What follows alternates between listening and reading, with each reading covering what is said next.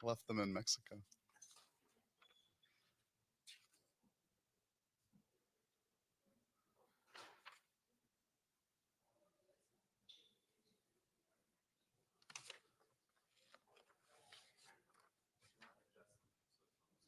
Yep.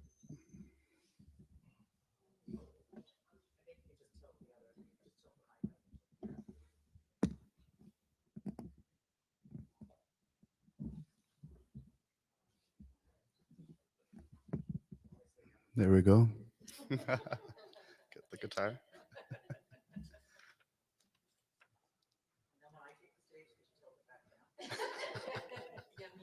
I've got a box here for you.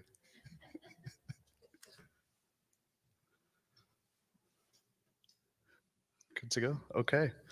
Good morning, bon matin.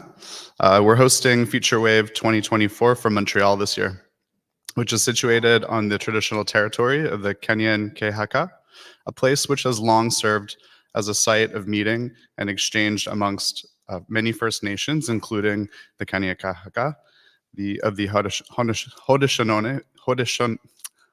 Haudenosaunee, Confederacy, Huron-Wendat, Abenaki, and Anishinaabe. We recognize and respect these First Nations as the traditional custodians of this land and waters on which we meet today.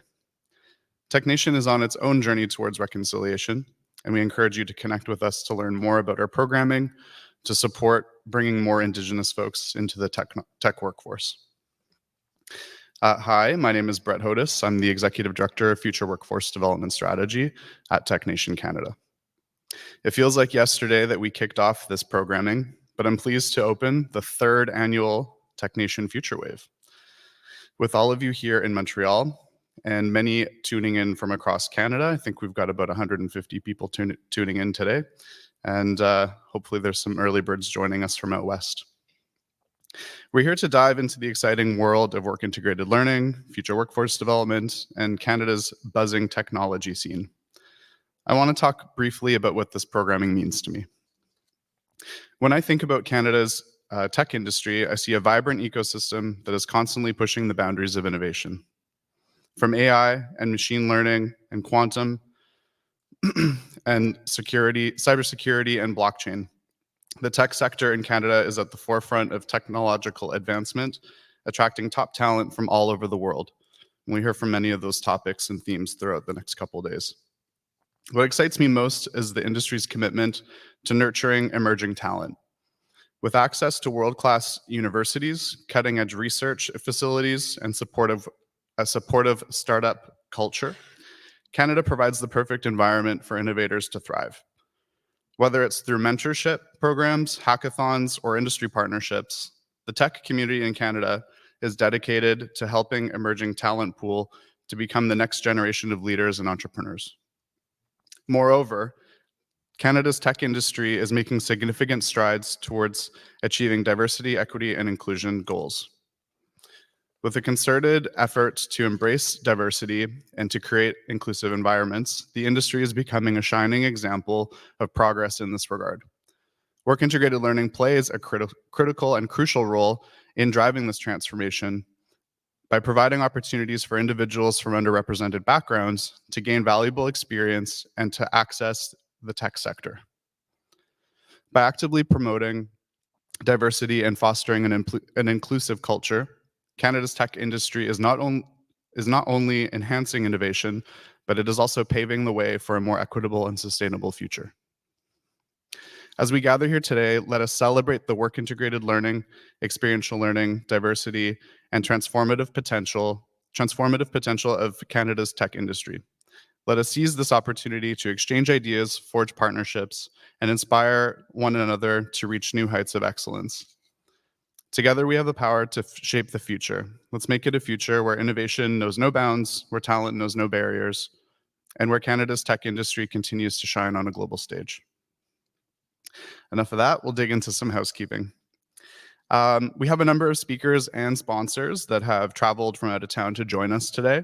So thank you for making the trip to be part of this experience. We're fortunate to have several supporters for this event. Our networking sponsors, an esteemed member of TECHNATION, Versatile, as well as Seawill Canada, or the Cooperative Education Work Integrated Learning Canada. They're the champions of work integrated and experiential learning in Canada, and have actually established March as the month of work integrated learning. So kudos to them, and kind of was the inspiration for hosting FutureWave each March. We have our supporting sponsor hosting a lightning talk this afternoon, Interac, also an esteemed member of TECHNATION. Kyndryl, thank you for sponsoring our coffee break. And we have a community sponsor as well. Thank you to QueerTech for supporting us with promoting the event. And of course, I must say, TECHNATION's Career Ready program is made possible only with funding by the Government of Canada's Student Work Placement program. So I must acknowledge them as well. So we welcome audience engagement throughout the day. Most panels should have time to allow for Q&A. We'll be passing around, we'll have somebody with microphones. You just raise your hand if you have any questions. As well, we have a pretty big audience online, so we are tracking your questions in the chat. So we do welcome you to submit any questions that you might have online as well. If you are in the audience today, please avoid the center aisle, because that's where the camera is shooting. And if you would be able to just walk around the camera, that would also help us out a lot and our online viewers. I've had a look at the registration list. I have to say there's a lot of really cool folks here. It's really high flyers from Canada's tech industry and from the work integrated learning community. So please do take advantage of that. We have some really fantastic networking opportunities coming up, including a networking reception, which we'll speak on in a moment. As well, unfortunately, our keynote was unable to arrive today, Nicolette Langer, but we do thank her for her contribution to the conference. She was from our partners at Agorize. So we'll be adding a little bit more time to the first panel today in lieu, and hopefully we'll be able to generate some interest and some compelling questions from the audience. And secondly, Angela Mondu was unable to make it this morning, so we have invited a special guest to bring welcome and opening remarks. I will introduce you to her now. She is the sponsor of the networking event on site here at 4:30, and I hope to see all of you there. From Versatile, it's Sylvie Ouellette.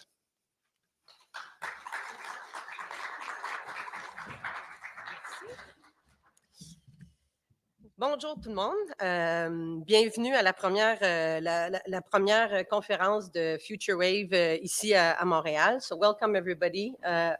Oh, that's it. Wait a minute. Uh-oh. Okay, well now, okay, is that better? All right, nope. Okay, well, I don't know, this is not...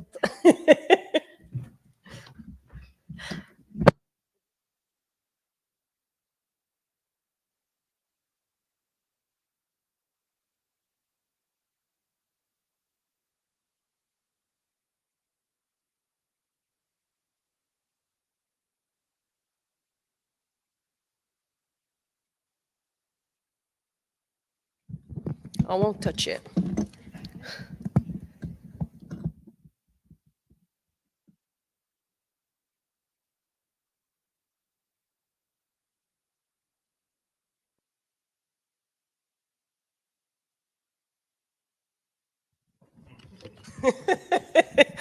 Hello? Okay, now it works. No, it's okay. I'll just hold it. It's fine. He's determined, eh? You want me to? I'm not sure.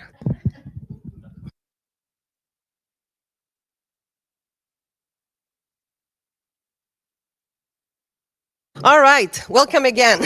Sorry about that. So for those of you who are new about TECHNATION, so TECHNATION really represents all Canadian tech companies, really that are changing the world, especially right now.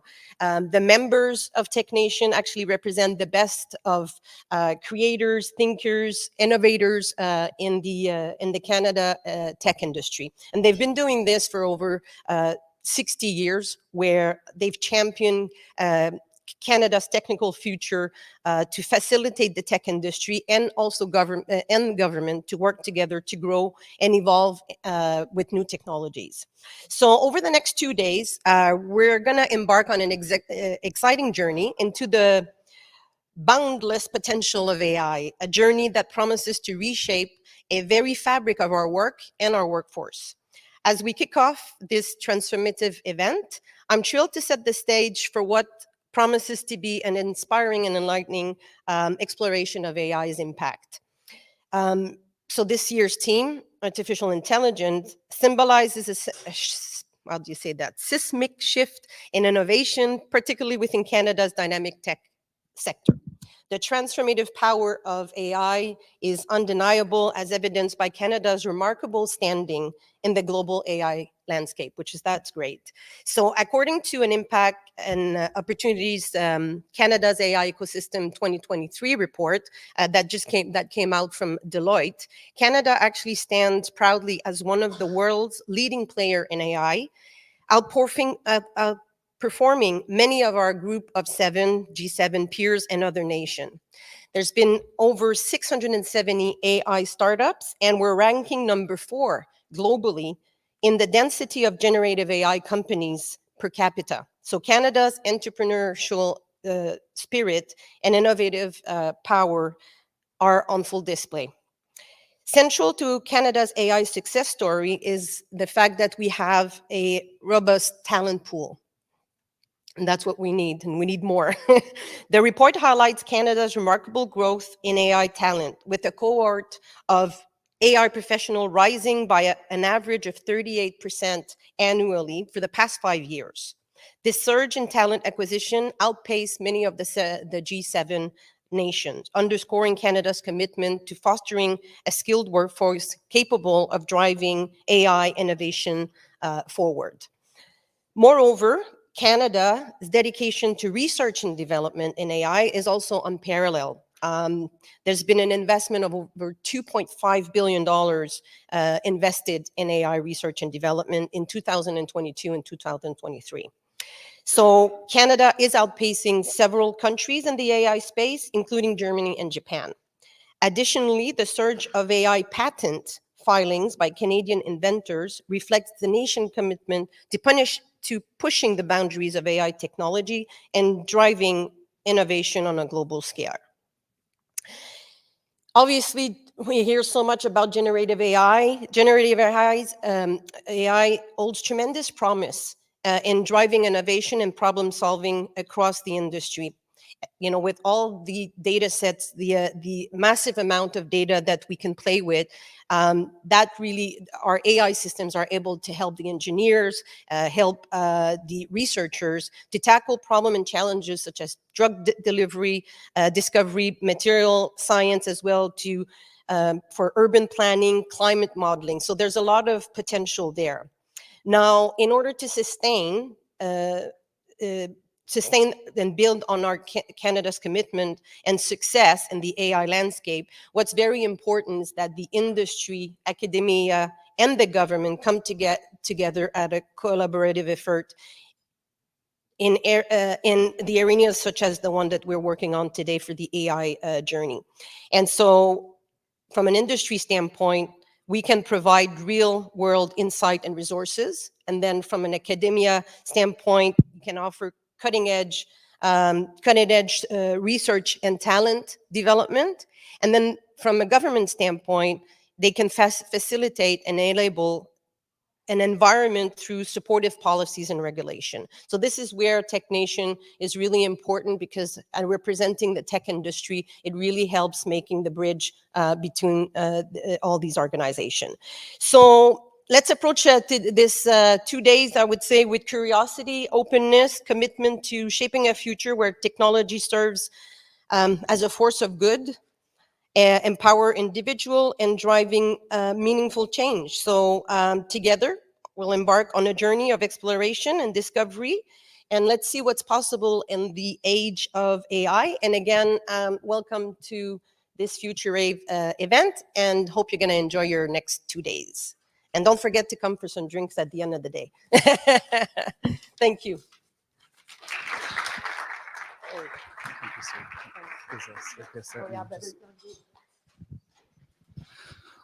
Alrighty, should we get into our first panel then?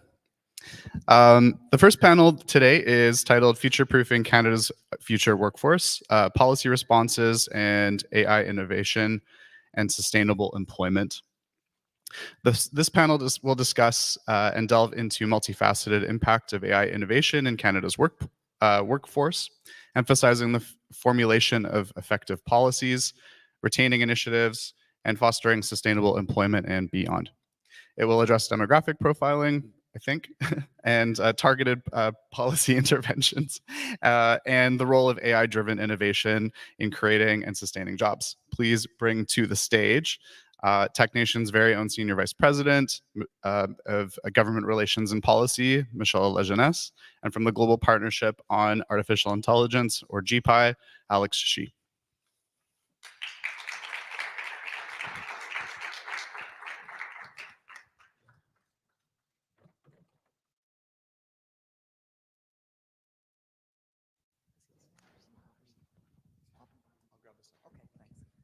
Good morning, everyone. I think we're there. I don't really need a microphone normally. Probably you don't either, Alex, when we talk. Yeah, but just in case. So welcome, everyone, and really look forward to the dialogue Alex and I will have this morning, and hope you'll find it of great interest and also a great insight that some of the discussion I was having with Alex earlier this week, and where he's been. So maybe what I can do to Brett's point, I guess what was important is, yeah, I think we'll delve into a number of areas. Alex and I decided that really we want to go on kind of the audience. We're going to take your cues, but we also want to make sure that we cover off some of the interesting aspects and the optimism. Like, we want to make sure you're optimistic about AI, because it's very easy to get down in the dumps about AI if you read the media, because media never likes to promote anything good about AI or anything in tech. In fact, tech is usually the one that takes it on the nose. If anybody's been following online harms, you know, that's usually where we're taking it. So Alex, I look forward to our dialogue today. I just want to give a little bit of background on Alex. Yeah, you've done a lot, you know, and you've traveled a lot. So it's my pleasure to be having this fireside chat with you. Yes, you are with the Global Alliance for AI, but you're also Vice President, Corporate Development and Strategy for SAMA. He is a global AI executive with proven track record in, you know, really, I guess, developing successful scale-up strategies, taking impactful decisions, and operating in high-growth organizations with revenues ranging between $10 million and $100 million, which is no small peanuts. Corporate development, ESG, which is huge nowadays. I mean, I sit on a board, and I think everybody's trying to get around that. The things that we never had to worry about as part of a board that now we're having to worry about around sustainability and whatnot. Strategy and leader at SAMA, and who raised over $120 million in capital, grew the business from 2,500 to 4,500 employees, and published SAMA's first annual impact report. Pretty darn good. Previously expanded Element AI, if any of you have ever heard of Element AI and followed that, in North Asia, Southeast Asia, and Europe, created growth channels and partnerships with globally recognized companies, and led historic Series B financing.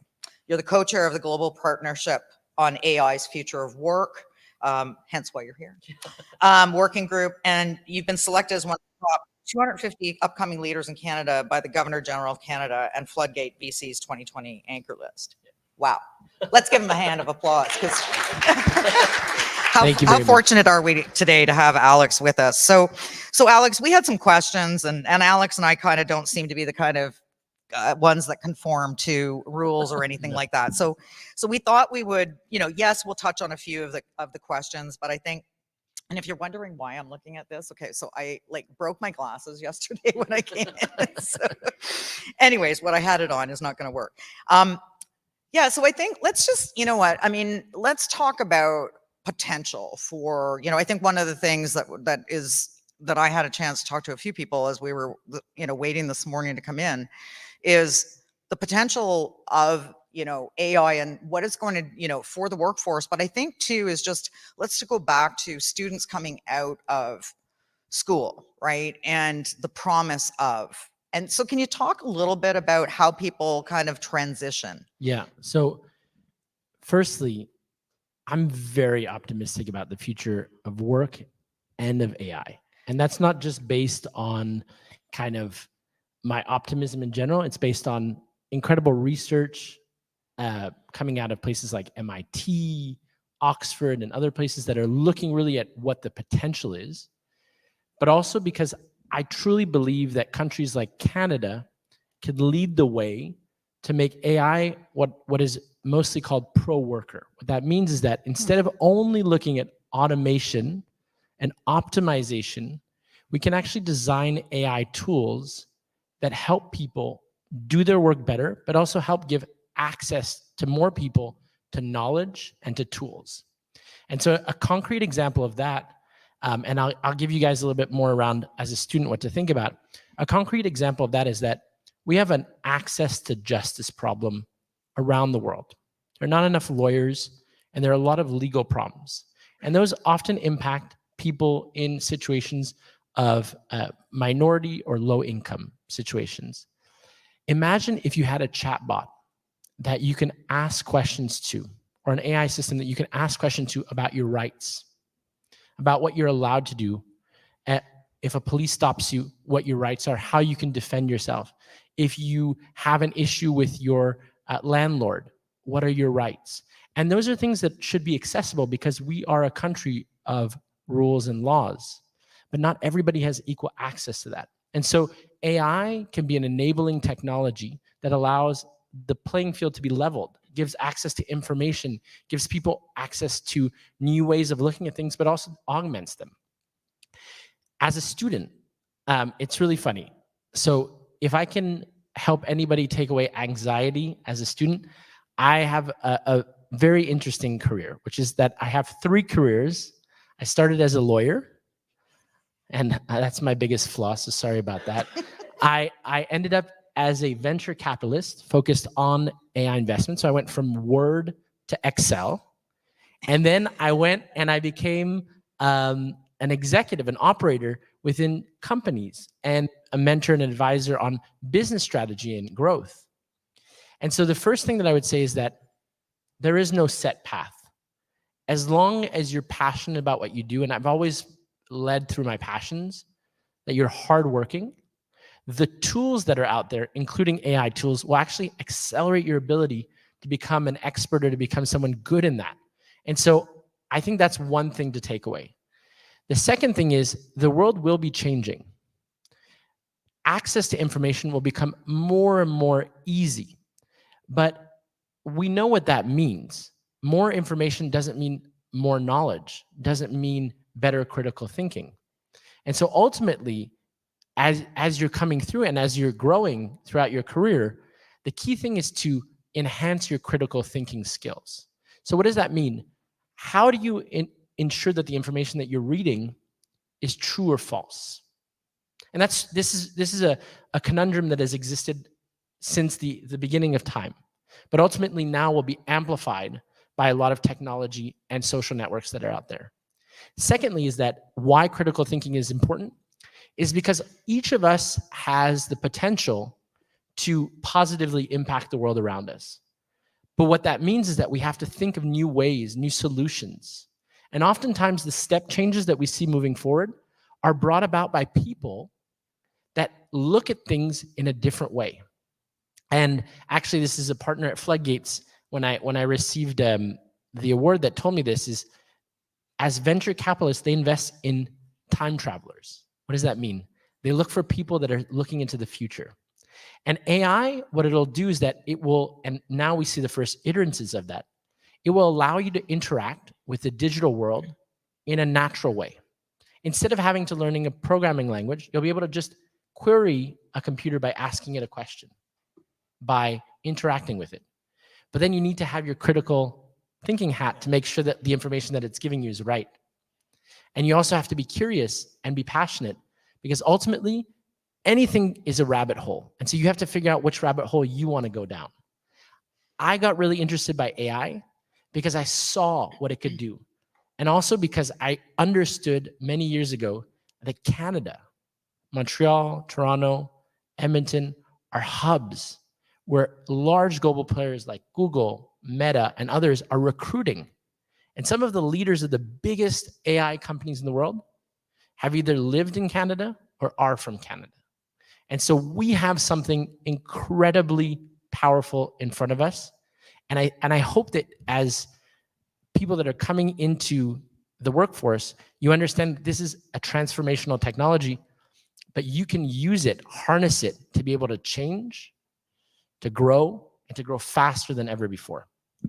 Thank you, Alex. A pro worker. That's what you call it. Yeah, okay, I like it. Yeah, it's actually a term that's used in a lot of economics papers, Right. and is pushed forward a lot by MIT's new Future of Work lab. So pro worker being the idea that it enables people to actually do good and to augment what they're doing instead of just automate or replace. Right. Yeah. And we hosted a strategic knowledge exchange with the government of Canada, the federal government recently. And so some interesting things came out of that, really. And you're right, like garbage in, garbage out. So we do. And I think that whole ability to know, like, it's kind of like, I always think of cursive writing, right? Like kids don't learn it anymore the way they should, because guess what? If the computer goes down and you actually have to write something, my daughter prints her signature.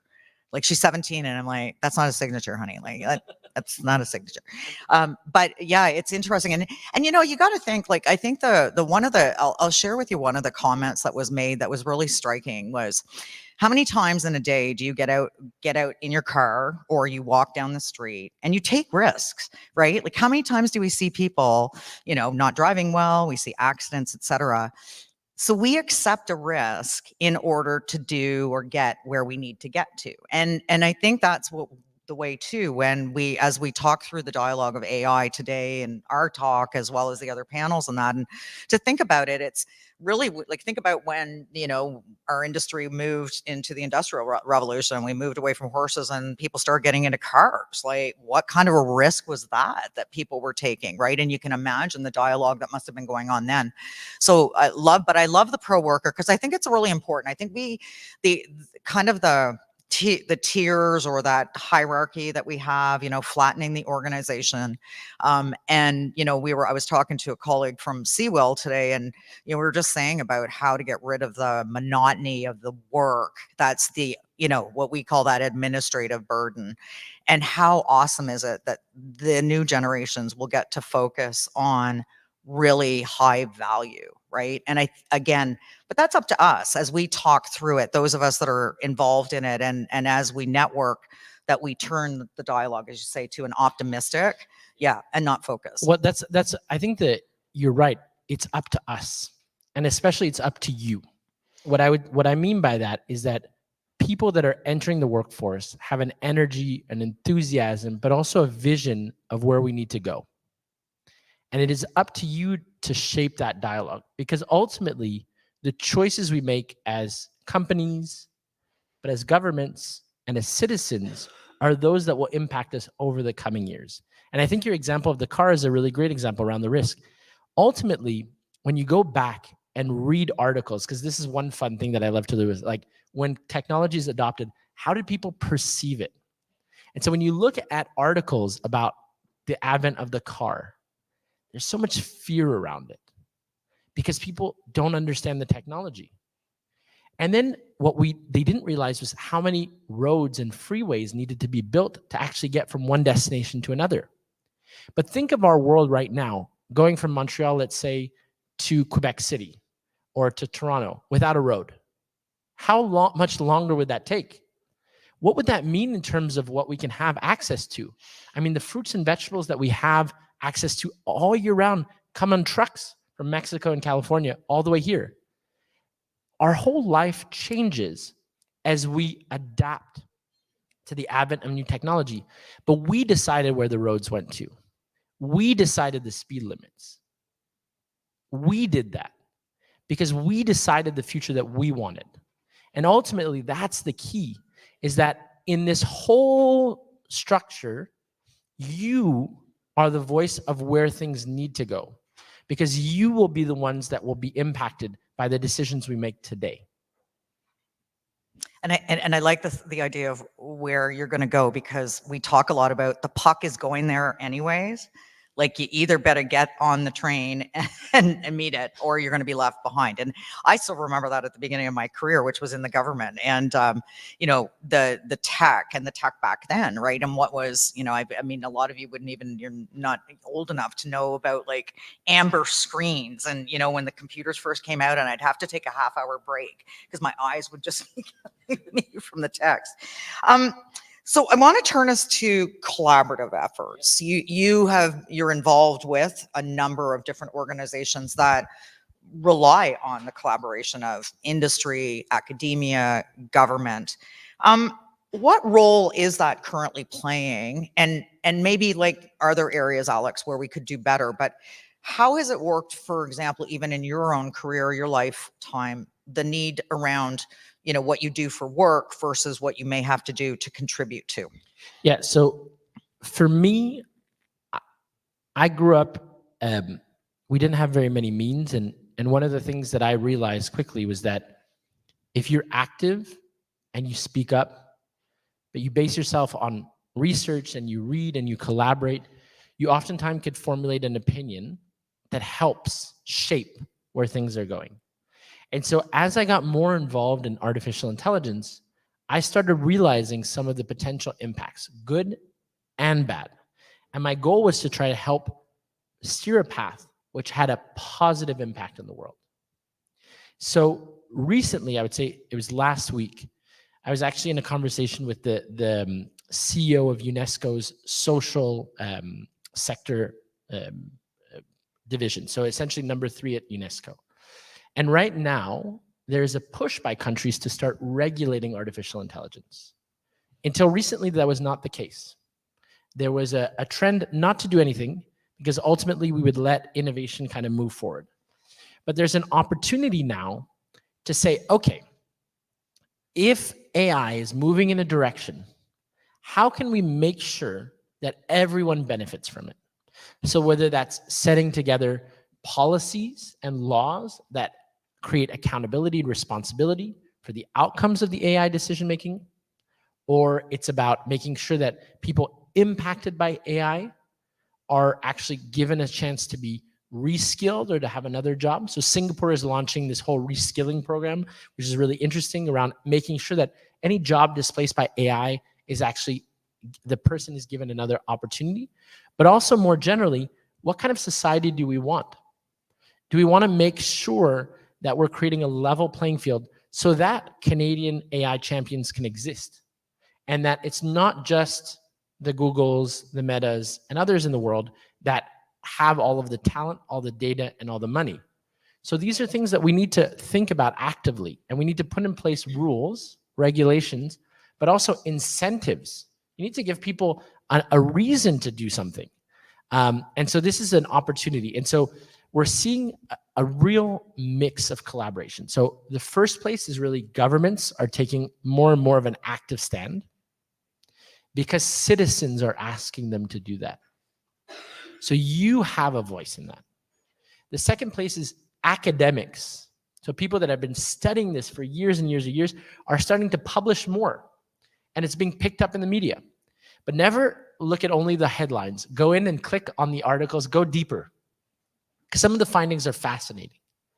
And ultimately, we're seeing more and more technological shifts that are moving forward, and technologists, so people involved in the companies that are building these technologies, are becoming part of the discussion and the debate. And so even in the US, the Justice Department just hired a Princeton professor who has a PhD in computer science and a JD from Stanford to start helping to figure out how to regulate properly and how to advocate for a more fair, responsible, ethical use of AI. But the one point that I would make is, to anybody out there, if you're not sure what your career is and you have an entrepreneurial spirit, build, try. You have nothing to lose. I can tell you, I now have 2 kids. When you have 2 kids, a mortgage, and a lot of stuff, it makes it much more difficult to try crazy ideas, and it's worth it. It's worth going out there. Maybe as a small anecdote, when I graduated, I grew out a long beard, I took out a backpack, and I traveled in Southeast Asia. with, I think my budget was $6 a day. I had nothing, but I discovered so many things, and I learned about myself, and I asked myself great questions. Entrepreneurial journeys are one of those things that can really drive a lot of value. And if you're interested in building a company, try it. Why not? There are tons of funds. There's lots of opportunities. There are tons of programs that help that. We need AI champions in Canada. We need people to be building. And I hope that some of you, at least one of you in this, thinks, okay, I'm going to try. Thank you. It's interesting, AI has actually been around for about 50 years. And so that's also a misnomer, right? I think a lot of people think it's, ChatGPT came out, that's AI. And the reality is it isn't. And in fact, it was funny because I was talking to a government department recently and they said, oh, well, we surveyed Canadians and most Canadians don't want AI, or a good part are scared of AI. And I said, do you think most people know when they're actually using a system that is actually, motor, like behind it, the generator is AI? I don't think they do, right? Because again, we're creatures of habit. So it's kind of interesting when we talk about, the collaboration needed for job creation, and we're not going to talk a lot about policy. I think Alex and I today, I mean, policy is a necessary evil, and it itself is actually, having to take a look at the fact that it's not flexible, it's not nimble, the current way that bills are written, the legislation. I mean, we're currently, as an association, speaking on behalf of our members about ADA, which is part 3 of Bill C-27. So part 1 and 2 are about privacy, part 3 is ADA, and they really got it wrong. And again, the reason they got it wrong is because they didn't consult with industry. They didn't consult with academics. They didn't consult with the people who are actually going to consume that legislation in the end.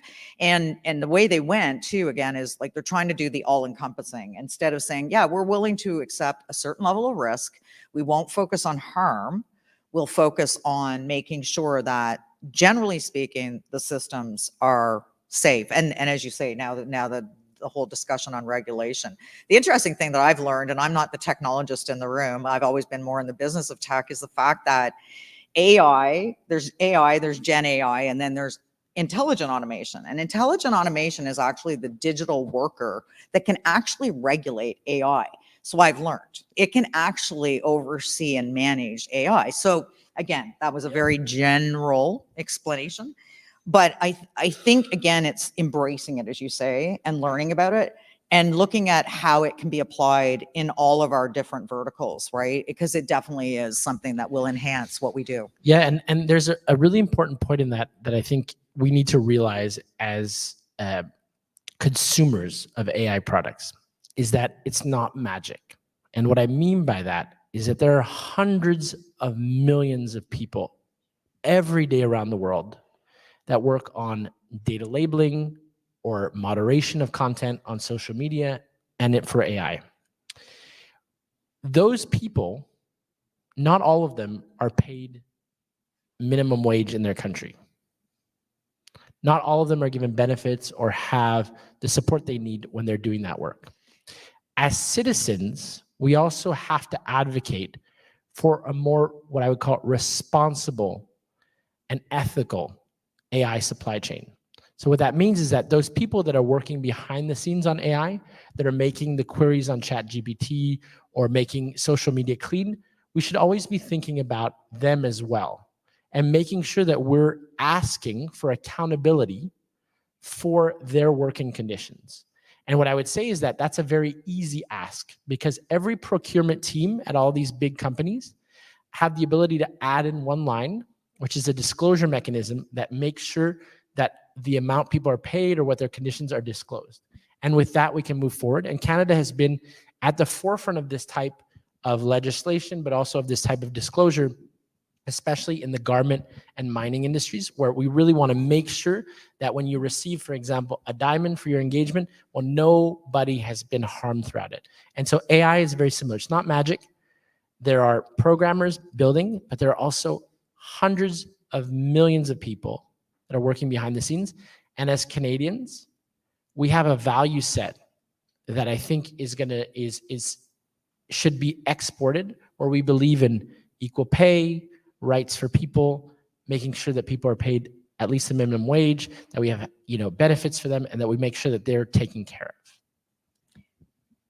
You talked a little bit, a little while ago about upskilling and some examples. So can you share a little bit more about, your experience with upskilling and retraining or training programs that are helping transition workers into those new roles, the roles that are being created and being ready for an AI-enabled workforce? Yeah, so to give a concrete example, SAMA is a company that was started as a not-for-profit, whose goal was to help women and youth in underprivileged communities have access to the digital economy.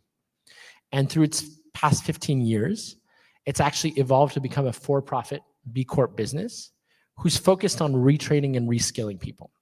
So when we mentioned earlier on this idea that when I joined SAMA, we were 2,500, we increased to 5,000 people. It's actually 65,000 people whose lives were directly impacted by the work that we were doing. And what we would do is we would take people who were making, that were under the poverty line, giving them access to work that was oftentimes 3 to 4 times more than what was happening, the average in their community, access to benefits like healthcare, retirement benefits, as well as paid leave, maternity leave. And what that did is it created a cohort of people who are now digital workers, and they're independent contractors, they're entrepreneurs, they're doing their things. Reskilling is real. And what it is that it's essentially giving people the tools to interact with new technologies, but also giving them the opportunity truly to be offered a job in another environment. And this is true with a lot of underprivileged communities around the world where there either aren't enough jobs, or the jobs that are required, it's not that you need a 4-year university degree, it's that you need some basic skills. Thank you. I think that's the world that, the opportunity. I was talking to Charlene from Seawell and, about the fact that the traditional, you and I were talking about, we're probably the outliers in terms of not having really traditional careers. And me, the age that I'm at, it's like, that wasn't really, I worked in the government and I quit it I left I think about 10 years in the government. My father just about died. He said, like, what are you doing? You have a government job. And I'm like, I can't do it. I need to get out there and I need to do more for government from the outside in. And I think too, what you raised, I think that what I love about it is you're right. Like you do a university degree or a college degree and it gives you a foundation, but the ability to really focus on those high skills, like there's the technology, but the technology, and like Charlene, you and I were talking about, is it's evolving so fast. I mean, to stay ahead of it, we will need AI. We will need, I can't see a lawyer and others, like governments already struggling with how do they understand, what's happening and the ethics behind AI, and people think, you gotta find out what's within the black box. And I'm like, it's your policy that's in the black box because you fed that to the AI. But I think that, yeah, it is that opportunity, right? And to think that underprivileged people are now getting access to an opportunity to work in areas maybe that they weren't expecting to is wonderful. And I mean, a concrete example for me is like OpenAI, for example, worked on a really interesting use case in the US, which is medical forms. And so when you're going to surgery, oftentimes there's a lot of technical jargon. It's really difficult to understand. And they actually used their GPT program to bring down the level to what somebody can understand. So depending who the person is, if they have a lot of education or not, they're actually able to understand what what the form says. I mean, think about how powerful that is. Yeah. That, government services or companies can adapt the language to the person that's actually reading it so they understand what's happening. I mean, that seems, basic, but it's quite impressive that that could be done at scale. And I'd see, even to your point around government services, what an amazing opportunity to have AI give access to people, to government services, to understanding laws. The Supreme Court was actually pushing forward really around using plain language judgments and and making sure that people didn't need to have a legal degree to understand what the judgments were, that's an incredibly democratizing use of technology. And so we have opportunities to make our world better, more just, more open. So I think it's an amazing advent that we have in front of us. And I would think language has got to be a great opportunity, right? Because language, I mean, think about it. If you guys look at the demographics of Canada, in the next, 30 years, at one point in time, there's going to be a tipping point where there will be more new people that have arrived in Canada than people that have been, born here or otherwise. And so think about you arriving from a faraway land here, and already the language, English or French, is your second or third language. Understanding a form or understanding government services in that language is already difficult. Imagine if the system could either translate it into your original language so that you would have access to the information, or would make it accessible to you with your level of comprehension of French or English. That's the type of things that we're talking about. But also think about, instead of someone coming with an engineering degree from another country and becoming a cab driver, that person could become an engineer within a company here, because they can upskill themselves, they can learn, they can adapt quickly, because language is a barrier, but also understanding, the whole dynamics and the details is also a barrier. I think that this is something that can have, especially Canada, which is a country whose growth is on immigration, on multiculturalism. There's an opportunity here that is unique in the world, and we can leverage AI to help create a fair, equal, open society, which we have today. Yeah. And it's interesting when you talk about the language. I know, like, our president and CEO had to travel to Tokyo last year, and she said, there's no English signs. So she said the only way I was able to communicate was I would speak English and it would speak the language back to the individual.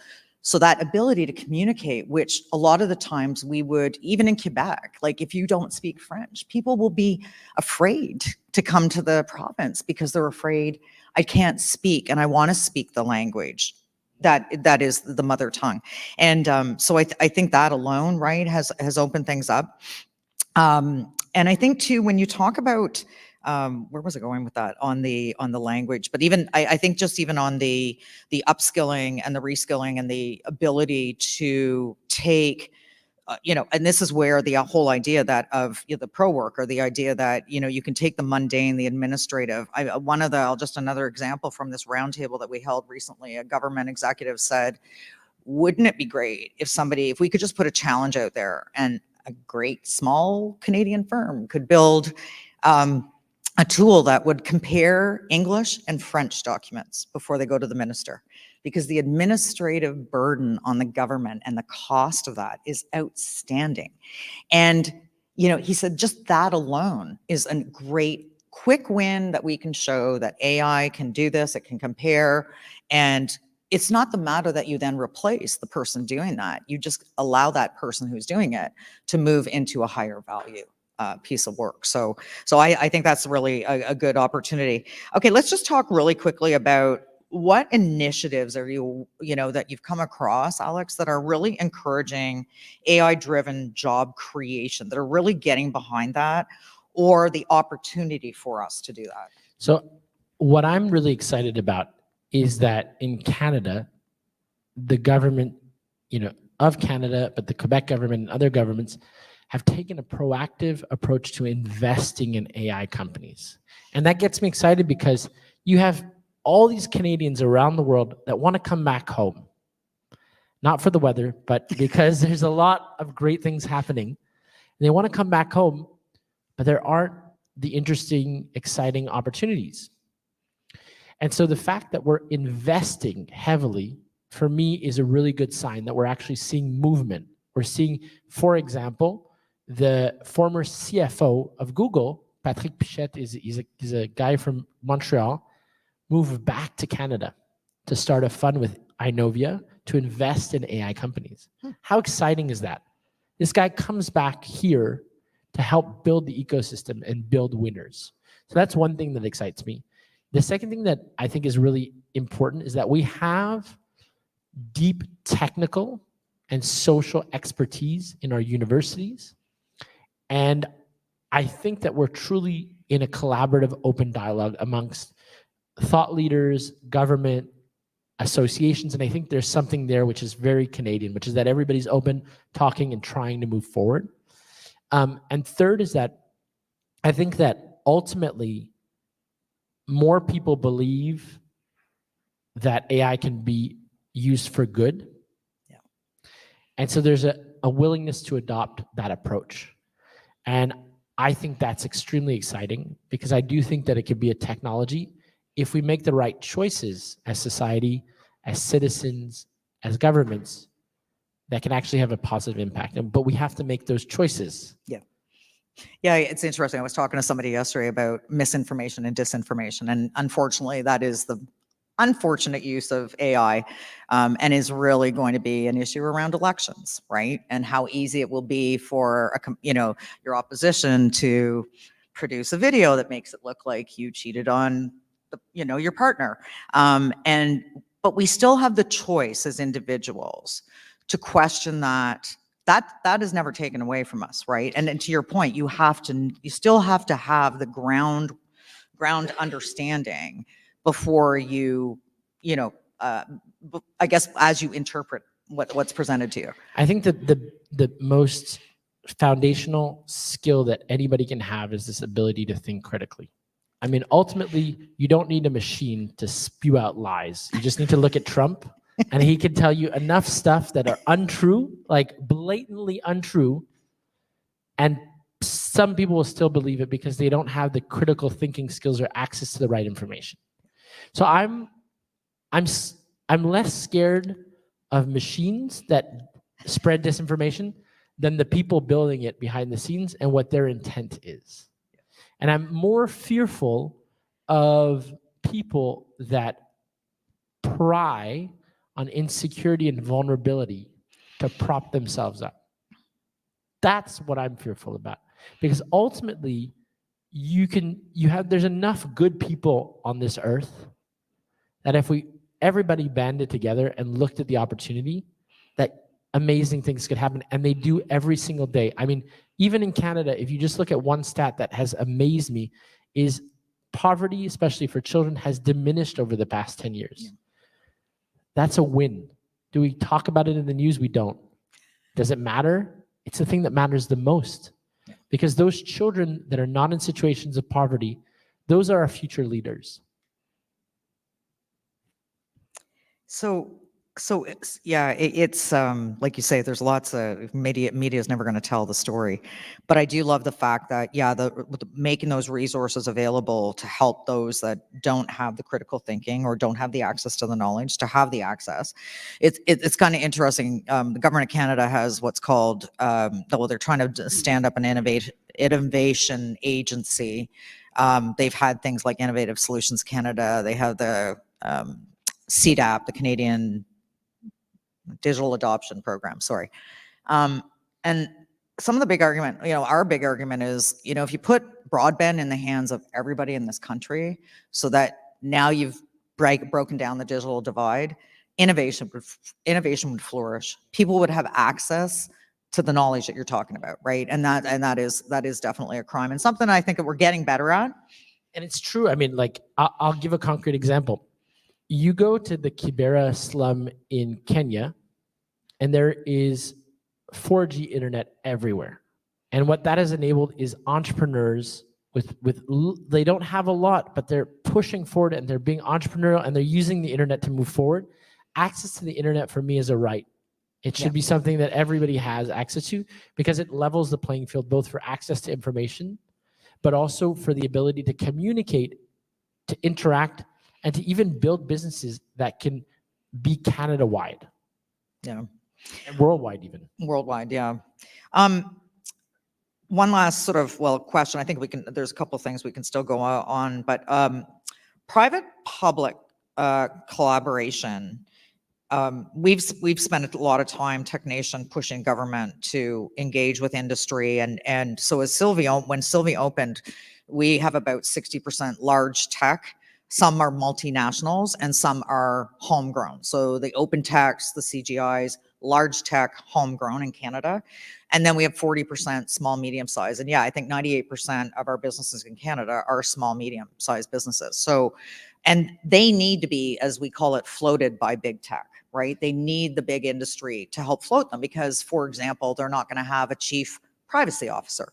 They're not going to have the things that the larger, they're not going to have a chief security officer. They're just not big enough to do that. So it's great to see that. But when we talk about public-private collaboration, what do you think we could do better today in the space that we're in currently? And just, you know, your experiences globally, I guess, where have you seen some good use cases? I've seen, you know, so one place that I think is doing a lot of interesting things is Singapore. And what I think is interesting about what they're doing is that they offer these amazing programs where graduates from universities, high potential graduates, are given scholarships to study anywhere they want in the world in exchange to come back and work at the government. Yeah. And what that does is that when you go to a meeting in Singapore to talk about AI, with the highest levels, you're with the minister, he's surrounded by people that are 20-something-year-olds, and all of them know what they're talking about. They just came out of university. They're up to speed. They know exactly what's going on.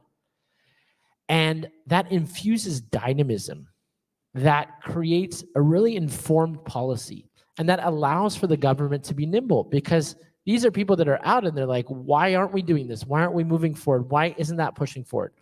So I think, and the second piece is that they're also recruiting from some of their homegrown champions, but people all over the world, to come back and help out in government and help out in the private public sector to help push forward innovation. So at the time when I went, the head of the of data policy and their kind of sandbox was the former head of data for Grab, which was the equivalent of Uber in Southeast Asia.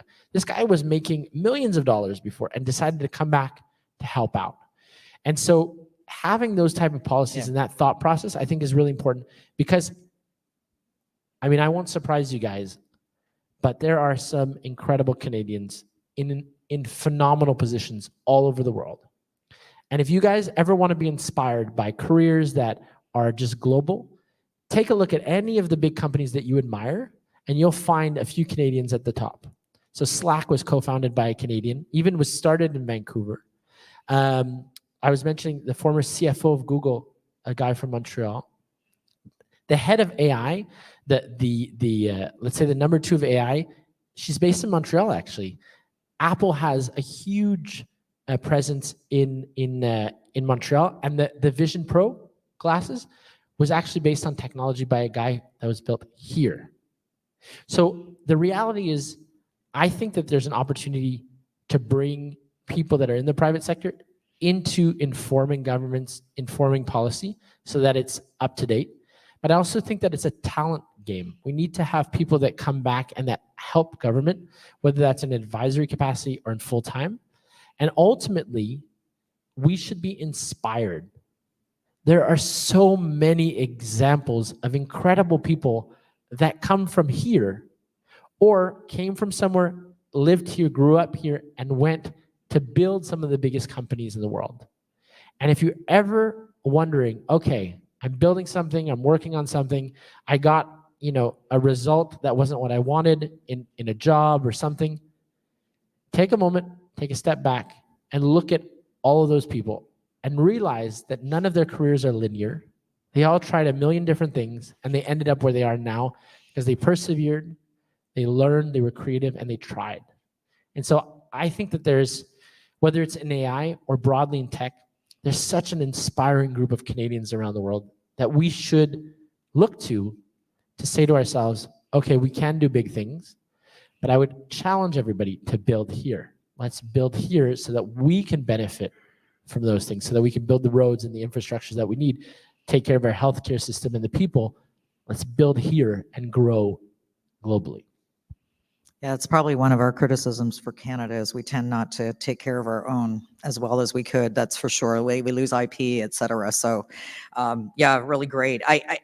You know, the title of our session is Future-Proofing Canada's Workforce. So it's kind of funny, like, is there such a thing anymore, really, of future-proofing? Like, can we really, you know, proof like anything? I mean, I think it's a really good question. The question is that what we want? So what I would say is that depending how, so the way that I see it is that we need to make sure that when technology is adopted, it's benefiting the most amount of people directly. And we have an opportunity to be at the forefront of that. So when I think of future-proofing, my mind is around how do we create an equal playing field? And that's through a lot of different measures, private, public, otherwise. And how do we make sure that the next Google or Meta or otherwise is based here? Because if all the leaders in San Francisco are there, well, there's for sure an opportunity for them to come back or for us to build here. And so I really think that there's an opportunity for us to think big, swing hard, and actually hit it out of the park. Thank you. Well, listen, I'd like to open it to the floor, I think, right now. I don't know if we have some questions online, but I'll offer it. Yes, sir, just go ahead, stand up. I'm blinded right now, just so you know. So I'm going to do my best to see here, who's, so it's if hard. you guys can just run around. Thanks. You often need. Hello. Hello? Yeah, there we go. You often need your glasses to find your glasses. And if you can't find your glasses, you need your glasses. Well, hi, I'm Isaiah. Thank you for the interesting fireside. I just had two questions. One based off of what we were talking about. You referenced more so the future of like the youth and like students and using our voice. But often when you start out, it's kind of like, it's almost like you start off in the back seat and you're always trying to get into the passenger seat or get into like the front of the discussion, but you're not always included in those discussions. Or I guess, what would you recommend like us doing to get our voices heard and get into these discussions? Because I imagine the government doesn't look like us. It kind of maybe looks a little older. I think that's an incredibly important and thoughtful point. So thank you for asking that question. The first one is by participating in events like this. So the fact that you can stand up and ask a question already means that you have voice. But it's true that you need to find the forums where that voice is heard and where you can amplify it. So the first thing is finding those places where you find either opportunities for youth to speak up or for like-minded people who are willing to listen to new ideas. So first place is find your community. I think that's the first important piece. The second point, to your point around like, I'm in the back seat and how do I get to the front seat or the driver's seat? Oftentimes, we don't know what we don't know. And that's what hinders often the ability to have dialogue, especially people that are experts that have been doing something for a very long time. So my advice is twofold. One, focus on topics that directly impact you and that you have a specific knowledge about. So youth issues, that's a great topic that you can talk about. Well, who's the Minister for Youth? It's actually the Prime Minister. Interesting. Good person to talk with. And the second thing is, while I have the opportunity to speak here a lot, one of the things that I try to do the most in my life generally is to listen. Because oftentimes you absorb and learn and see things when people tell you their perspective. And what I think is an important lesson that I've learned in my career is when I started off, I took the time to really listen, absorb, understand what I believed, research, work harder than anybody else. And then when I had something smart to say, I didn't stop myself from saying it. But there is a time between the moment that you start and you learn and you grow and you talk. And I think that time has to be measured. And there is something really fascinating is that publications, research, et cetera, is pretty much available online for free from every large institute. So you can actually go and say to your boss or to your colleague, hey, did you read this paper from the Harvard Business Review or the MIT Technology Review? And that will put you in a position, one, of looking credible. And two, you could say, did you think of applying it to this? Because I've been listening, and I realized that this and that would be good together. And that's been very valuable for me. The time that you come up to somebody and say, hey, in the Harvard Business Review, they said that, and they'll be like, no, I don't believe that's true, will be very, very few times. So that gives you a lot of credibility and allows you to move forward. So hopefully that was a helpful answer for you. Thank you. And on to the second question, it was more so of, I guess in the ESG realm, or like discrimination, where the people who are in control, like human beings, often discriminate. And so what is the process to stop AI from discriminating, or the way building it to make sure that it improves on people's shortcomings rather than amplifies them? Yeah, so that's a really important point. And I would say that, one, most AI systems are based on data sets. So you teach a computer how to recognize a face depending on millions of faces that it's seen. This has been chronicled systematically where, for example, a computer system doesn't recognize a black face. How come? Because in the data set, there weren't enough representations of people, black, minority, otherwise. That is a huge problem. That's a huge, huge problem. But it's more of a mirror on our society than it is the AI system itself. Why was the data set initially, why didn't it not include any faces from diversity? Why is it that when you prompt a CEO of a company, white male, are generated? Well, because the data that is underlying those models doesn't have diversity included in it. So one of the things that I was working on very actively was being critical about the data sets that are being used by systems in order to decrease bias, and also ensure that we have the tools to one, know that that's happening, and then make sure that the models aren't replicating what we see in those data sets. And the two is having a public discourse about that. So there are groups that are very, very active, both academically and more generally in the sector, that are pushing for more representative AI that is inclusive. And I think that is a fundamental important issue that we need to be pushing for. So I thank you for bringing it up, because it is really real. And two, I would say that there's a community of people working on it, because if AI doesn't represent what society really looks like, really speaks like, then what is it? It's just perpetuating bias and structural inequities that already exist. But it's an opportunity for us to hold up the mirror and realize, how come the system is acting this way? Why is it reacting this way in this circumstance? And that's a really valuable thing that I think hopefully will make change, systemic change, and hopefully help create a more equitable and even policies, even society that's a little bit accelerated by AI. Thank you. Maybe I'm just going to add to that, just from experience of, again, so we do a lot of procurement advocacy, right? We're trying to get the government to change its procurement, modernize it for today's world. And again, back to what you were saying, Alex, about the data is, so the government tries to do diversity targeted procurements, right? But they don't realize that they don't have the data really to determine that that underrepresented group does not actually sell those products in the market. And so they fail the first time they go out on a pilot. But it's a learning process. And again, tech gets blamed because, as you say, everybody thinks it's AI that's creating that bias. But I talked about the black box.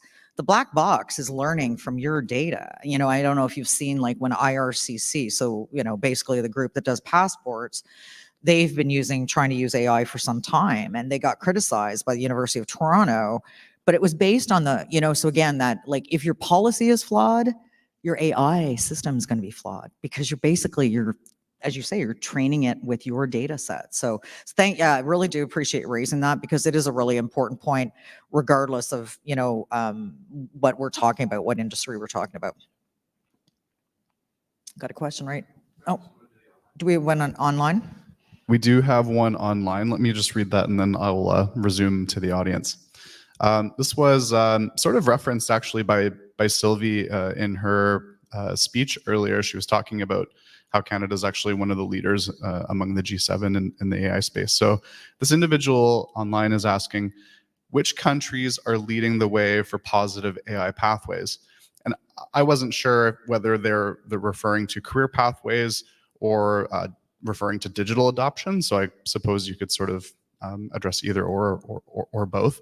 And personally, I'm curious, what do we think that some of these other leaders are doing that Canada isn't necessarily doing?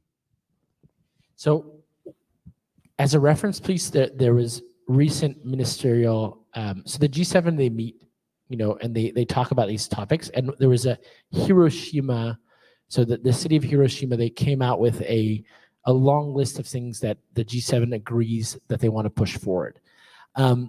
What I would say is that the European Union is really pushing forward a very progressive way of looking at AI regulation. I think there are some major issues with it that need to be resolved. It's a very heavy piece of legislation that was, that was a lot built on consensus. Whereas, for example, a country like Canada can be a leader by bringing forward its values and a structure of legislation, which is much easier and better. I would say generally the issue that I have with these big declarations is that the future of work and the impact of AI on work is never a top of mind discussion. And I find that very strange that when we know that there's going to be societal impacts and we need to be forward thinking about that's not top of the agenda. And the reason for that is it's a time horizon problem. So what I mean by that is that a lot of governments, especially in the G7, have a 4 to 8 year time horizon in terms of when they're going to be elected or reelected. And job issues are a longer time horizon. We're talking about a 20, 30 year time horizon. So solving for those longer term problems is harder to get political weight behind. And so that's become a back issue. But it's like anything, if you don't take care of it now, it's going to become an issue that's going to hit us harder going forward. And so I would say, I think we're truly lacking leadership around the world on the future of work and AI. And I think there's an opportunity now to help put in place the things that will make us stronger in 20, 25 years, but we need to start doing now.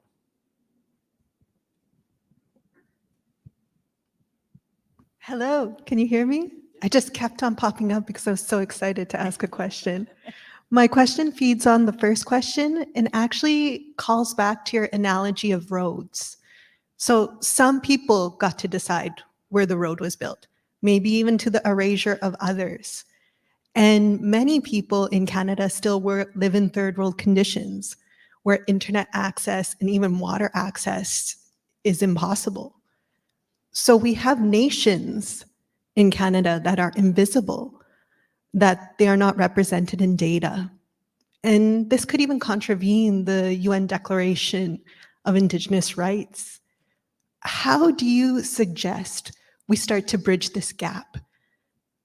Through our policy or through some concrete action? Yeah, so one, by the way, I love these questions because I'm very close to this for personal reasons and outside of my work, but I think it's really important. And I think you're raising some really important questions, but also stating realities that are very true. There are a few opportunities that we have.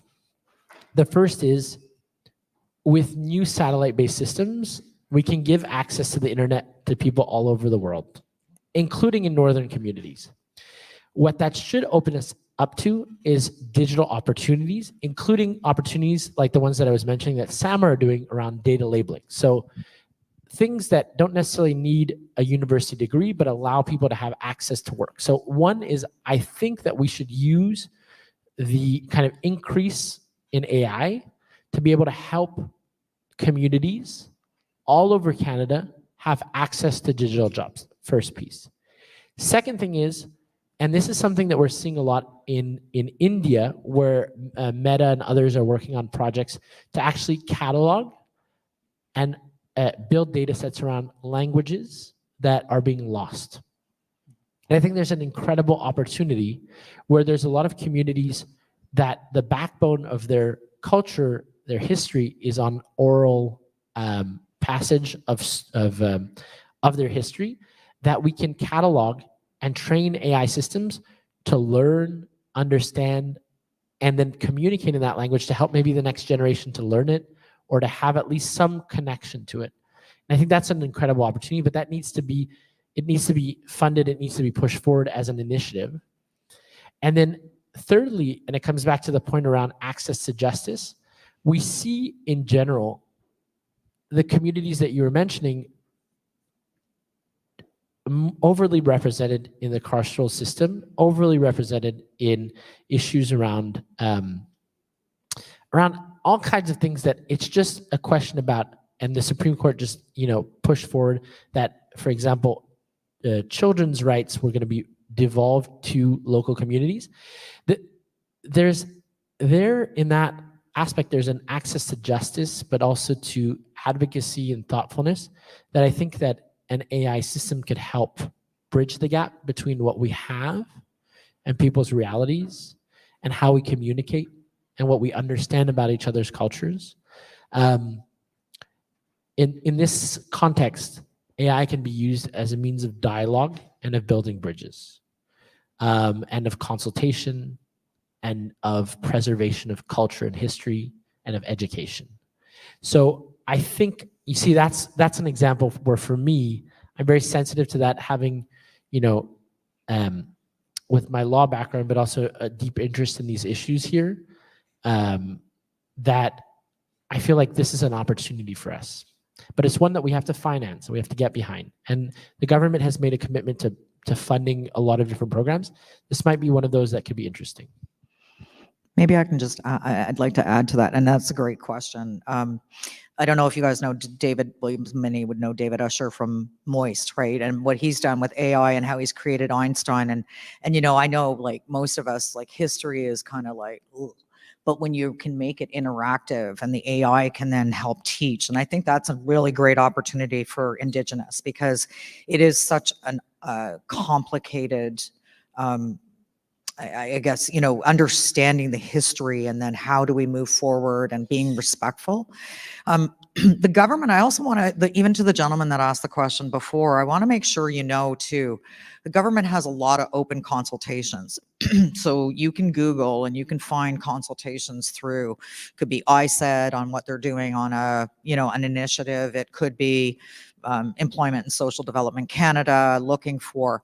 I would encourage you to respond. And the way I kind of do it, if you're going to do it, like we do it obviously for our members, but if you also want to do it, if you've ever been doing it with your own MPs or even at the municipal level, is make sure you CC, your MP, and make sure they're aware of what you've provided. Because I think, the voices have always tended to be big business, et cetera, but that's not the case anymore because of our ability to speak freely and provide that kind of input. So I would encourage you to look at consultations that the Government of Canada has and even your provincial governments, and make sure your voice is heard that way too. And to amplify that, I think it comes back to the question of how can you be involved? What can you say? What can you do? And if whatever is an important issue to you, you need to raise your voice.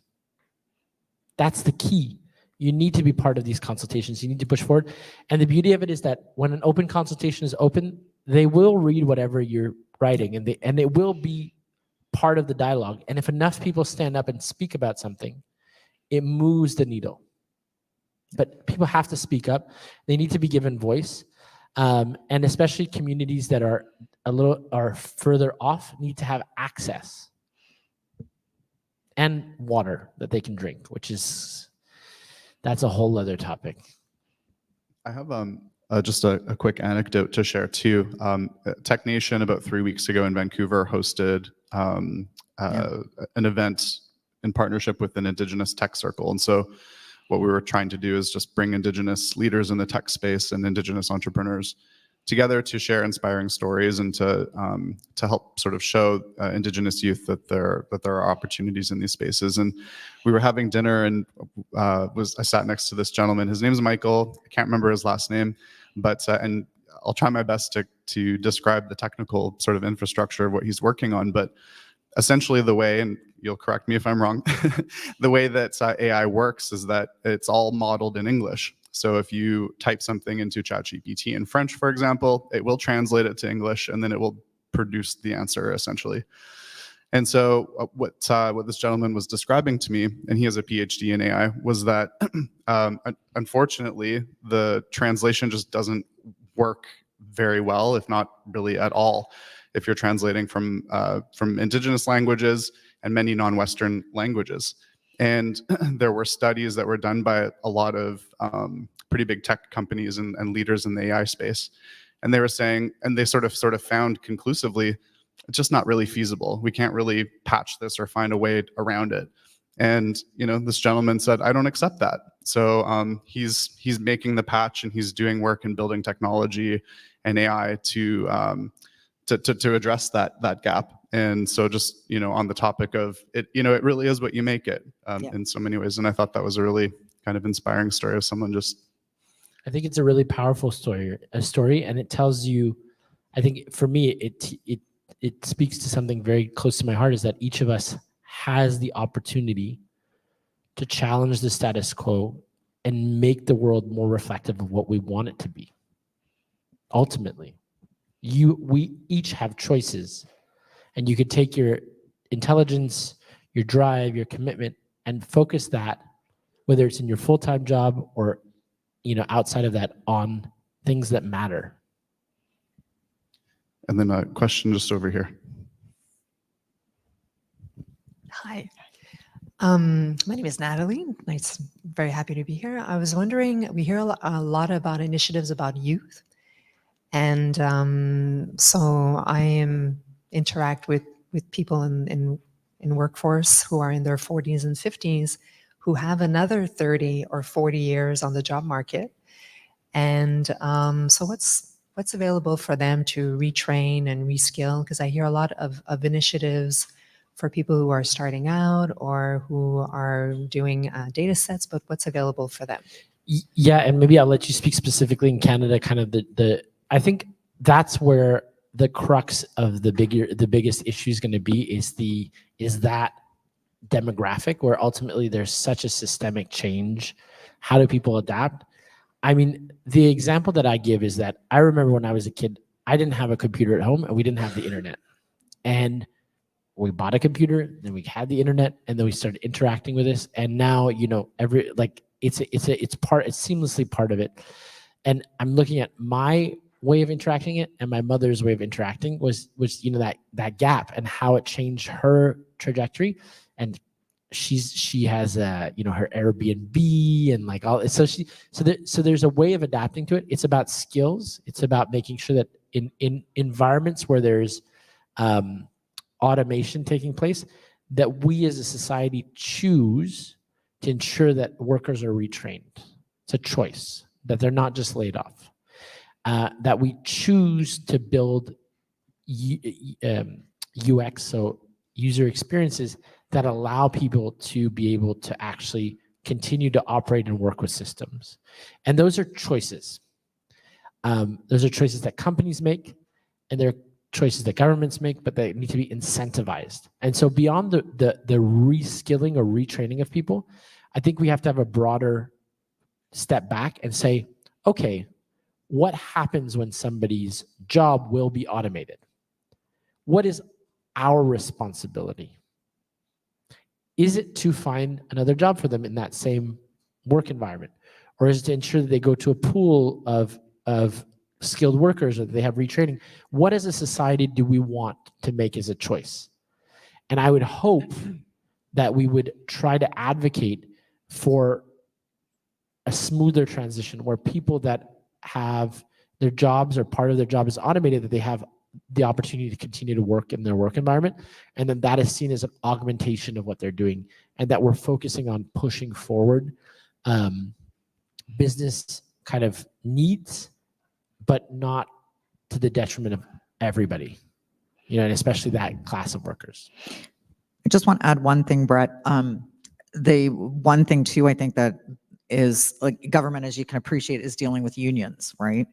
And, I've even had dialogue with union leads where I've said, you're either part of the problem or you're part of the solution. And you've got to consider that, an aging workforce. And by the way, did you look at me because when she talked about like 40s and 50s, is that what you were No, doing? you're in your 30s, so there's no problem. There you go. I'm actually not. And you know what? Yeah, because I actually started my career in the government in the early 90s. But it's a really good question because it's true, like the generation. And again, data sets, we don't have a lot of data sets to sort of figure out how to meander between the different generations that are currently part of the workforce. And some people are I have friends who they just want to retire at 55, like they're done. That's it. I'm out. I'm going to take my package. I'm gone. My mother worked till she was 70. I mean, I probably will work till I'm 72, as long as I'm not 72, but 70. Because if you're passionate about what you do and you love what you do and you can still do what you want to do. But yeah, I think we definitely have to start thinking about not just the entry level, but how we manage. I do also want to point out, what I love, Brett, about what you did in Vancouver, I think is, and in today's world, there isn't the hierarchy. When we're in a room, we're all just people trying to take advantage of the technology, take advantage of, the change that's facing us and actually do things together. So I love that because that does break down that generational gap for sure. Brett, over to you. Well, my mic. Okay, good. Well, I just wanted to say, it was too bad that we missed our keynote speaker this morning, but I'm so glad that we got to reallocate some additional time to many, many compelling questions. And thank you so much for your time today. A round of applause. Thank you very much.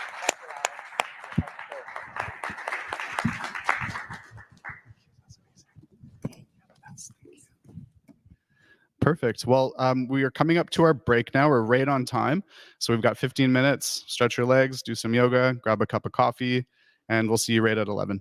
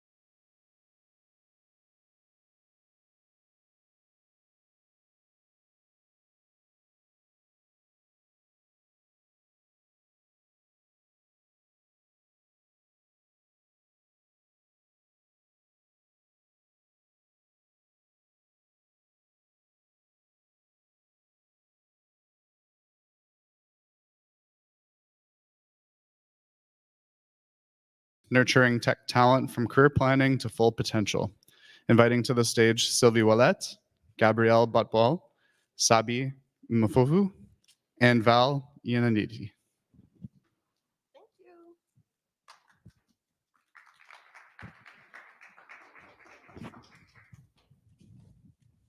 All right.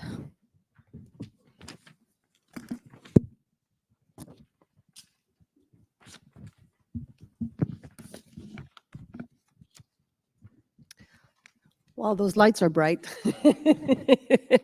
All right, so welcome everybody to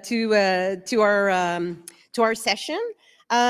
Basically, what we'll be talking about is the tech talent landscape for those that are actually planning their career, but also those that are actually immersed in the field right now. Obviously, with technology today, we're all impacted professionally, but also personally as well. And therefore, there's a lot of potential out there for really great careers and very rewarding career as well. But obviously, it has its challenges because of all the changes, actually rapid changes of what we're going through around AI, cybersecurity, and our segment and many segments in our industry. So our esteemed panel will cover things like talent, growth, attraction, development within our workplace. And I will also put a little focus on diversity and how this is important as well for the workplace. And so I will ask everybody to introduce yourself. Yes, hello. So I'm Gabrielle Bodbol. I'm an offensive security advisor at Desjardins, but I'm also an offensive security consultant on the side. And I've been in the industry, in cybersecurity industry, for around 5 years. Hi, I'm Sabi Mpofu, founder and CEO of MillenniaLink. We are a technology recruitment and tech talent advisory company, and we really focus on digital transformation skill sets for organizations that require level of specialization that go beyond just technical skills. And I've been in the industry since 2008. Good morning, everyone. My name is Val Yaniti. I'm the Vice President of Development and Partnerships with Actua. Actua is a national charitable organization whose mission it is to prepare youth for the future of work through hands-on STEM experiences. So we reach hundreds of thousands of kids every year across the country with a real focus on diversity, so reaching the hardest to reach youth. We have large national programs that engage Indigenous youth in STEM, girls and young women, and young people who are living in under-resourced or underserved communities. I'll pause there. Good, thank you. And I'll introduce myself as well. So I'm Sylvie Ouellette. I'm the CEO and co-founder of Versatile. Our company specializes in analytics, AI, and security solution. And we're two women that own the company. We said we'll have an eye a bit on diversity. So we're actually a company that is certified Indigenous. We're also a women-owned company, and we're also LGBT certified company as well. So the diversity in our company is extremely important for us and in our field. So we'll start with the first question. So what type of trends that you guys are you seeing in with the increase of AI? And how it's impacting the traditional tech role in the industry. I guess we'll start with you. Okay, so for me as a pen tester, we do see more and more tools. So we have to stay proactive and to have a step ahead for the cyber attacks. And so really in my line of work, more tools are created. And so we aim with these tools to cover more vulnerabilities. And so in a way, we have to, because AI will help personalize learning to specific learning profiles, because currently the learning we see out there is not really adapt to different learner profiles. But with AI, it's getting more and more specific, and depending on your learning profile, you will be able to have like a better experience for this. And also, I have to say there's also cons in these technologies, because it's coming with vulnerabilities. And so it is used in industries with sensitive data. So we also, as pen testers, need to make it more secure. Yeah, I'd say, we see a lot of, naturally, like AI's, I think most popular use case is, operational efficiency in different organizations. And so a lot of jobs that involve heavy administrative work, data entry, that sort of thing, are now being supplemented, and, the efficiency expectations and the output expectations for people in those types of jobs are higher than they used to be. And then there's, with that comes the increased focus on more human skill sets, whether it's critical thinking, problem solving, and context, really.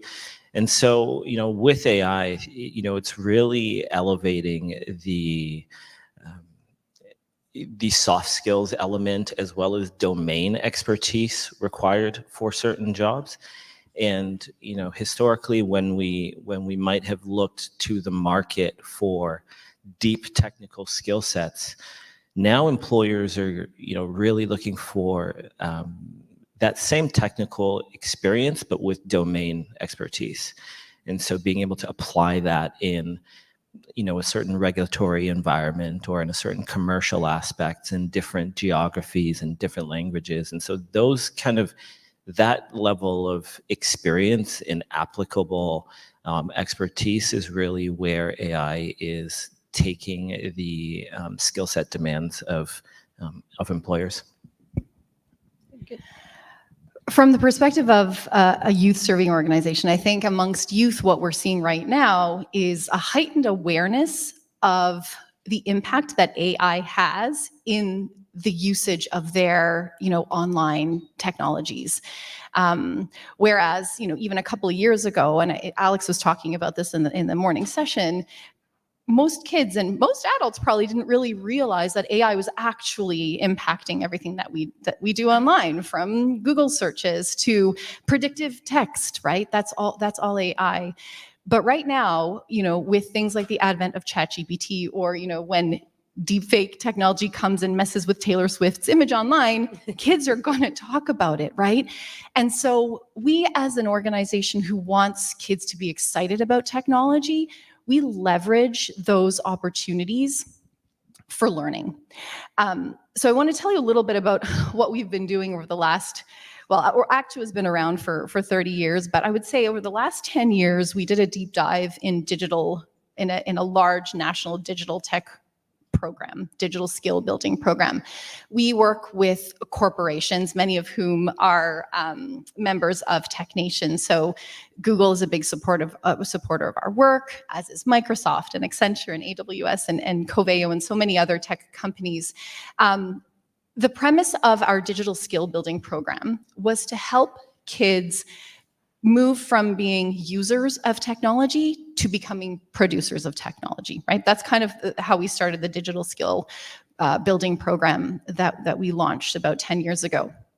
As technology evolved, so did our program. So almost prophetically, just before the pandemic, we launched an AI program along with a cyber safety program that we call our Cyber Smart program.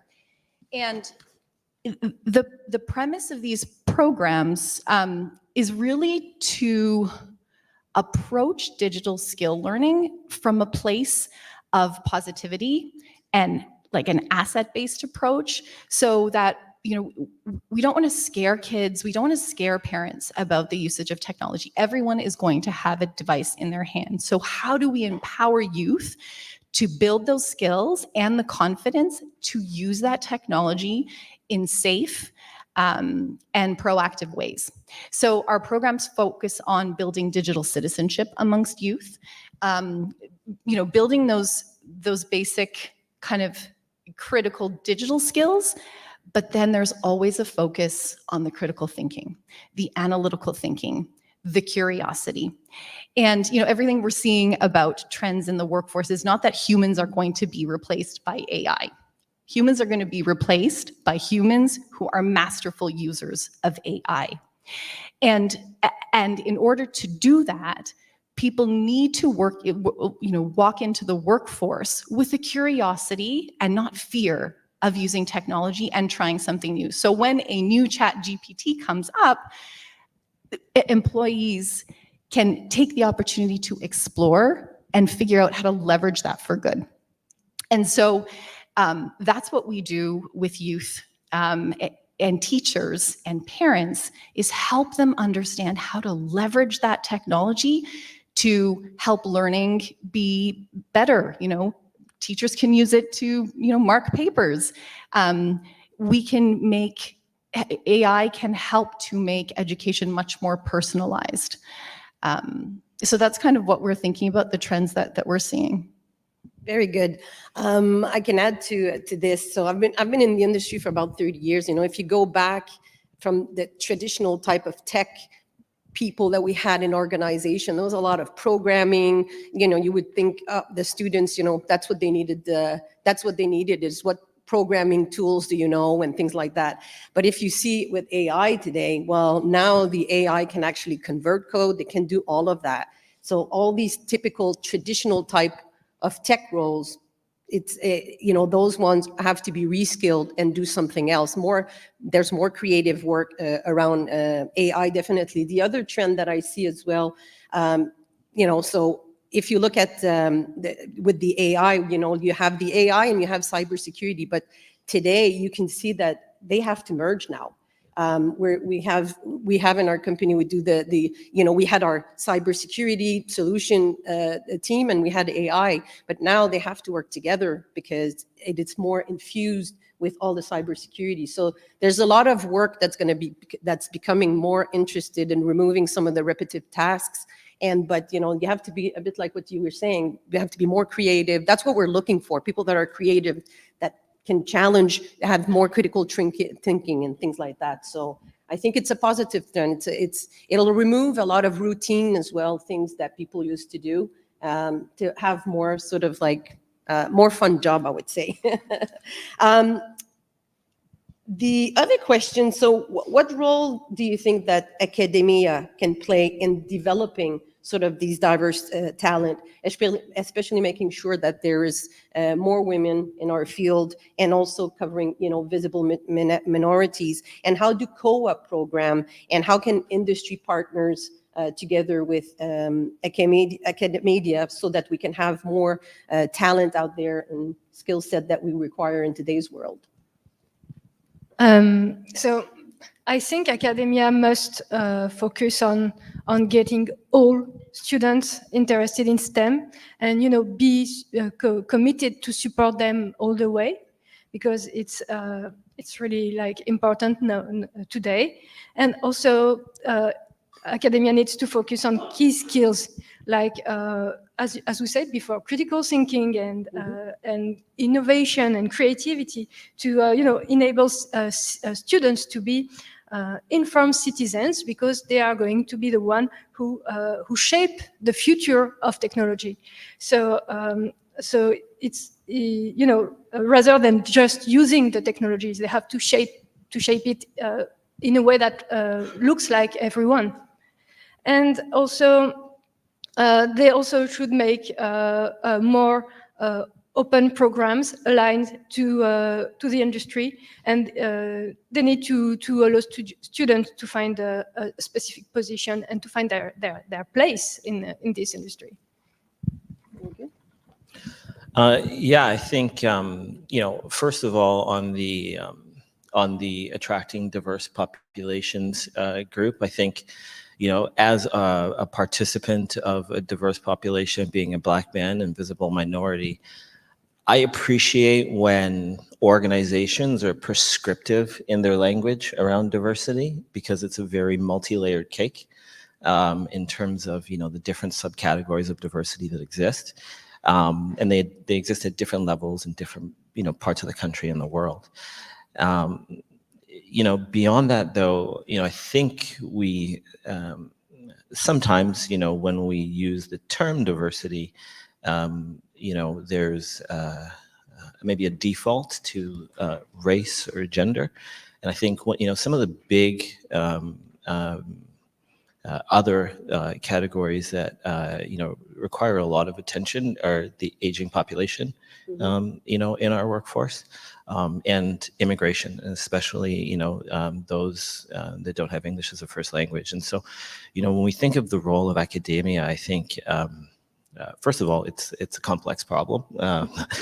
But I think there's a creativity that needs to be explored through industry partnerships around both acceptance into different programming as well as what that actually looks like. Like, for example, regardless of whether you're in computer science or medical school, I think there should be a data component, right, to learning your new profession, or law school, or whatever that is, right? And maybe teaching those in more STEM-enabled fashion. But then, people learn differently, and people, absorb information, differently. And I can tell you, like, myself as an employer, like, I don't always, put a lot of value on how you do on tests, but it's more so, how you perform in groups, and you can problem solve and communicate and that sort of thing. And so, when I think of academia, it's also how are we developing that talent to be, ready for that next chapter once they leave. And we can't put that all on academia either, like, right? It's a responsibility of us as industry and government and conversations like this. But yeah, I think, a lot of that is there. And, obviously I think, awareness is, important in these conversations, but then what we do after, after we generate that, and how do we engage, on a more consistent basis to push the needle and, maybe not be scared to screw up all the time, but, also just make sure that we are making progress and not necessarily getting a check mark. I love everything you just said. I love that you brought up the importance of thinking of diversity as more than just gender diversity and ethnic diversity. It's such a critical part of the work that we do as a youth serving organization, thinking about other types of diversity, like neurodiversity. We work really, really hard on ensuring that kids have the opportunity to see themselves represented in the workforce, right? As the old adage goes, you need to see it to be it.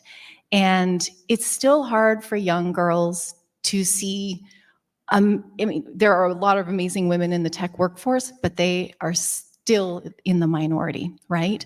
Gender diversity, we want to ensure that, the LGBTQ population, that trans kids have an opportunity to see themselves represented in the workforce. It's critical. I'm the mom of a kid with neurodiversity and a learning disability. And, it's easy to kind of segregate those kids in the mainstream school system. With programs like the ones that Actua delivers, we really embrace diversity and create a super inclusive learning environment so that all kids, no matter their background, have an equal and equitable opportunity to explore STEM in a safe space. So the role of academia and the role of industry. So Actua is a network of 40 member organizations located at post-secondary institutions. The way we deliver our programs is that we hire about 1,000 undergrad students to deliver the programs to the younger K-12 kids. So they're the instructors, they're teaching them the STEM skills, but more importantly, that group of 1,000 undergrad students are super diverse. They come from Indigenous communities, and they're gender diverse and they're neurodiverse. And so those kids already have built-in mentors in our programs. That's super important. We leverage our corporate partnerships so that kids can kind of set foot into really cool companies and see what STEM looks like. So a couple months ago, we have an incredible partnership with Toyota, and we brought a group of middle school girls to the Toyota Motor Manufacturing Company, so the car manufacturing facility in Cambridge, Ontario.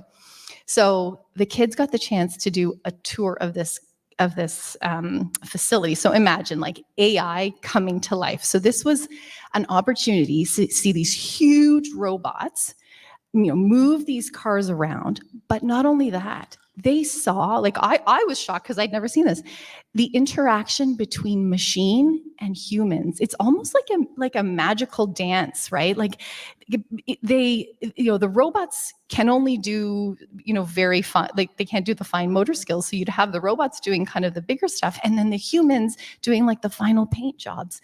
It's incredible, right? Then we had these Toyota engineers talk to the kids. So the head of the facility is a woman, okay?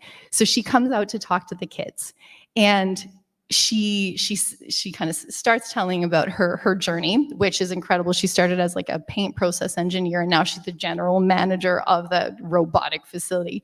And she stands up in front of the kids, and she says to them, "When I became the boss of this facility, everybody was like, oh, you have to be tough. You gotta lead like a man." And she flashes her beautifully manicured, super long nails. And she's like, "I am unapologetically a woman, and I lead like a woman, and I am not scared to do that." And, and that is bold in an industry that's still super male dominated. So imagine the impact that had on those young girls to see that.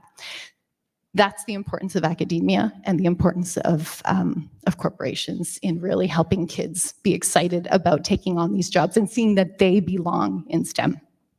Yeah, very good point. I like the point where, academia, how they can help, making sure as well that, their leadership in their schools, in their university actually is diverse, so that the students, being in the minorities, can see that they have role models, they can get mentorship.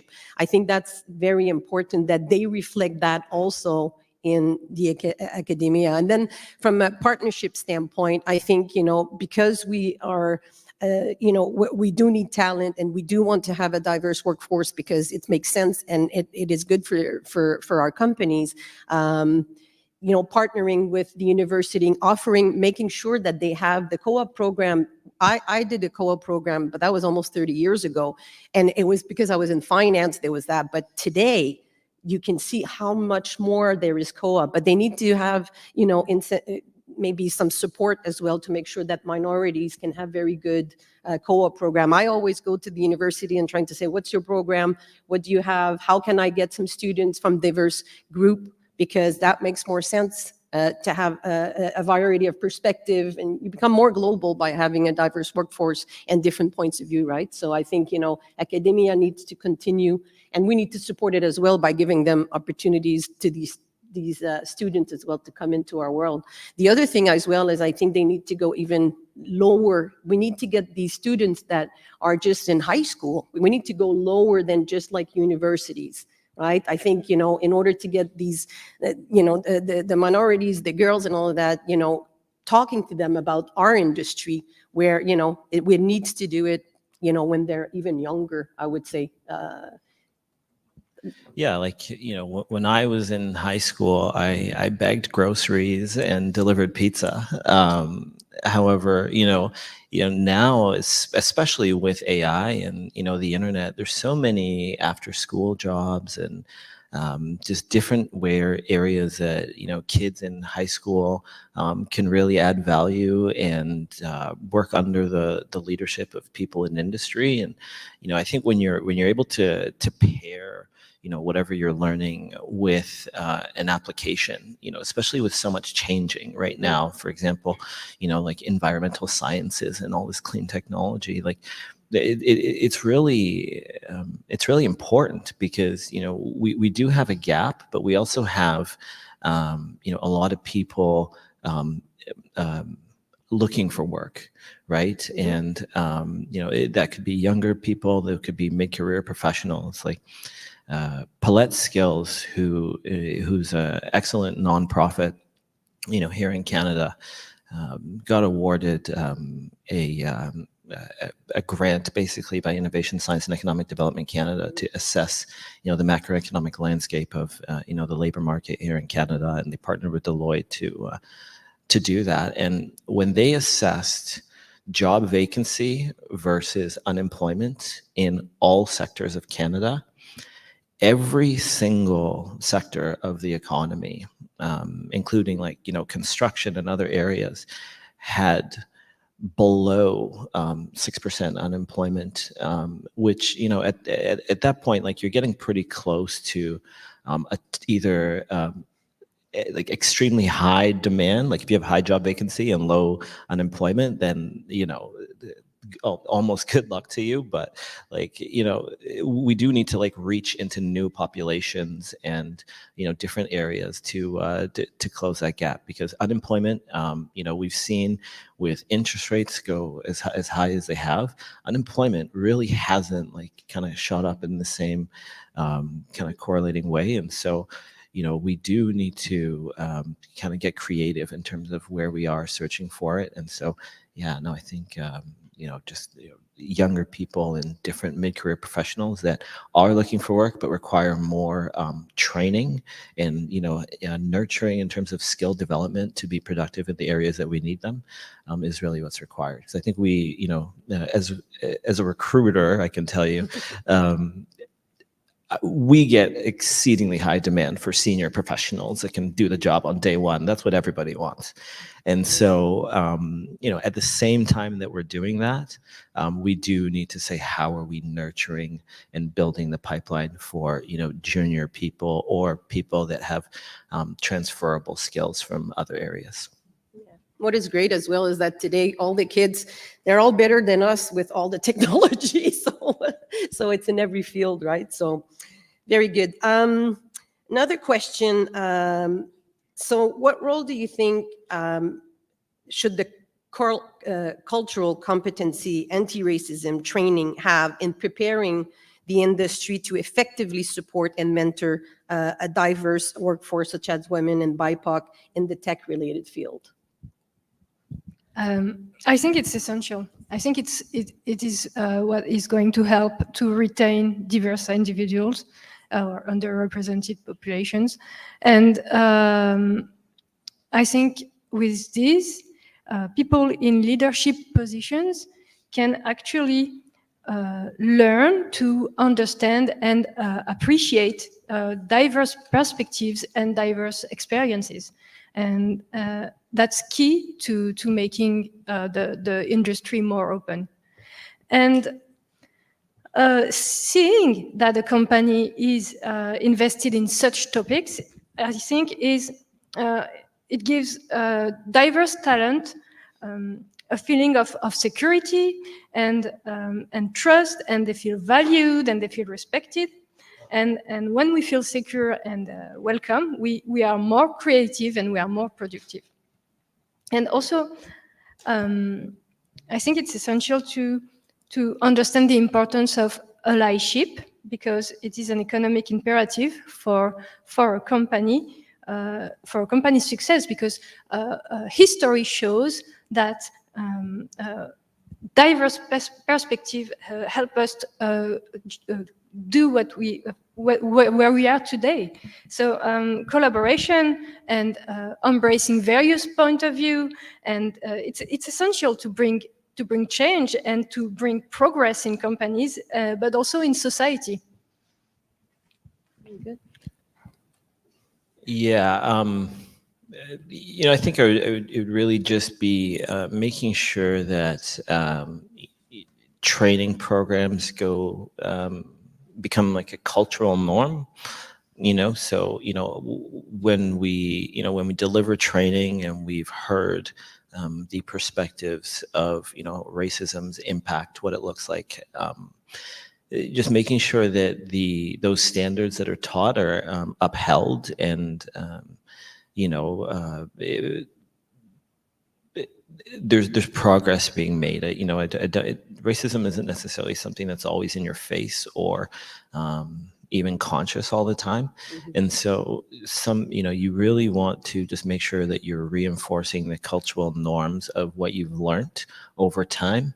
to make it effective. And yeah, I would imagine that, and we see, we do see like a lot of companies that do it well retain employees, and not only do you retain them to be, good in their job, but then they become advocates and ambassadors of your brand. And employer branding is one of the leading indicators of your ability to attract and retain talent. And so, doing it well really, it helps you in multiple ways. But it does need to be a part of your culture beyond the training itself. Good. Yeah, I think we think about this as a youth serving organization from the perspective of the work that we're doing today and the investments that we're making upstream in diversifying that stream, so that by the time that the workers come to the workforce, there is a large, skilled and diverse pool of talent from which to choose, right? Mm-hmm. So that's the diversity side, and that's critical, right? Sylvie, I mean, thank you for plugging the work that we do, saying that we have to invest earlier. We really do. Mm-hmm. The reality is that rates of attrition at each stage in the educational journey for women and BIPOC folks increase from one step to the other, right? It's not getting any better. So I did a quick look at Stats Can. So from 2006 to 2021, the percentage of women who have enrolled in math or computer or information science degrees decreased from 37% in 2006 to 26% in 2021. So that's a problem, right? Despite all of the work that we're doing and all the panels and the discussions that we're talking about and advocating for the importance of an inclusive education, we're still not there. And then another example, we know that Indigenous students are graduating at about 14% less than the national average. The problem is not the girls, the problem is not the youth, the problem is not that they don't have the skills or the attributes to succeed. The problem is the system. The educational system, despite our best efforts, still is not equitable. So we need to ensure that we are creating inclusive spaces. So an example of how we're doing this, right? So we have this Indigenous Youth in STEM program. Actua's been delivering this for over 20 years, led by an incredible team of Indigenous educators in partnership with 200 Indigenous communities. This program starts from a place of traditional knowledge. It's delivered by knowledge keepers and elders. So the kids get a fully immersive opportunity on the land to learn about things that they really care about, that their communities really care about, part of their culture. So an example in the Inuit, in some of the Inuit communities that we deliver in, they might focus on wayfinding by the stars, right? Then we draw the links to the Western STEM concept of astronomy. Cool. The kids get the chance to see that their perspectives and their culture are really relevant in this modern economy, that there is a place for them, that they belong. And then that needs to just translate up the chain through the education system and into the workforce. So our programs are kind of like a safety net, right? There's a stream of individuals, the system pushes them out. We gently kind of pull them back in and we say, hey, don't leave yet. There's a place for you. You belong. And so we want to make sure that we keep kids in that stream. So by the time they do graduate, there are really incredibly diverse and skilled humans for you folks to hire. No, very good. I think it is extremely important that we raise the awareness. So when we do training of anti-racism or we talk about diversity, and I mean, we've been, like you just said, I've been 30 years, I was at General Motors at the time, and we were talking about diversity because I was a woman responsible in IT for the plant, making Camaro Firebirds. You can imagine the field that was there when we were talking about diversity. But what I find today is there's a lot of unconscious bias that are still there that we have to. So when you're in a company or in an organization that you bring this up, that you are mentors, it removes a little bit of that. It makes sure that everybody's comfortable to express their own views and stuff. And I find as well, it's important to be who we are and to say that we support these things. Just having our company certified in some things is attracting actually students that, they're certified, they're coming to us and saying, I want to work for an organization that has these diversity focus and stuff like that. I think it's important for the students, for the future generation. So I think we still need to continue talking about diversity, making sure that we teach and we continue in that path. Okay, another question. What recommendation would you offer as a solution to developing a sustainable workforce with the accelerated rate of change in AI, cybersecurity, and the tech industry as a whole? Well, I think companies should offer trainings for these new technologies through workshops, certifications, hands-on learning. And also, if you invest in this technology, it's not going to be efficient if you don't have people who are trained to use them. So it's really, really important that technology provides to people the opportunity to get trained to these new technologies. Yeah, very much along the same lines. I think training is critical, and I did quite a few interviews with various stakeholders in the IT labor market not post, but in the 2020 and 2021 timeframe, and a lot of senior leadership would just say, I don't have time for training. I don't have time. I have deliverables. I have all that sort of stuff. More with less and all that, and it's really not going to be sustainable to operate that way. As more industries, especially non-tech, like we are here at a tech conference today having this conversation, but when it comes to AI and cybersecurity, that's going to be everywhere, right? And so the competition for that talent is going to be everywhere. When we saw a lot of the layoffs happen in 2023 from a lot of the tech companies, a lot of professionals landed on their feet in non-technical industries. So they went from the Shopifys and the Metas to RBCs and different organizations like that. And so it's really important to recognize that we do need to invest in training proactively, and also get creative with how we're evaluating talent. You may have a benchmark of what you're looking for in terms of technical skills, business aptitude, communication.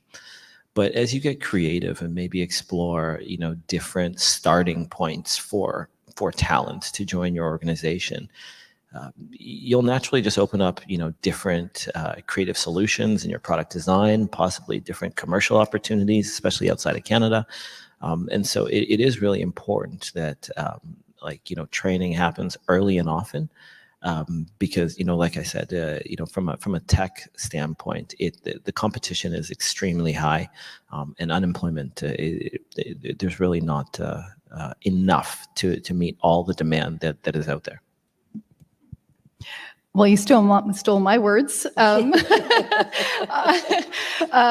it just goes to show that that's critically important. Investments in diverse talent need to happen when kids are still in school. It needs to happen early, and it needs to happen often. When all kids have that wondrous curiosity in their eyes, when everybody is a scientist and everybody is an inventor.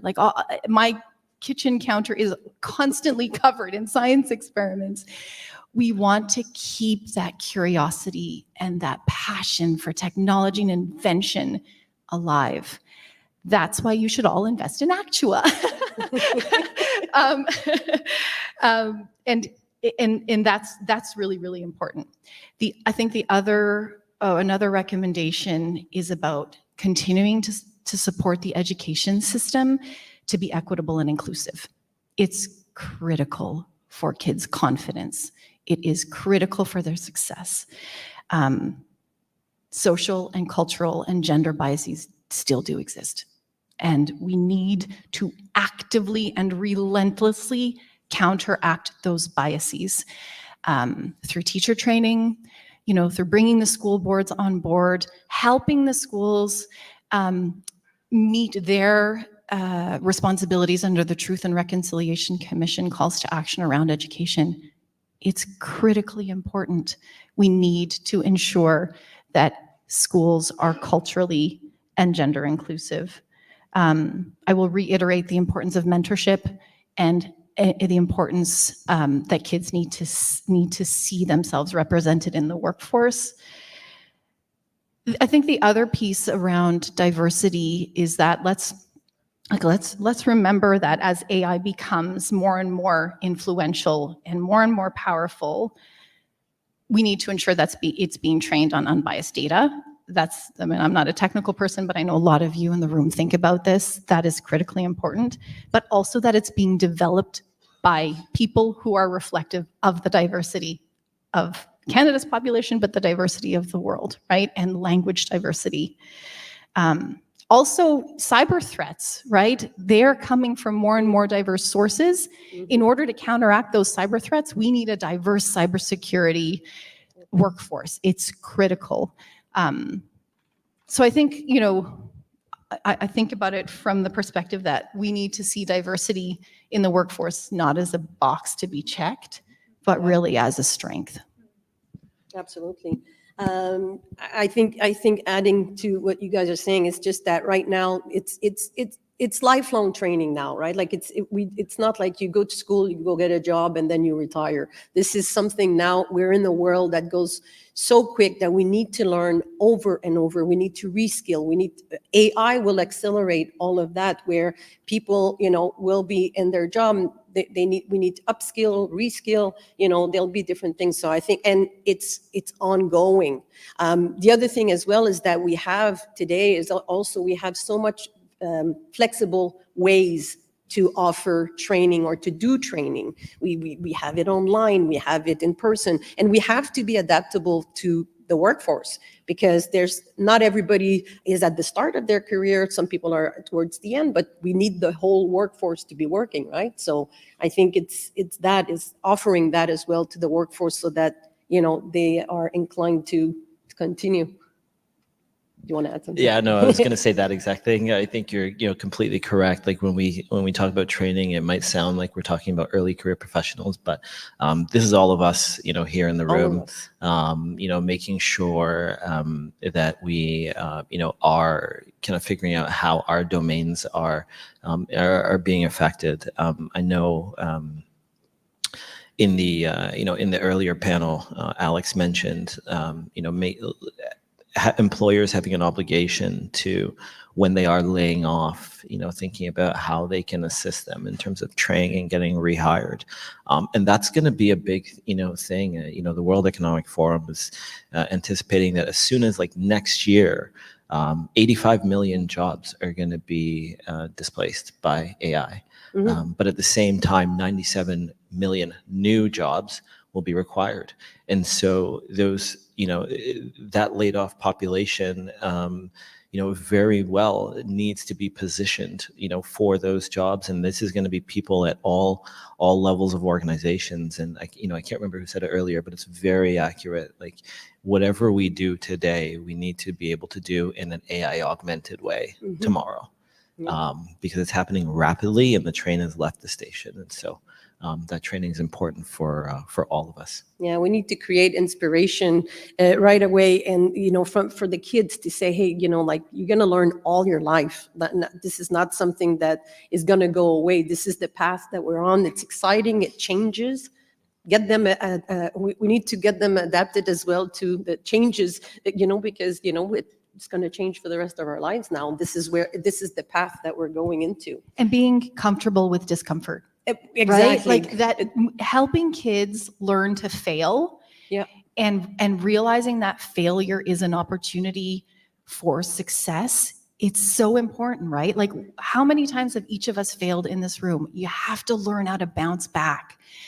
And so that's what STEM does, right? That's the scientific process, right? You only get to a discovery after you fail a million times. And that's going to help to build that resilience and to just be ready to try new things and not be scared.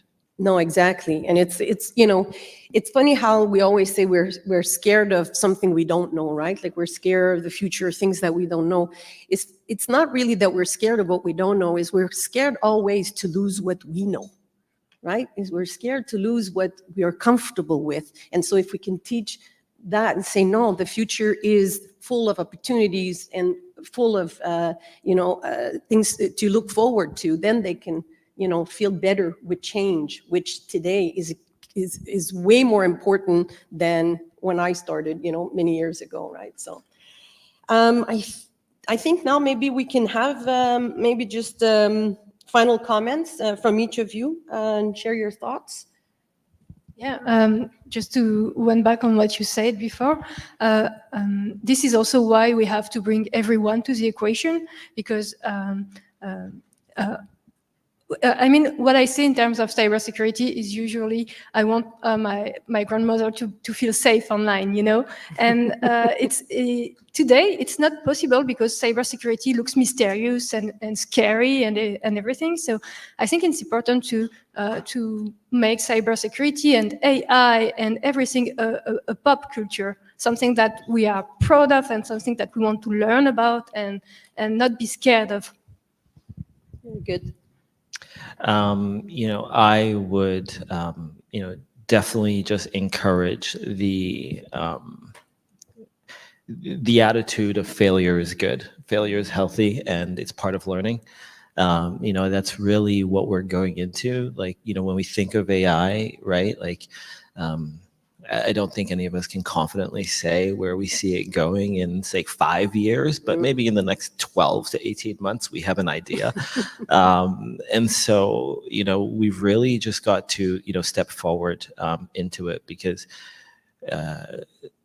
if we don't, then the gap and the disparity between the haves and the have-nots is going to widen.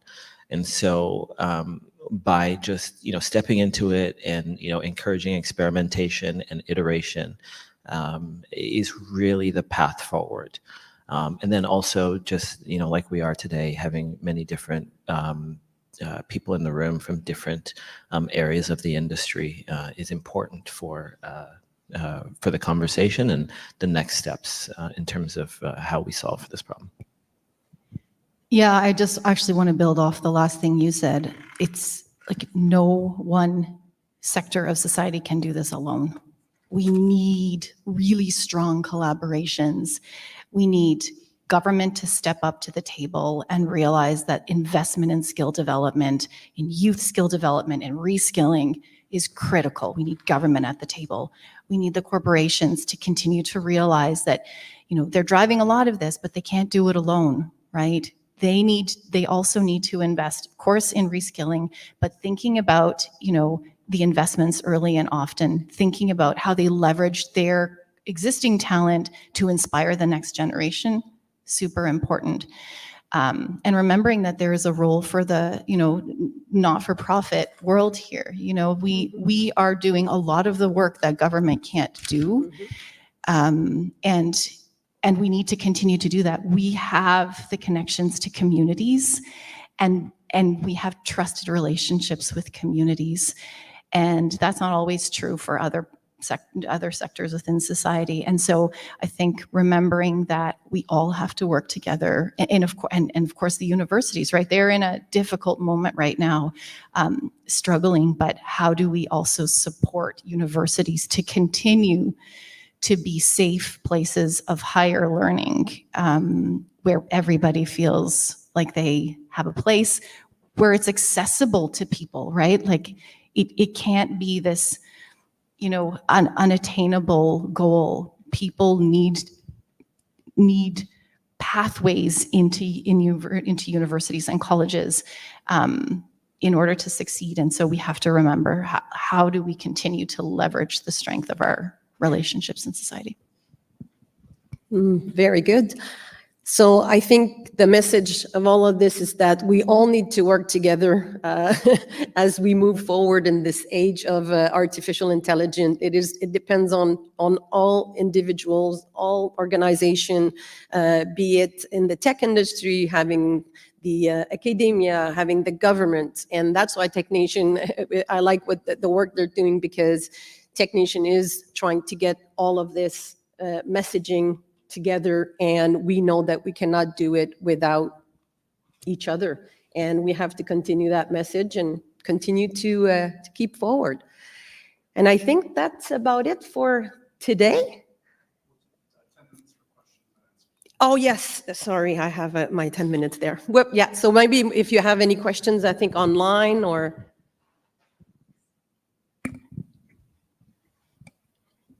in the back, anybody that wants to ask question. Forgot the Q&A.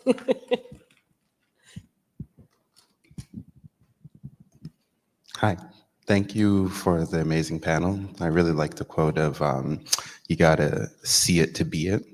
But I have two questions, one for, well, the youth in terms of, the first one is,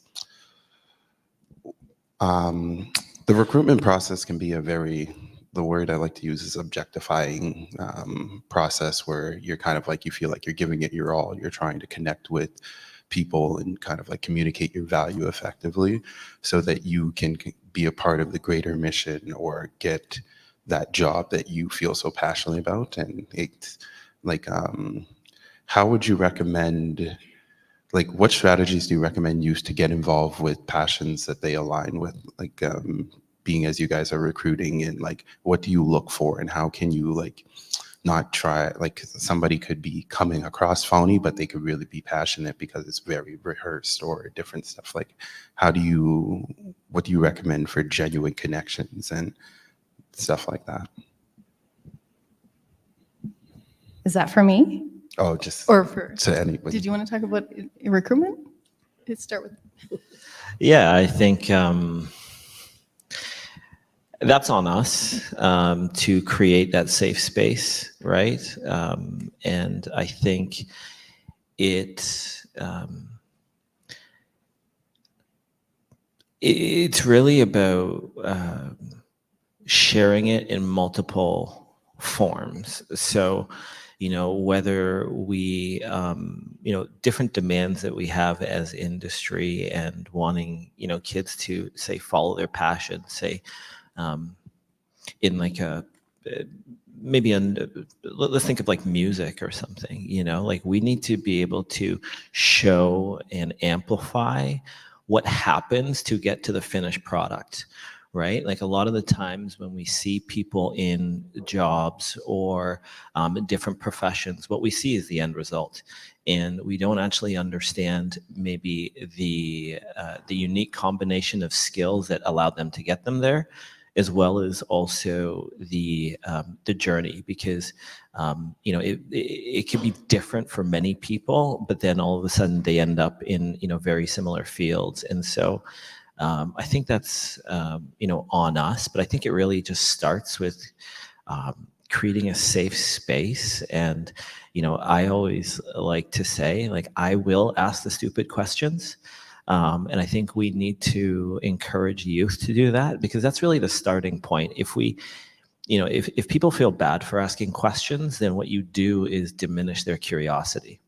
And so we have to make that something that's encouraged, understand maybe, what you're doing and how you respond to certain people, and then encourage more of that. And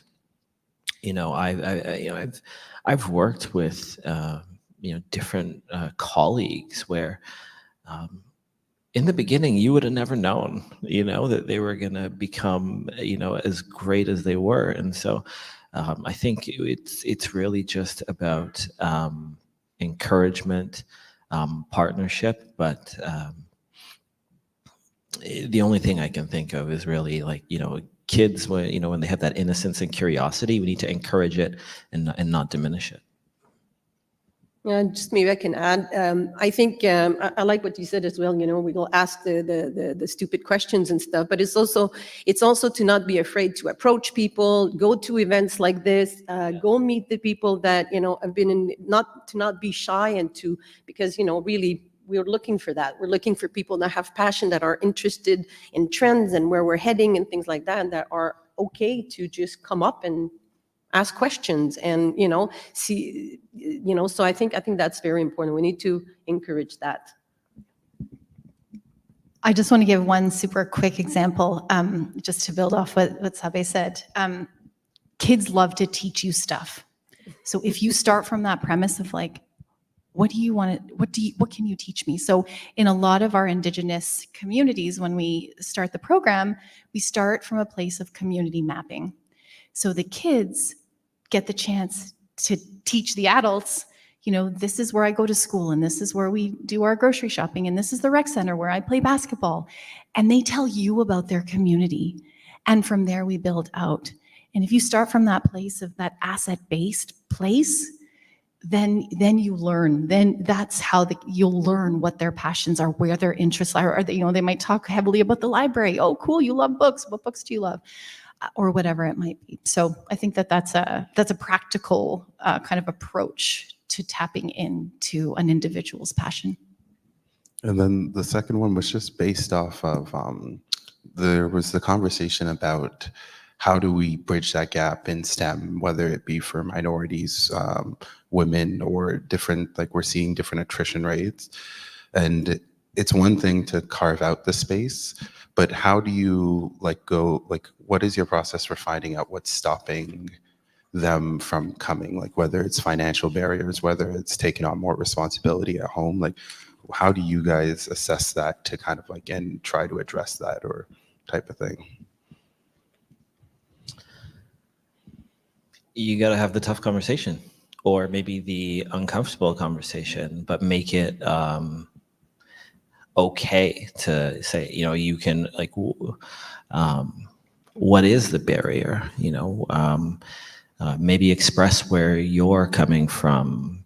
So maybe before asking people to open up to you, maybe just doing the same, and finding out where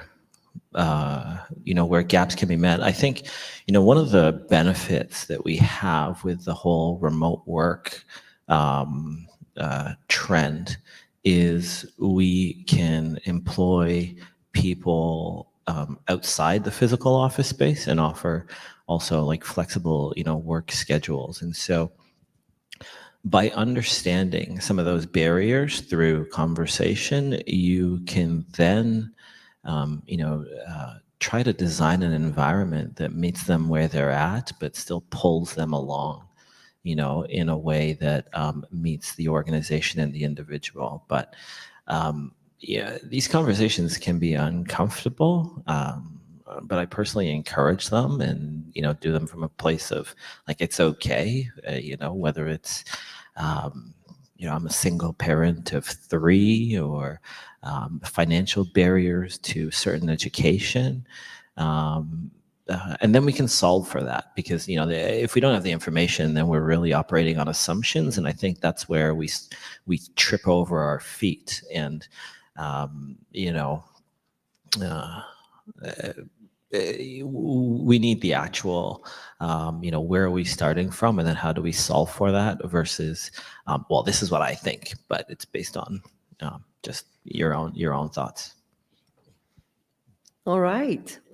I think we don't have time for another question. No, that's it. It's lunchtime. Well, thank you so much for attending this session, and we'll see you this afternoon. Anything else you want to add? Okay, there you go. Oh.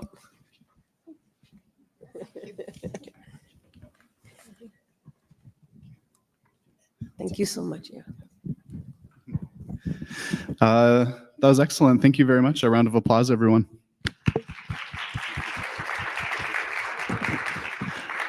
I have 2 quick items to share with you before I let you run off for lunch. So first of all, if you're joining us, lunch is provided in the hallway, so we hope that you do enjoy that.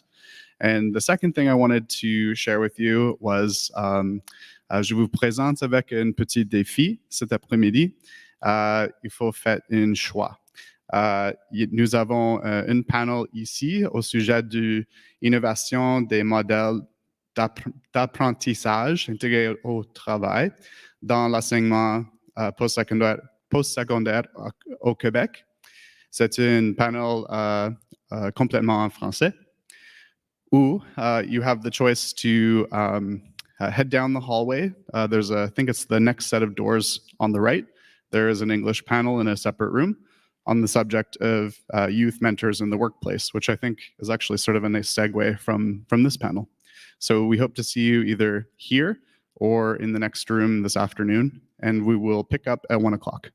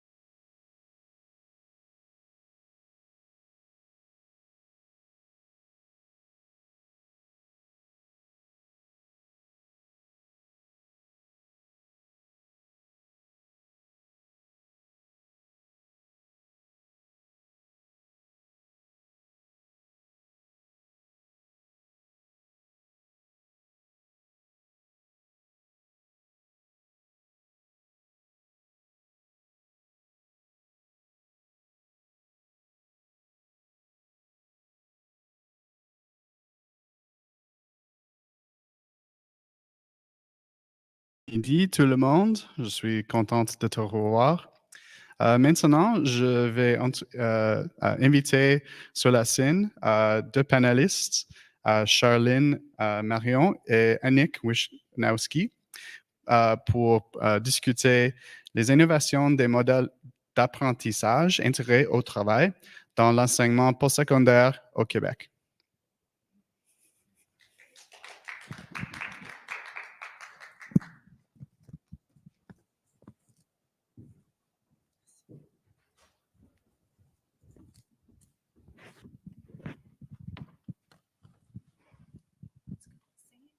Oui, je peux commencer. Parfait. Donc, bonjour. J'espère que vous avez bien dîné. Donc, mon nom, c'est Annick Wisnowski.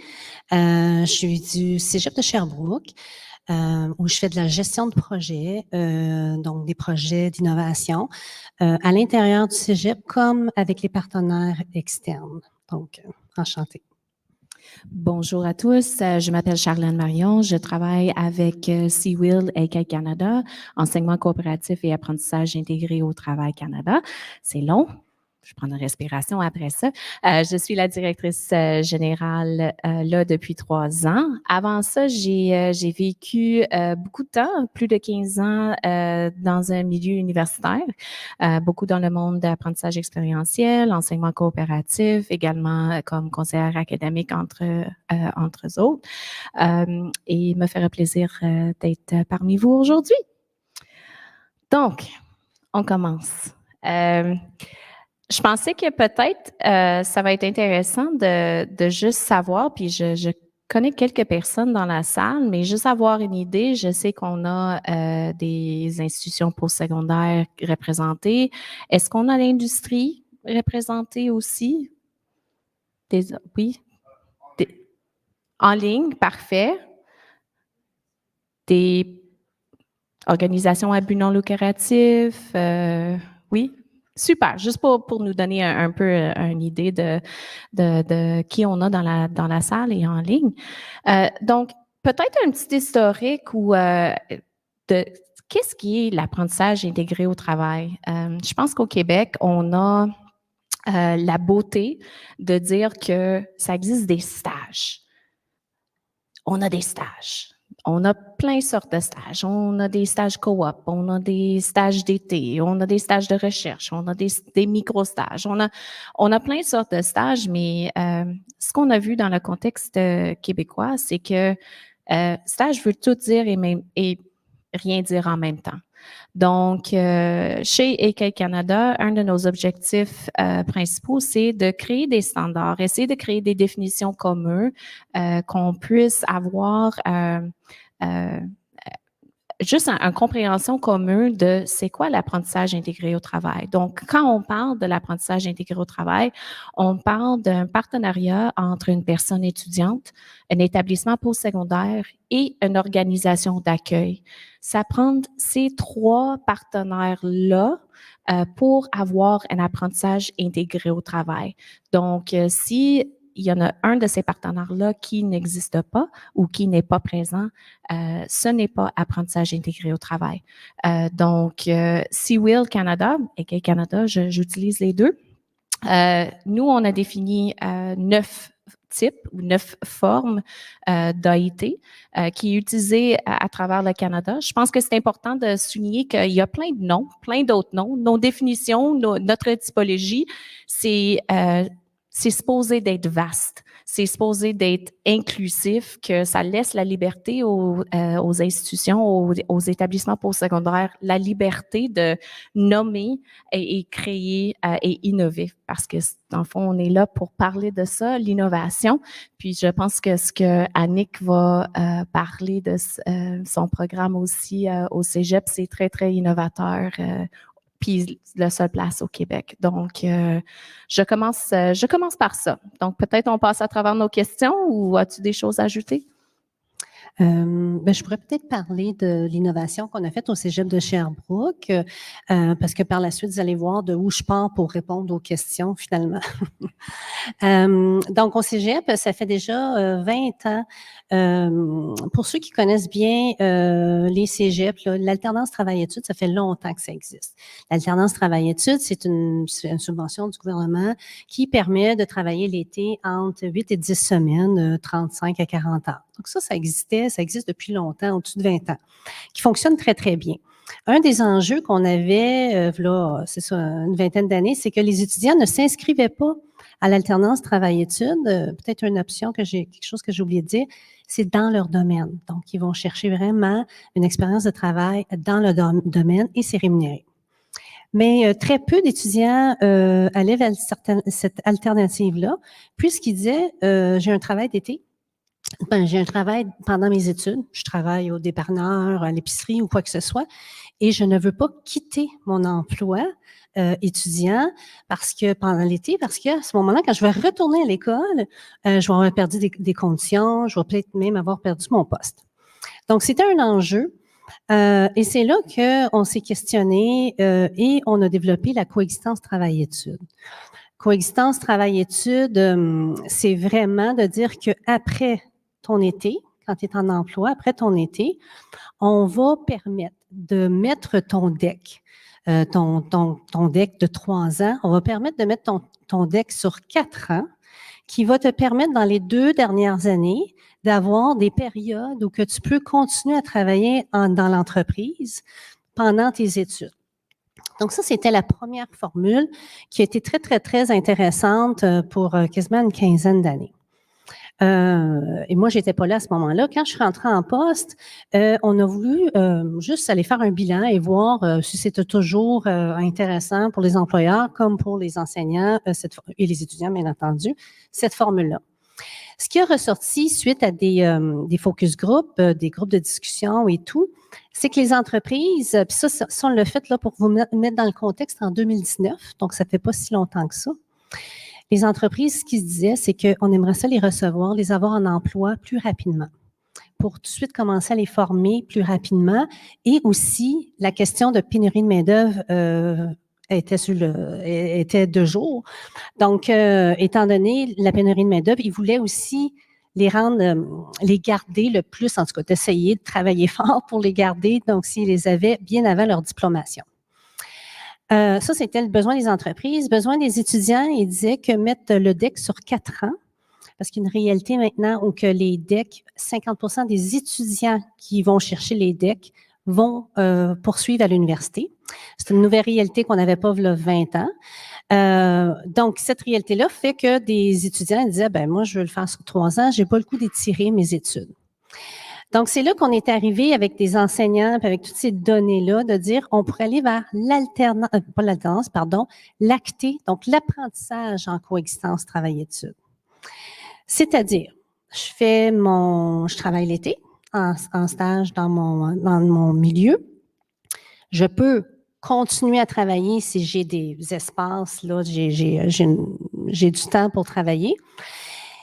Et je peux aussi, pendant l'été, aller chercher des compétences que je vais avoir à apprendre à l'automne et me faire créditer. Si je donne un exemple très concret, en technique de génie mécanique, par exemple, il y a un cours qui se donne à la 2e année, l'automne de 2e année, qui s'appelle la métrologie, la mesure des pièces. Donc, si un étudiant, une étudiante passe l'été, donc 8 à 10 semaines, en emploi, en inspection, 1 ou 2 jours par semaine, il va avoir été chercher plus de compétences même qu'il va avoir eu pendant son cours à l'automne, qui est une durée d'une 40 heures en tout. Donc, l'enseignant va évaluer ses compétences au mois d'août. Et si les compétences sont atteintes, il va dire, moi, je t'offre la note est déjà réglée. Donc, tu peux continuer à aller en emploi au lieu d'être assis sur le banc d'école pendant cette période-là. Donc, c'est une façon pour nous d'essayer de ne pas prolonger les études, mais que l'étudiant, l'étudiante puisse aller chercher une expérience sur le marché du travail. Donc, c'est les 2 programmes, 2 projets pilotes qu'on a mis sur pied Et maintenant, c'est le temps de la réalité et ça amène des enjeux que je pourrais parler tantôt. Puis si vous permettez de reculer en arrière, parce qu'on parle de l'apprentissage intégré au travail, une très grande histoire au Canada, mais on parle de l'apprentissage par expérience des siècles et des siècles, dans le temps d'Aristotle. Fait que c'est pas nouveau. C'est pas un concept qui est nouveau. Mais au Canada, on a vraiment vu dans les années 70 l'émergence de l'enseignement coopératif, des stages coop. Tout le monde connaît, quand on parle de l'AIT, du Work Integrated Learning, tout le monde dit « Ah oui, coop, je connais ça ». Même ce matin sur des panels, ça parlait de coop. Mais c'est une forme qui est très, très, très bien connue au Canada, des stages apprentis aussi. Mais ce qu'on a vu dans les dernières années est beaucoup en lien avec les plans stratégiques des établissements postsecondaires, et aussi le mandat du gouvernement du Canada, d'être complètement franc. Ils ont travaillé avec le Business Higher Ed Roundtable. Ils ont sorti un rapport en 2016 en disant qu'ils voulaient tous les étudiants au Canada, ils voulaient que tous les étudiants au Canada aient au moins une expérience en AIT dans leur premier diplôme. Wow! On parle de quelques millions d'étudiants. Ouf! OK. Ça va être un défi. Donc, ça fait en sorte que on voit l'émergence de plein d'autres formes d'AIT qui ont été là.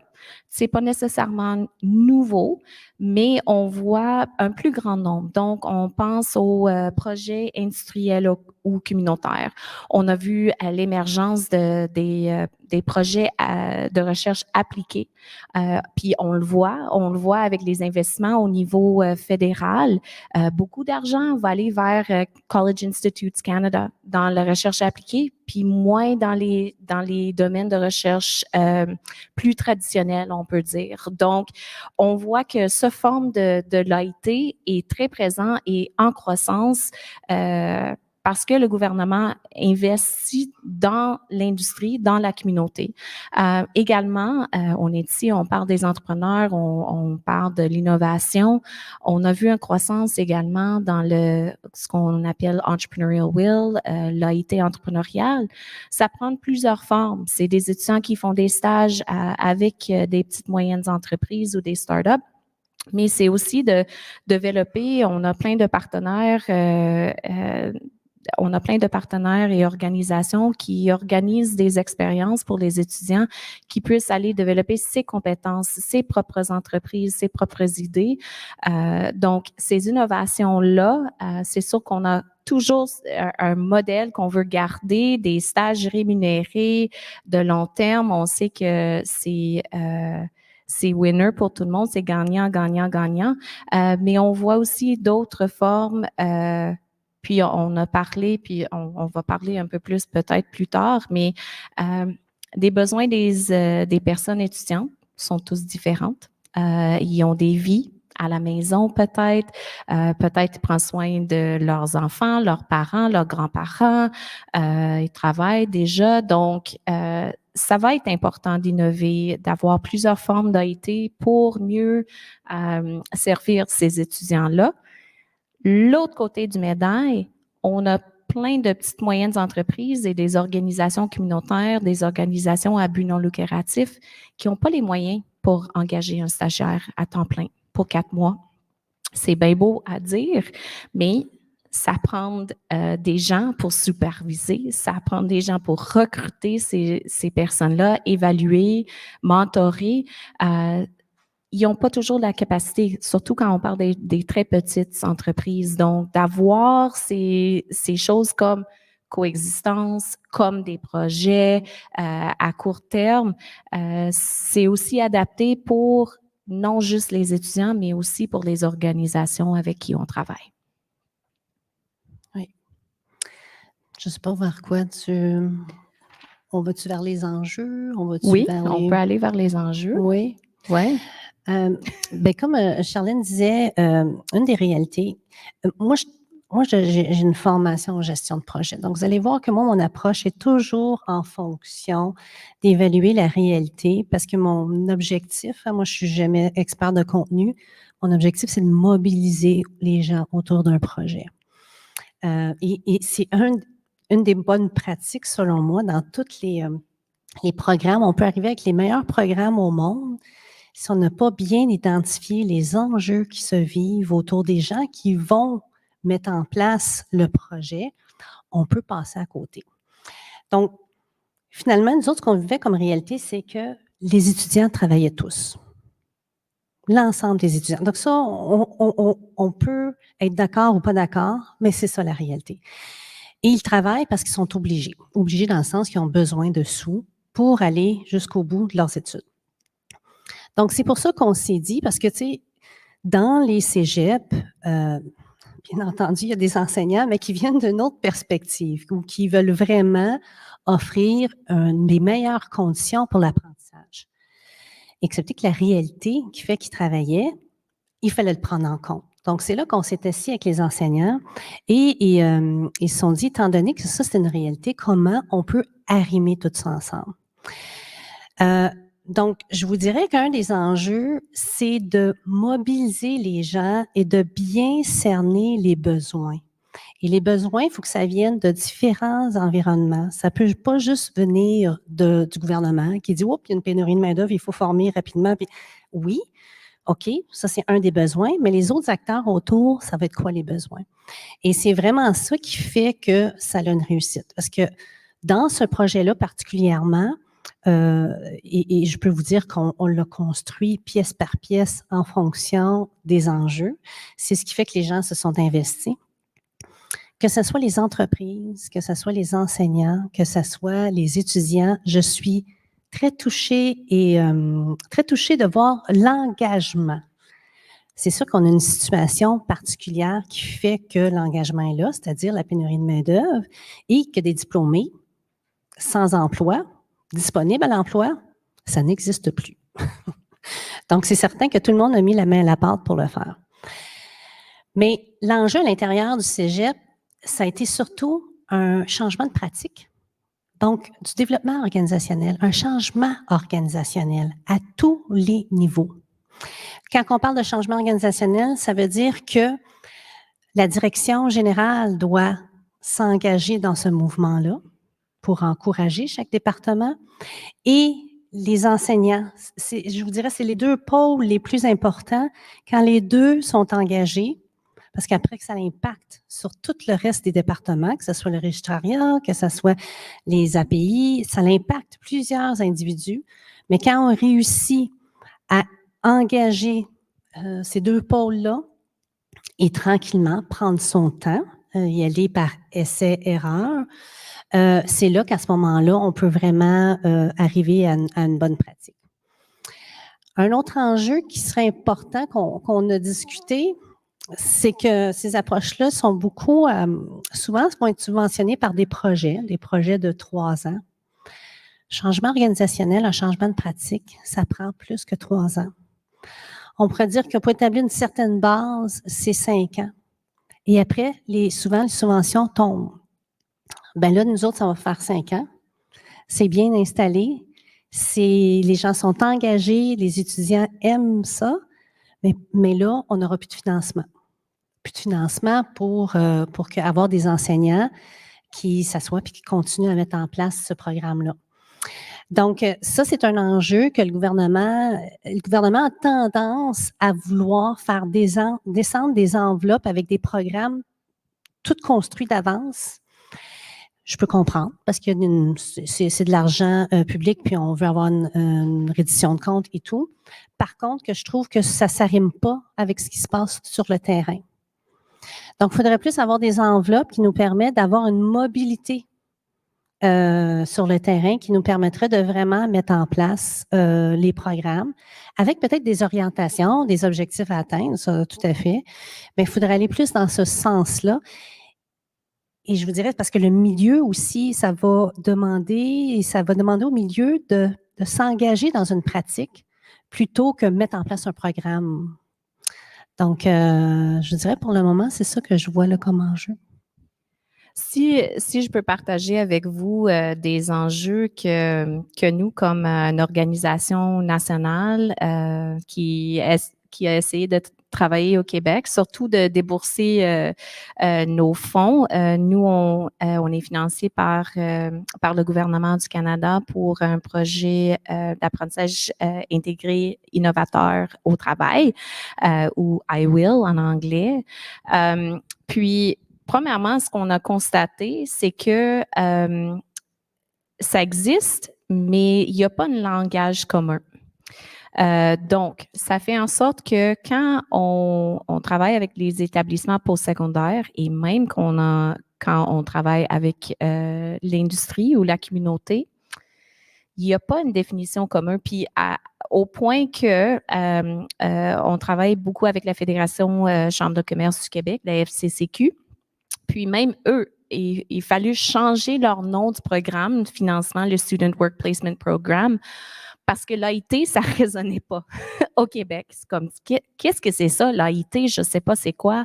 Tandis que le reste du Canada, Work Integrated Learning, tout le monde sait c'est quoi. Tout le monde sait c'est quoi. Ils ont au moins ça dit quelque chose, mais AIT, apprentissage intégré au travail, Québec, c'est quoi? Est-ce que c'est AMT, apprentissage milieu de travail? Il y a un subvention au niveau provincial.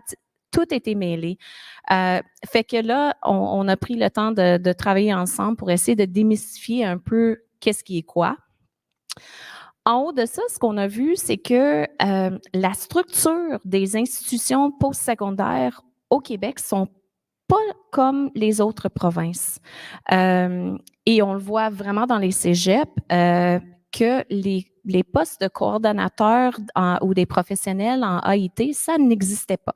Ça passe par des professeurs, ça passe par peut-être il y a un coordonnateur en AIT, mais quand on parle d'autres formes d'AIT, c'est comme de quoi tu parles. Donc, même les universités, il y a quelques universités qui ont des départements d'apprentissage expérientiel, mais vraiment dans le monde francophone, les départements coop, oui, bien développé, bien connu, mais tout ce qui est le reste de les formes d'AIT au Québec, ça a été très, très, très difficile.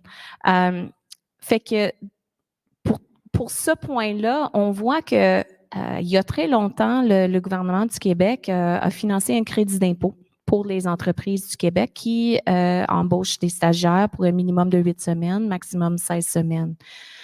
Ça, c'est super. Il y a des provinces au Canada qui se battent pour avoir un crédit d'impôt comme ça. Donc, déjà là, je pense que la province du Québec est à l'avance. Par contre, on voit les investissements des millions de dollars par la part de l'Ontario, le Nouveau-Brunswick, Colombie-Britannique et même l'Alberta en apprentissage intégré au travail sous la forme de subventions pour les établissements postsecondaires ou des subventions salariales pour les entreprises. Donc, ça a l'air qu'il y a c'est déconnecté. Parce qu'on sait au Québec, on a le ministère d'Enseignement supérieur, le ministère d'Éducation et on a le ministère d'Emploi. L'apprentissage intégré au travail, c'est les deux. Donc oui, ça se passe dans les deux milieux. Ça se passe dans les établissements postsecondaires et en industrie et communauté.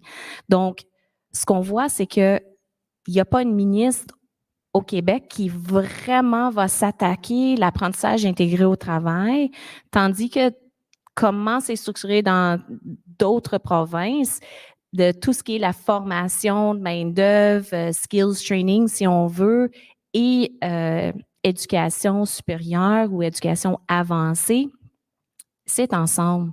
Donc, on voit pourquoi peut-être, pas parce que ça n'existe pas, puis pas parce que Québec est pas un milieu riche en AIT, c'est juste, c'est plus dur à trouver et à nommer ce qu'on fait dans une façon collective.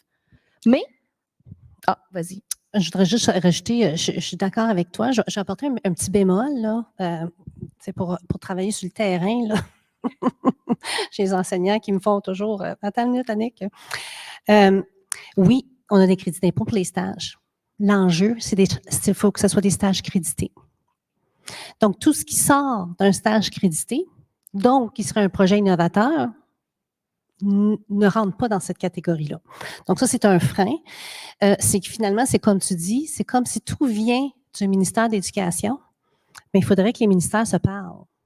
Parce qu'il peut y avoir d'autres alternatives qui fait que c'est pas juste par le programme standard éducatif, là. Donc, il faudrait que les deux ministères se parlent pour effectivement offrir plus de possibilités. Donc, ça, c'est un frein majeur qui peut rentrer en ligne de compte. Et après, on a toutes les subventions aussi, là, maintenant qu'on a du fédéral, là, où ça peut aller payer jusqu'à 50% du salaire. Encore une fois, c'est magique, c'est magnifique, mais il faut que ce soit un stage crédité. Si ce n'est pas crédité, comme nous autres, la CTE, c'est non crédité. Ça n'empêche pas que c'est une expérience magnifique, mais c'est non crédité. Donc, l'employeur n'a pas cet avantage-là. Quand c'est une subvention, il l'a. Donc, juste pour vous mettre un peu la complexité que ça peut avoir pour les employeurs, un étudiant qui fait tous les processus, qui va en alternance travail-études l'été, il y a le crédit d'impôt, il y a la subvention pour son salaire. Oups! À l'automne, il commence la CTE, plus de crédit d'impôt, plus de subvention. Après, il s'en va en apprentissage, coexistence, travail-études. Pas de crédit d'impôt, pas de subvention. En janvier, il commence son stage crédité à temps plein, crédit d'impôt, subvention. Vous comprenez comment l'employeur là, doit se positionner et c'est là que mes coordonnateurs de stage font comme Annick, comment je peux vendre ça? Là, tu sais, à un moment donné, ça devient complexe. Donc, avoir un arrimage, ça serait intéressant, ça faciliterait l'échange de communication pour les institutions scolaires comme pour les entreprises. Et ce serait des moyens, des leviers intéressants pour tout le monde. Donc, je pense qu'on peut passer aux opportunités, peut-être comment mieux travailler avec nos partenaires industriels, surtout au niveau AIT. Fait qu'on on sait que il y a beaucoup de changements. On en parlait de ça ce matin. La technologie roule à un taux assez vite que des fois, même les organisations qui le vivent ont la misère à rester à jour. Donc, comment est-ce que les établissements postsecondaires peuvent faire la même chose et bouger à la même vitesse? Donc, mais je pense qu'il y a des petites solutions. Puis tu as parlé de ton programme un peu, mais peut-être on peut jaser des opportunités pour des partenariats entre les établissements postsecondaires, peut-être des choses qui sont dans ta tête ou des choses qu'on a peut-être vues ici dans les autres établissements ou d'autres provinces ou à l'international même. Mais je pense qu'il y a beaucoup d'influences qui peuvent se faire. Il faut remettre en contexte qu'au niveau des programmes, si on regarde le postsecondaire. Donc, les cégeps, nous autres, on est vraiment, faut mettre en application les compétences qui viennent d'un programme du gouvernement qui va être renouvelé. Donc, renouvellement de programme, ça peut être au 10, 15, on s'amuse, mais on s'amuse. C'est pas amusant, là. Mais en technique de génie mécanique, il n'arrête pas de dire, ça fait 25 ans qu'on a le même programme. Donc, tu sais, vous comprenez que des fois, il peut y avoir des technologies, on a besoin d'ajuster des choses. Ça, c'est un enjeu qu'on a. On n'a pas le choix de suivre ce qui se passe au niveau du ministère. L'université, c'est autre chose. Les universités peuvent vraiment, l'université de Sherbrooke me disait qu'aux 2 ans, ils réajustent leur programme en fonction de la réalité du marché. C'est complètement une autre réalité. Bon, ça, c'est les faits. Maintenant, en mettant sur place des programmes en apprentissage en milieu de travail, ce que je trouve, c'est que ça fait qu'il y a une inter-influence qui se fait. Et c'est là l'avantage. Je dirais que pour le cégep, bien entendu, parce que la révision de programme peut prendre beaucoup de temps. Donc, il y a une interaction qui se fait tout en maintenant l'autonomie. Parce que vous savez que dans le milieu des enseignants, dans le milieu éducatif, les enseignants veulent beaucoup garder une autonomie au niveau des apprentissages. On veut créer des généralistes. On ne veut pas créer un travailleur pour IBM ou un travailleur pour Bombardier ou quelque chose. C'est important de garder, de créer des généralistes. Par contre, c'est là qui est intéressant, l'inter-influence qu'il peut y avoir lorsqu'on fait ces programmes-là. Ou si on ne fait pas des programmes comme ça, on n'a pas cette interaction-là. Donc ça, c'est un grand, grand, grand avantage. Les étudiants qui vont aller vers ça, nous, on a tendance à penser, on me l'a souvent dit, c'est les étudiants les plus forts qui vont aller vers ces programmes-là. Pas du tout. Des étudiants les plus forts, oui, mais on a beaucoup d'étudiants qui ont besoin d'avoir du concret pour rester engagés et motivés dans leur parcours scolaire. Et il y a plusieurs étudiants qui sont rendus à la diplomation à cause de ces expériences-là. L'autre élément, c'est que, là, je vais parler plus du cégep, parce qu'à l'université, tu as une autre maturité professionnelle, je vais dire. Il y a de moins en moins, on a besoin au niveau du marché du travail, on a une pénurie. Donc, idéalement, les parcours scolaires, s'ils pourraient se faire de façon parfaite, ce serait l'idéal. Donc, justement, au cégep, souvenez-vous de votre entrée au cégep, 17, 18 ans. Donc, en vivant des expériences sur le marché du travail, rapidement, on vient qu'à voir est-ce que je suis à la bonne place. Au lieu, que j'ai entendu souvent, des gens qui vont faire leur parcours de 3 ans ou de 4 ans pour réaliser que c'est pas un environnement dans lequel je suis bien. Donc, plus rapidement, ils vont se retrouver sur le marché du travail et vivent une expérience dans leur domaine. Ils vont savoir, est-ce que je vais valider mon choix professionnel? Et la validation du choix professionnel, si c'est positif, bien, la motivation, l'engagement est encore plus présent. Donc, ça, c'est très, très, très important.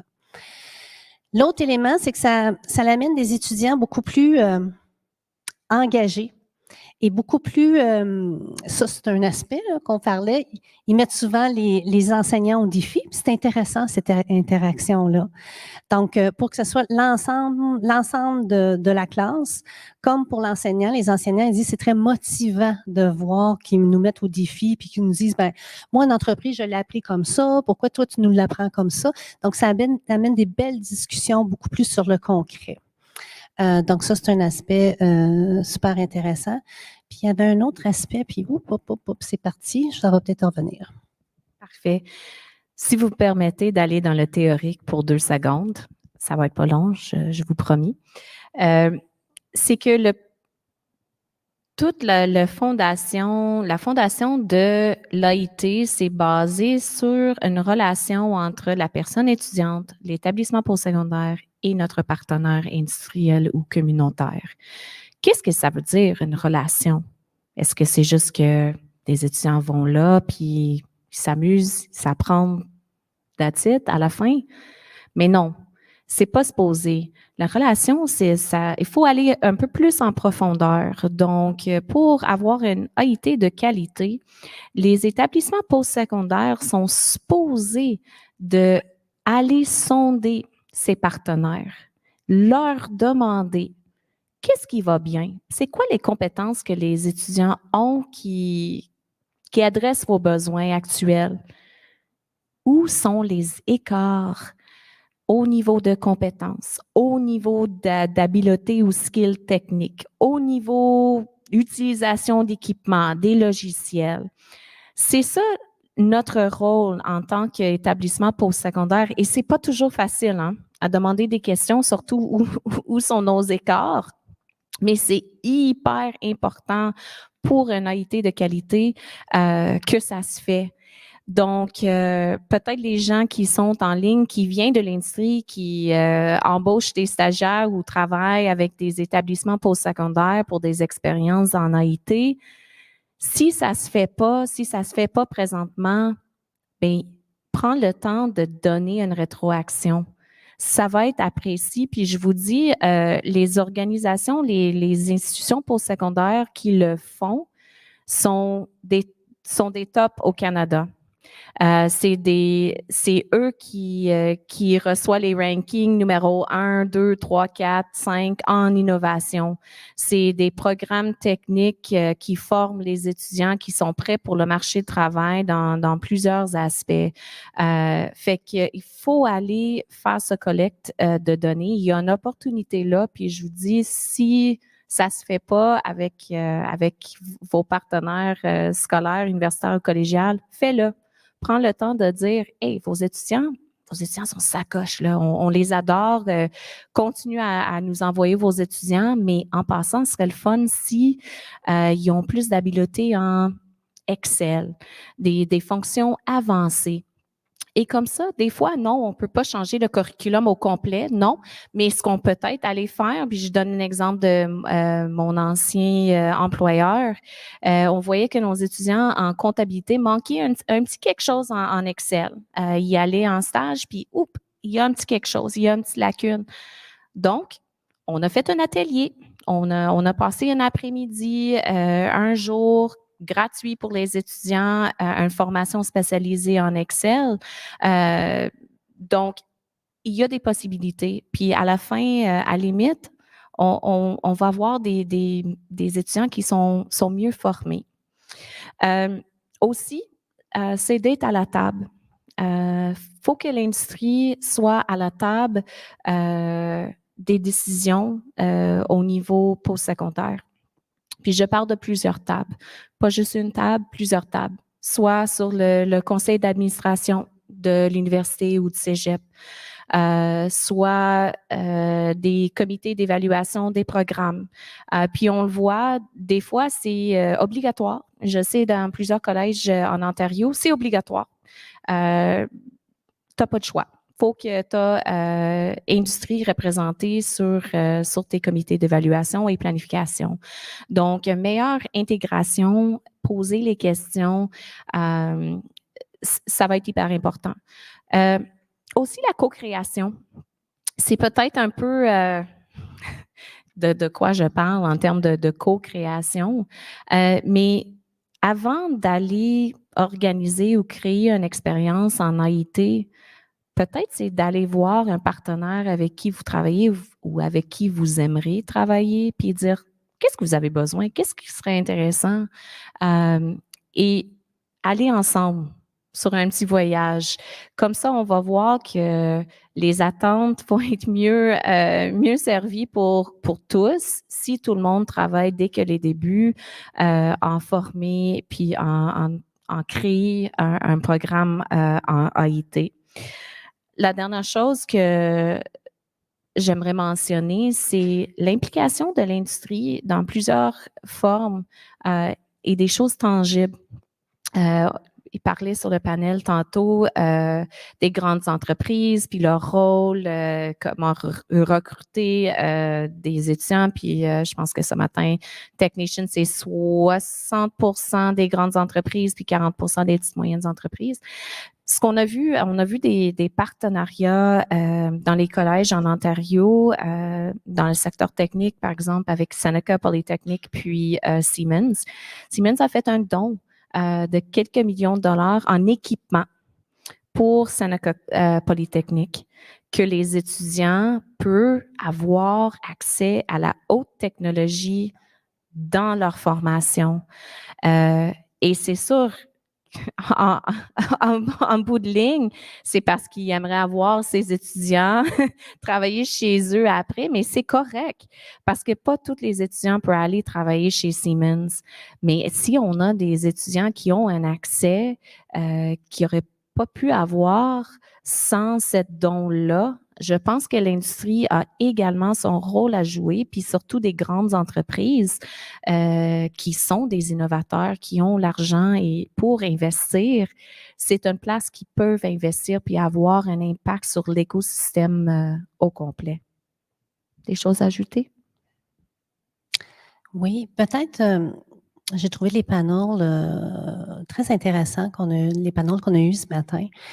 Puis on parlait beaucoup de comment changer que le système scolaire, la façon qu'il était monté, il y avait des adaptations à apporter. Je pense un peu comme le virage qu'on a fait au Québec, c'est-à-dire au niveau de l'aspect écologique. On a investi pour maintenant, dans chaque cégep, il y a quelqu'un au niveau pour s'occuper de voir comment rendre le cégep plus écologique et tout. Mais je pense qu'il faudrait amener un individu, une personne. Moi, j'ai eu la chance d'avoir ce rôle-là au cégep, là, mais c'est vraiment pas partagé. C'était exceptionnel, là. d'avoir quelqu'un qui amène l'innovation. Parce que j'entends, puis même je le croyais aussi avant, que les gens étaient beaucoup résistants au changement, mais pas tant que ça. Moi, je pense que c'est qu'on n'écoute pas assez d'où viennent les enjeux. Et il n'y a pas quelqu'un pour coordonner les projets. C'est souvent l'enseignant ou l'enseignante, si tu le disais tantôt, le plus motivé, qu'en dehors de ses cours, qui se donne à 150 %, qui monte des projets, puis qui va chercher la subvention et tout. C'est parfait, c'est de la motivation, mais s'il y avait quelqu'un pour coordonner ça. Moi, dans mon institution scolaire, j'étais souvent, quand j'allais voir les enseignants pour amener une mobilisation, puis ils étaient très motivés, je disais, moi, je vais dénouer les nœuds. Je vais être là où votre zone d'inconfort et moi, je vais dénouer. Pour certains enseignants, c'était le contact avec l'entreprise. Pour d'autres enseignants, c'était comment tu peux faire monter ça en direction. Pour d'autres enseignants, ils me disaient, ben comment ça va passer au niveau syndical. Et moi, j'étais là pour justement travailler avec eux autres pour aller dénouer tous ces enjeux-là. Et surtout, ne pas être expert de contenu, parce que c'est eux autres qui ont la solution. Donc, ce serait une façon d'influencer le milieu scolaire, parce que souvent, on se dit comment on peut amener un changement dans notre milieu scolaire. Bien, je pense que ça serait une façon, parce qu'on travaille avec les gens et selon la culture qui est là présentement pour arriver à autre chose. Et ça permet, comme justement, un poste comme j'occupe, bien, d'être au courant des subventions, parce que souvent, on me disait, ah, pas de financement. Non, du financement, il y en a, là. C'est pas là l'enjeu, là. Mais parce que je peux être dégagée pour aller voir, pour comprendre, pour saisir.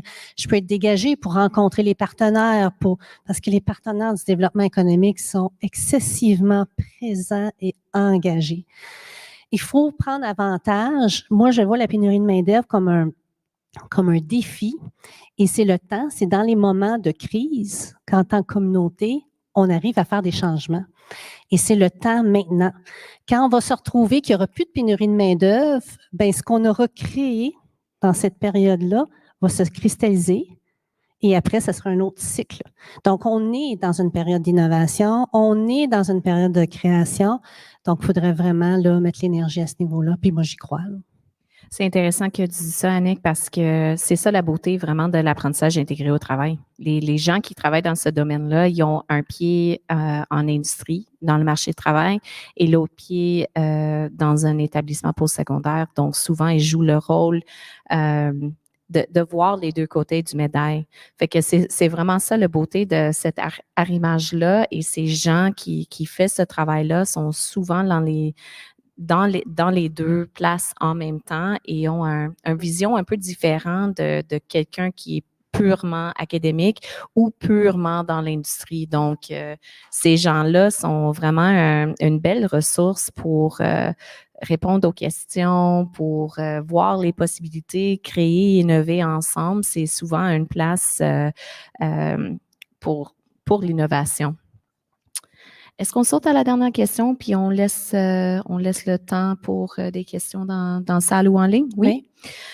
Donc, la question, c'est quel rôle des organismes d'accréditation et certification industrielle peuvent-ils jouer dans la validation de la qualité et de la pertinence des expériences d'AIT pour les personnes étudiantes poursuivant une carrière dans le secteur technologique?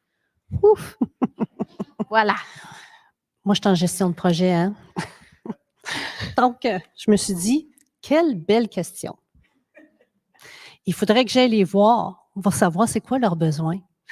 C'est de quoi ils ont besoin, c'est quoi les enjeux, dans quoi ils ont le goût de s'investir finalement. Et je suis certaine qu'à travers ça, puis j'ai pas la réponse, hein, c'est pour ça que je dis quelle bonne question. J'avais pas vu cet angle-là, très intéressant. Bien, ça vaudrait la peine, effectivement. Là, on parle de l'institution scolaire, on parle du milieu du travail, on parle des partenaires du développement économique, mais il y aurait toutes les accréditations et tout ça, qui je suis sûre qu'on pourrait savoir c'est quoi vos enjeux. Et souvent, ces institutions-là, les gens qui sont membres, ça va être les ingénieurs, ça va être les professionnels. Donc, c'est sûr qu'ils doivent répondre, offrir un service à ces gens-là. Donc, il y aurait un beau terreau de projets innovateurs à aller chercher, en allant chercher c'est quoi les enjeux qui vivent et tout. Donc, voilà, c'est un angle que je n'avais pas vu puis que je trouve vraiment intéressant à explorer. Puis ce qui est intéressant, Annick, c'est comme tu as commencé avec, avec cet exemple-là, l'étudiant qui fait son stage dans le milieu, puis il y a une acquisition de telles compétences sur terrain, ça devient crédité dans un établissement postsecondaire. Fait que je pense que c'est dans cette optique-là qu'on voit des opportunités de, comme des organismes d'accréditation, de mieux travailler avec les institutions postsecondaires. Si une organisation ou un rôle est déjà accrédité, les compétences sont bien établies, je pense qu'on peut aller dans cette direction-là, c'est sûr et certain. On le voit déjà avec Red Seal, des apprentis, tout ce qui est Red Seal, écoute, on le fait déjà, c'est un arrimage, c'est un partenariat avec des établissements postsecondaires et industrie. C'est un des plus beaux formes de AIT qu'on peut savoir. C'est accrédité, étampe pour une bonne raison.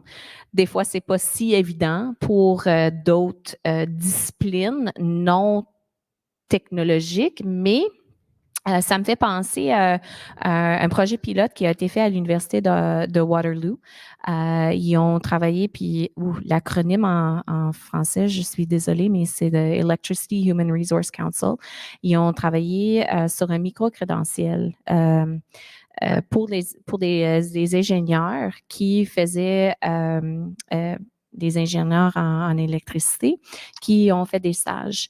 Donc, pendant leur stage, il y avait certaines compétences qui ont été évaluées par l'industrie, par les employeurs. Puis à la fin, si les étudiants ont été capables d'atteindre un certain niveau, ils ont reçu un micro-crédentiel officiel étampé par l'institution postsecondaire et le EHRC, Electricity Human Resource Council, validé par l'employeur. Donc, je pense qu'il y a des façons de faire, mais ce que ça va prendre une volonté de la part des établissements postsecondaires d'aller vers les compétences, d'aller vers l'évaluation des compétences très spécifiques. Dans certains cas, ça se fait déjà, surtout secteur de la santé, on le sait, secteur des skills avancés, Red Seal, médecin, ingénieur, comptabilité, éducation. Il y a certains que ça se fait déjà, mais je pense qu'on peut aller vers d'autres partenariats avec des programmes concrets qu'on puisse travailler ensemble. Oui. Parfait.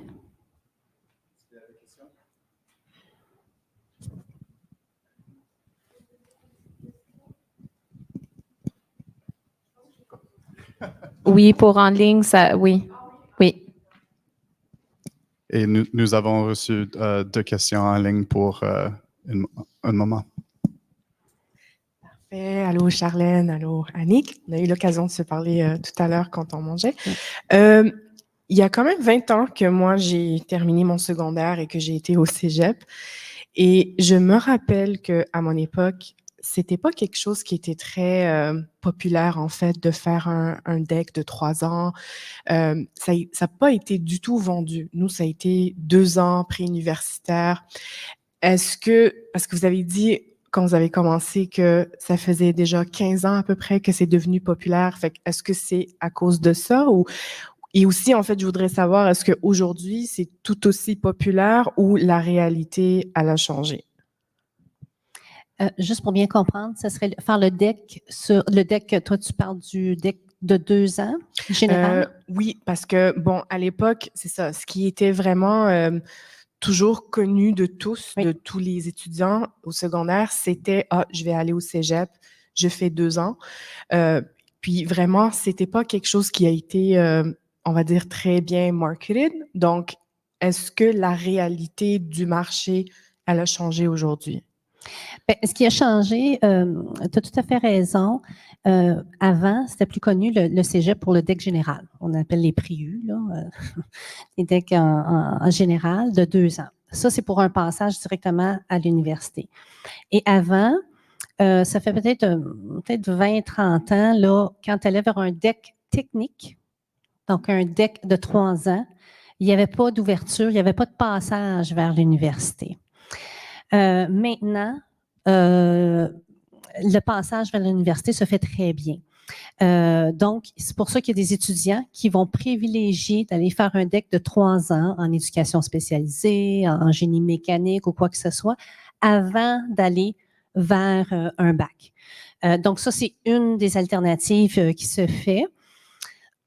Là, il y a différentes... Du point de vue de l'enseignement, des fois, ça irrite un peu parce que ça n'a pas été conçu pour ça. J'entendais des professeurs d'université qui disaient, ben moi, les gens qui viennent du DEC, parfait, mais c'est parce que moi, mes programmes n'ont pas été conçus pour ça. Ont été conçus pour des généralistes, de recevoir des généralistes, puis là, de pousser l'information beaucoup plus au niveau théorique. Donc, ça irrite un peu. J'entends les gens du marché du travail qui font comme « wow », tu sais. J'ai des gens avec une technique, donc qui ont travaillé le concret sur le terrain et ils s'en vont comme ingénieurs, donc ils comprennent la réalité de la production quand ils mettent en place des projets ou des affaires comme ça. Donc, ça crée une petite révolution tranquille, je veux dire tranquille, parce qu'on n'entend pas trop, mais ça amène des enjeux différents. Donc, oui, c'est une nouvelle réalité.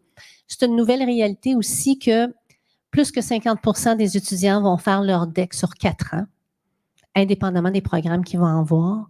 Ça n'existe plus vraiment. Il y en a qui commencent leur DEC puis demandent un cheminement 4 ans. Avant, ça n'existait pas. C'était des exceptions. Maintenant, on a tous des cheminements 4 ans, cheminements 3 ans. Ça, c'est une autre réalité qui a apporté, qui ouvre à l'expérientiel en milieu de travail, là, bien entendu. Je pense que l'aspect, comme Annick a mentionné, c'est le DEC-BAC. Des ententes DEC-BAC entre cégep et université, surtout au Québec. Ça a beaucoup changé le rôle des programmes techniques. Donc, les étudiants n'ont pas l'impression qu'ils perdent leur temps. Ah, je vais faire 3 ans au cégep. Au contraire, quand les universités créditent au moins une année, souvent, selon les notes puis tout ça, ils vont créditer cette année-là. Donc, au lieu d'avoir un bac de 3 ans, mettons, je parle en comptabilité, là, quelque chose hyper facile à comprendre, c'est juste 2 ans. Donc, c'est moins dispendieux. Passer 3 ans, j'ai le temps aussi de... Est-ce que j'aime ça? Est-ce que, tu sais, un peu l'exploration de carrière, valider que c'est ça que je veux faire en faisant vraiment spécialiste. Donc, je pense que ça a beaucoup changé la perception des DEC techniques aussi, parce que les universités commencent de plus en plus à avoir des ententes formelles avec des cégeps où les cours sont crédités. Ouais. Merci beaucoup.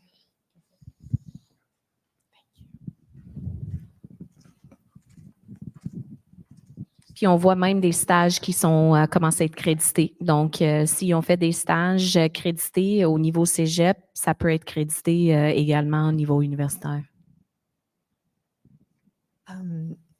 Dans une ancienne vie, je travaillais dans les organisations pour pallier aux compétences qui manquaient. Et j'étais curieuse si vous avez inclus à part Excel des compétences de leadership ou de collaboration, travail d'équipe, priorisation, gestion du temps, qui est souvent les compétences qui sont les grandes lacunes. Je peux pas parler pour tous les établissements postsecondaires, mais normalement, puis quand on parle d'une expérience plus intense, mettons un stage de long terme, un stage coop, un stage clinique, par exemple, quelque chose comme ça. D'habitude, les 2 compétences, les compétences transversales et les compétences techniques sont évaluées à fin de stage. Donc, les étudiants, il faut qu'ils fassent une réflexion. C'est un aspect très important dans le monde d'AIT. Donc, oui, sont évalués. Ils font une évaluation sur ces impressions, une auto-évaluation. Mon Dieu, j'ai perdu mes mots pour un instant, là. Et c'est l'entreprise, c'est l'organisation qui va faire une évaluation sur plusieurs compétences. Souvent, oui, la communication, gestion de projet, travail d'équipe, c'est plus transversal. Et également des compétences plus techniques spécifiquement reliées à la domaine. Donc, non juste une évaluation de la part du partenaire, mais également une réflexion au niveau de l'étudiant pour dire, OK, c'est quoi des exemples concrets où j'ai démontré la communication ou ce sont les compétences peut-être que je manque un peu, puis je dois améliorer pour la prochaine fois ou pour mon futur travail à temps plein. Donc oui, c'est absolument évalué, mais comme on le sait, une auto-évaluation, il faut avoir quand même une bonne connaissance en soi, puis même les organisations, des superviseurs, si on n'a pas une grille d'évaluation hyper détaillée, avec comme bien définie, avec des catégories différentes, c'est sûr que c'est un défi au niveau des évaluations des stages quand c'est pas hyper technique, quand on parle des domaines non accrédités. Donc, je ne parle pas des infirmières ou des enseignants futurs là, ou des médecins, ça c'est hyper, mais des stages plus globaux, là, c'est toujours un défi. Ouais. Des choses à ajouter? Oui, peut-être j'apporterais plus dans les stages crédités, c'est exactement ce que tu nommes. Pour la CTE, lactée, veut pas, ils sont en emploi. Ils sont rémunérés en plus. Donc, ça amène, on ne va pas l'évaluer, mais c'est inévitable parce qu'ils sont en emploi, donc ils pourraient aussi se faire dire que ça ne fonctionne pas. Donc, ils sont confrontés à cette réalité-là très rapidement. Donc, c'est des compétences qui, on a remarqué, parce que nous autres, c'est volontaire, c'est pas tout le monde. Ceux qui vont et qui réussissent, là, puis la plupart réussissent, là, c'est vraiment des compétences qui sont incontournables, comme des compétences qu'on doit avoir quand on va être en emploi. Donc, ça l'amène cette confrontation-là, mais constructive pour l'étudiant. Et les enseignants me le disent, on voit une grande différence. On voit une grande différence dans leur rigueur au niveau de leurs travaux et tout, parce que vous le savez, hein, les gens qui ont les plus occupés sont les plus structurés, les plus rigoureux, parce qu'ils n'ont pas le choix, ils sont occupés. Donc, ça amène vraiment cette dynamique-là. Ouais. Et ça s'en vient. Hein. Je pense que le Centre de compétences futures, Future Skills Center, est en train de développer un mapping, si on veut, des compétences, puis une façon d'évaluer des compétences plus transversales qu'on puisse utiliser soit pour des nouveaux immigrants qui arrivent ici ou au niveau upskilling, reskilling et même au niveau des stages. Donc, Future Skills Center. Oui, le Centre de compétences futures. Ouais. Une autre question ici, posée par Nathalie. Annick, avez-vous remarqué les personnes étudiantes cherchant à suivre plusieurs cours toutes en faisant un stage dans le but d'accélérer l'obtention de leur diplôme? Et comment gérez-vous ces enjeux? Juste pour bien comprendre, c'est les enjeux liés à le travail-études, finalement, comment composer avec le travail et les études? Je crois que oui. Ça reviendra à ça, hein? Okay. C'est ça, bien nous autres, il y a vraiment, étant donné qu'ils mettent leur deck sur 4 ans, ils vont avoir vraiment des espaces, des périodes libres pour travailler. Il faut juste mettre en contexte que l'ensemble des étudiants, qu'on offre ce programme-là ou pas, vont travailler en moyenne 20 heures et plus puis 20 heures, là, c'est la base. Donc, ils vont travailler, que ce soit dans un dépanneur ou ailleurs.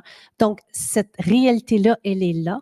Ce que nous autres, on offre, c'est une façon de le structurer, d'avoir un certain encadrement de la part de l'enseignant et surtout d'aller chercher des compétences dans leur domaine, tout en étant rémunéré. Puis souvent, c'est une rémunération plus élevée que le salaire minimum qu'on pourrait avoir dans un autre environnement.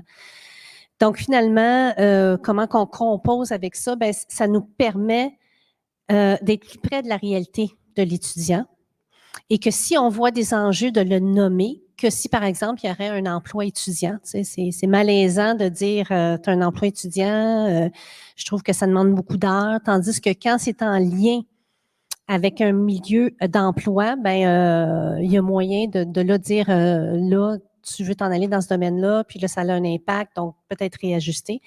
Ça amène une autre dynamique intéressante, c'est que nos entreprises, ils sont en pénurie de main-d'œuvre, donc ils veulent collaborer avec nous.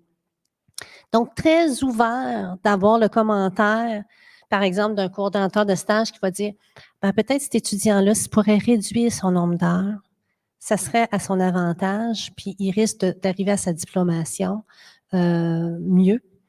Donc, pour pas nuire justement à sa diplomation, l'ouverture va être là. Parce que lui, il sait, l'employeur, que dans le futur, il va pouvoir embaucher cette personne-là.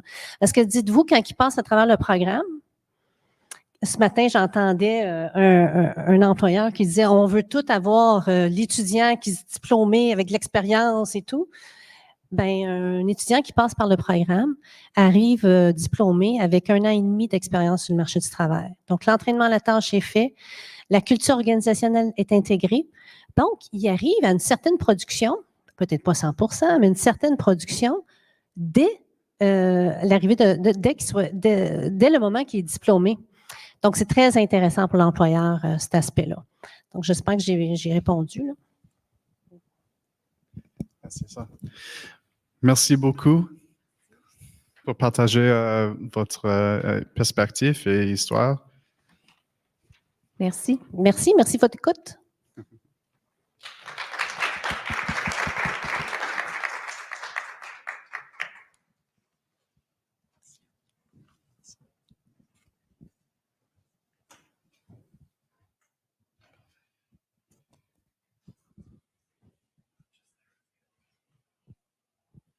OK. Je dépense mon temps pendant la journée avec mes affaires et mon travail en IT. Et pendant la soirée, je dépense mon temps avec les jeux de vidéo. Alors, le prochain panel serait parfait. Maintenant, je suis contente de vous inviter sur la scène 4 panélistes pour discuter les innovations en IA, intelligence artificielle, dans le milieu de jeux de vidéo indépendants de Montréal, outiller les studios et façonner les futures carrières technologiques. Je vous introduis Celia Shi, Patrick Mondou, Alison Quach et Brian Williams. Bienvenue.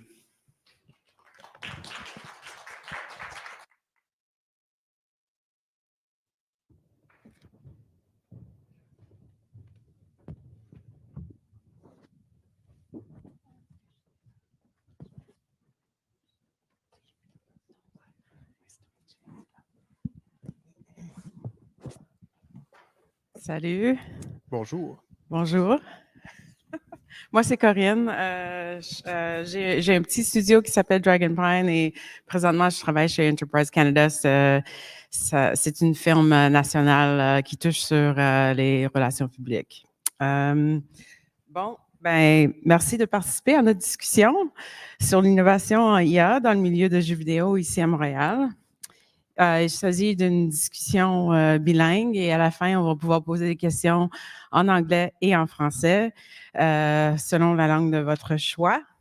Je pense que je vais demander aux panélistes de s'introduire puis discuter un peu de ce qu'ils font dans la vie. On va commencer avec Celia Shi. Bonjour, je m'appelle Célia. Je suis étudiante à McGill en Computer Science. Je je suis aussi coordonnatrice d'un programme qui s'appelle Gameable. Donc, on apprend aux jeunes filles comment coder des jeux vidéo, puis on les accompagne un peu à travers chaque étape dans le game development. Puis, Cool. On va switcher de micro souvent. Patrick Mondou, je travaille dans l'industrie du jeu vidéo depuis 15 ans environ. J'ai fait mes débuts chez Gameloft en jeu mobile en 2008, 2009, quelque chose comme ça. Puis j'ai eu l'occasion de fonder mon propre studio dans mon parcours. Je viens aussi d'un background en recherche universitaire dans le domaine de la littérature interactive. Donc, c'est tout ce qui est finalement algorithme de génération, création procédurale, ce genre de choses-là, c'est des trucs que j'ai appris à utiliser toute ma vie. Puis même en ce moment, de nos jours, là, dans mon travail quotidien, ben, je suis toujours en train de travailler avec des équipes plus techniques ou des équipes plus artistiques à essayer de mettre sur point des systèmes pour générer du contenu qui est le plus fidèle possible à une vision. C'est vraiment ce qui me passionne le plus dans l'industrie. Merci. Moi, c'est Alison. Je suis aussi étudiante à McGill, mais en génie informatique. Et je suis aussi coordonnatrice du programme Gameable avec Célia. Et Brian McBully. Salut, mon nom c'est Brian. Vous pouvez me reconnaître sur la photo. Je pense que je porte le même T-shirt que j'avais sur la photo. Moi, ça fait une dizaine d'années que je suis dans l'industrie. J'ai un parcours d'études en programmation. J'ai travaillé 50 ans dans les studios qu'on appelle AAA, c'est-à-dire à Ubisoft Montréal, en tant que programmeur. Puis, au début de la pandémie, en fait, j'ai quitté pour vivre un peu le parcours entrepreneurial. Fait que j'ai échoué plein de fois à créer des startups pas en jeux vidéo. Je me suis réorienté vers le jeu vidéo. Puis là, j'ai un tout petit studio qui s'appelle Wild Blueberry Games, ou Jeux Bleus et Sauvages. Puis je suis au sein du Indie Asylum, qui est un incubateur de studios de jeux à Montréal. Fait que nous, notre mission un peu, c'est... Puis on risque d'en parler un peu plus tard pendant le panel, mais c'est vraiment tough. Fonder un studio, survivre dans l'écosystème. L'argent ne tombe pas du ciel. Fait que c'est comment est-ce qu'on peut faire. Puis non seulement l'argent, mais l'expertise. Ça prend tellement d'expertise différente pour faire des jeux vidéo.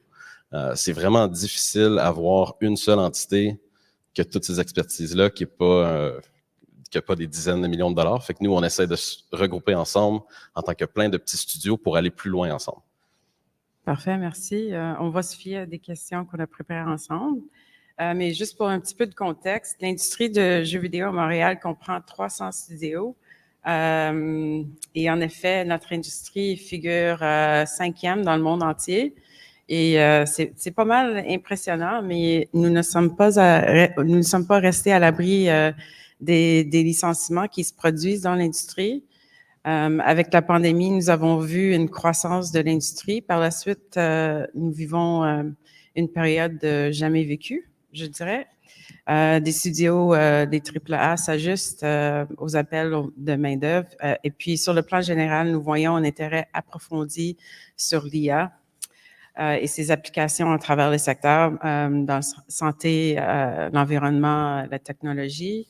Puis ce matin, cet après-midi, nous allons discuter de l'état de la scène indie à Montréal et dans le monde entier. Et nous allons aussi discuter de l'éthique et les opportunités qui offre l'IA en matière de technologie. Commençons par l'état de la scène à Montréal. Je vais poser une question à Brian et Patrick. Après les licenciements massifs à l'échelle internationale, qu'est-ce qu'on a à dire sur la scène indie à Montréal? Est-ce que vous prévoyez une hausse d'intérêt ou bien d'utilité de l'IA chez les studios indépendants? Oui, en fait, ça, c'est... Je commençais, avant de parler d'AI, pour caractériser quand même l'écosystème de studios indépendants à Montréal. Pour le décrire en un mot, je dirais résilient, par rapport à la situation économique, puis tout ce qui là, à chaque semaine, genre, j'ouvre le journal, puis je vois une nouvelle compagnie qui a mis à la porte des centaines d'employés. En indie, des fois, c'est un peu plus compliqué. On n'a pas le luxe de licencier 10% des employés puis s'asseoir sur des centaines de millions de dollars. Fait que les studios ont tendance à fermer. Mais ce que je vois, c'est on arrive d'un événement de la Guilde des jeux vidéo à l'Assemblée nationale. Je vois plein de studios qui continuent à survivre, puis qui se serrent les coudes, puis qui trouvent moyen de passer à travers la situation économique. L'AI, par rapport à ça, c'est comme intéressant comme sujet parce que ça tombe dans la recherche et développement quand même. Puis là, tu as un peu le paradoxe de... c'est une nouvelle technologie, ça apporte plein d'opportunités sur comment est-ce qu'on peut faire des jeux, comment est-ce qu'on peut travailler, mais il y a aussi rien de garanti sur c'est quoi les genres de résultats qu'on peut obtenir avec l'AI. Ça, c'est sans même tomber dans le sujet humain qui est, c'est quoi la façon éthique de travailler avec ces technologies-là, c'est quoi les enjeux que ça apporte au niveau artistique, au niveau même de la propriété intellectuelle. Fait que je dirais, tu sais, en ce moment, l'état de la scène indie à Montréal par rapport à la situation économique puis par rapport à l'AI, moi j'entends beaucoup d'optimisme par rapport aux possibilités de ce qu'on peut faire avec l'AI. J'entends beaucoup d'insécurité ou d'incertitude sur la façon exactement qu'on va implémenter les technologies, parce que déjà dans un contexte parce qu'il y a des gens qui perdent leurs emplois, il y a comme encore plus la peur de se faire remplacer par ce genre de technologie-là. Puis en vrai, au bout du compte, ça va beaucoup dépendre de à quel point est-ce qu'on est capable d'aller chercher des fonds de l'investissement pour réaliser ces projets-là. Je ne serais pas du tout surpris de voir plein... Là, il y a GDC qui est dans 2 semaines. C'est une conférence de jeux vidéo à San Francisco. Puis souvent, les studios québécois, ce qu'on fait, c'est on travaille au Québec, puis après ça, on prend l'avion pour aller demander de l'argent à San Francisco, puis après ça, on revient, puis avec cet argent-là, on réalise nos projets. Puis je ne serais pas surpris de voir plusieurs pitchs qui vont avoir, tu sais, nous, notre twist, par exemple, notre genre d'aspect qui nous rend unique, c'est l'usage d'AI dans que ce soit notre monde ou notre mécanique ou notre création du jeu. Mais est-ce qu'on le réalise ou pas, ça va dépendre de est-ce que la bourse, est-ce qu'on se fait donner l'argent pour le faire. Fait que je pense que c'est un peu en dehors de notre contrôle pour la majorité des studios sur quel projet vraiment ils vont réaliser avec cette tech-là ou non. Merci. Un peu comme toi, je pense qu'il y a une grande résilience des studios à Montréal, peut-être plus qu'ailleurs dans le monde. J'imagine que c'est pas étranger non plus à l'accessibilité du financement public ici versus d'autres marchés. Par exemple, juste avant le panel, on discutait du Fonds des médias du Canada, qui est une enveloppe de téléfilm qui permet d'aider les entreprises en jeux vidéo.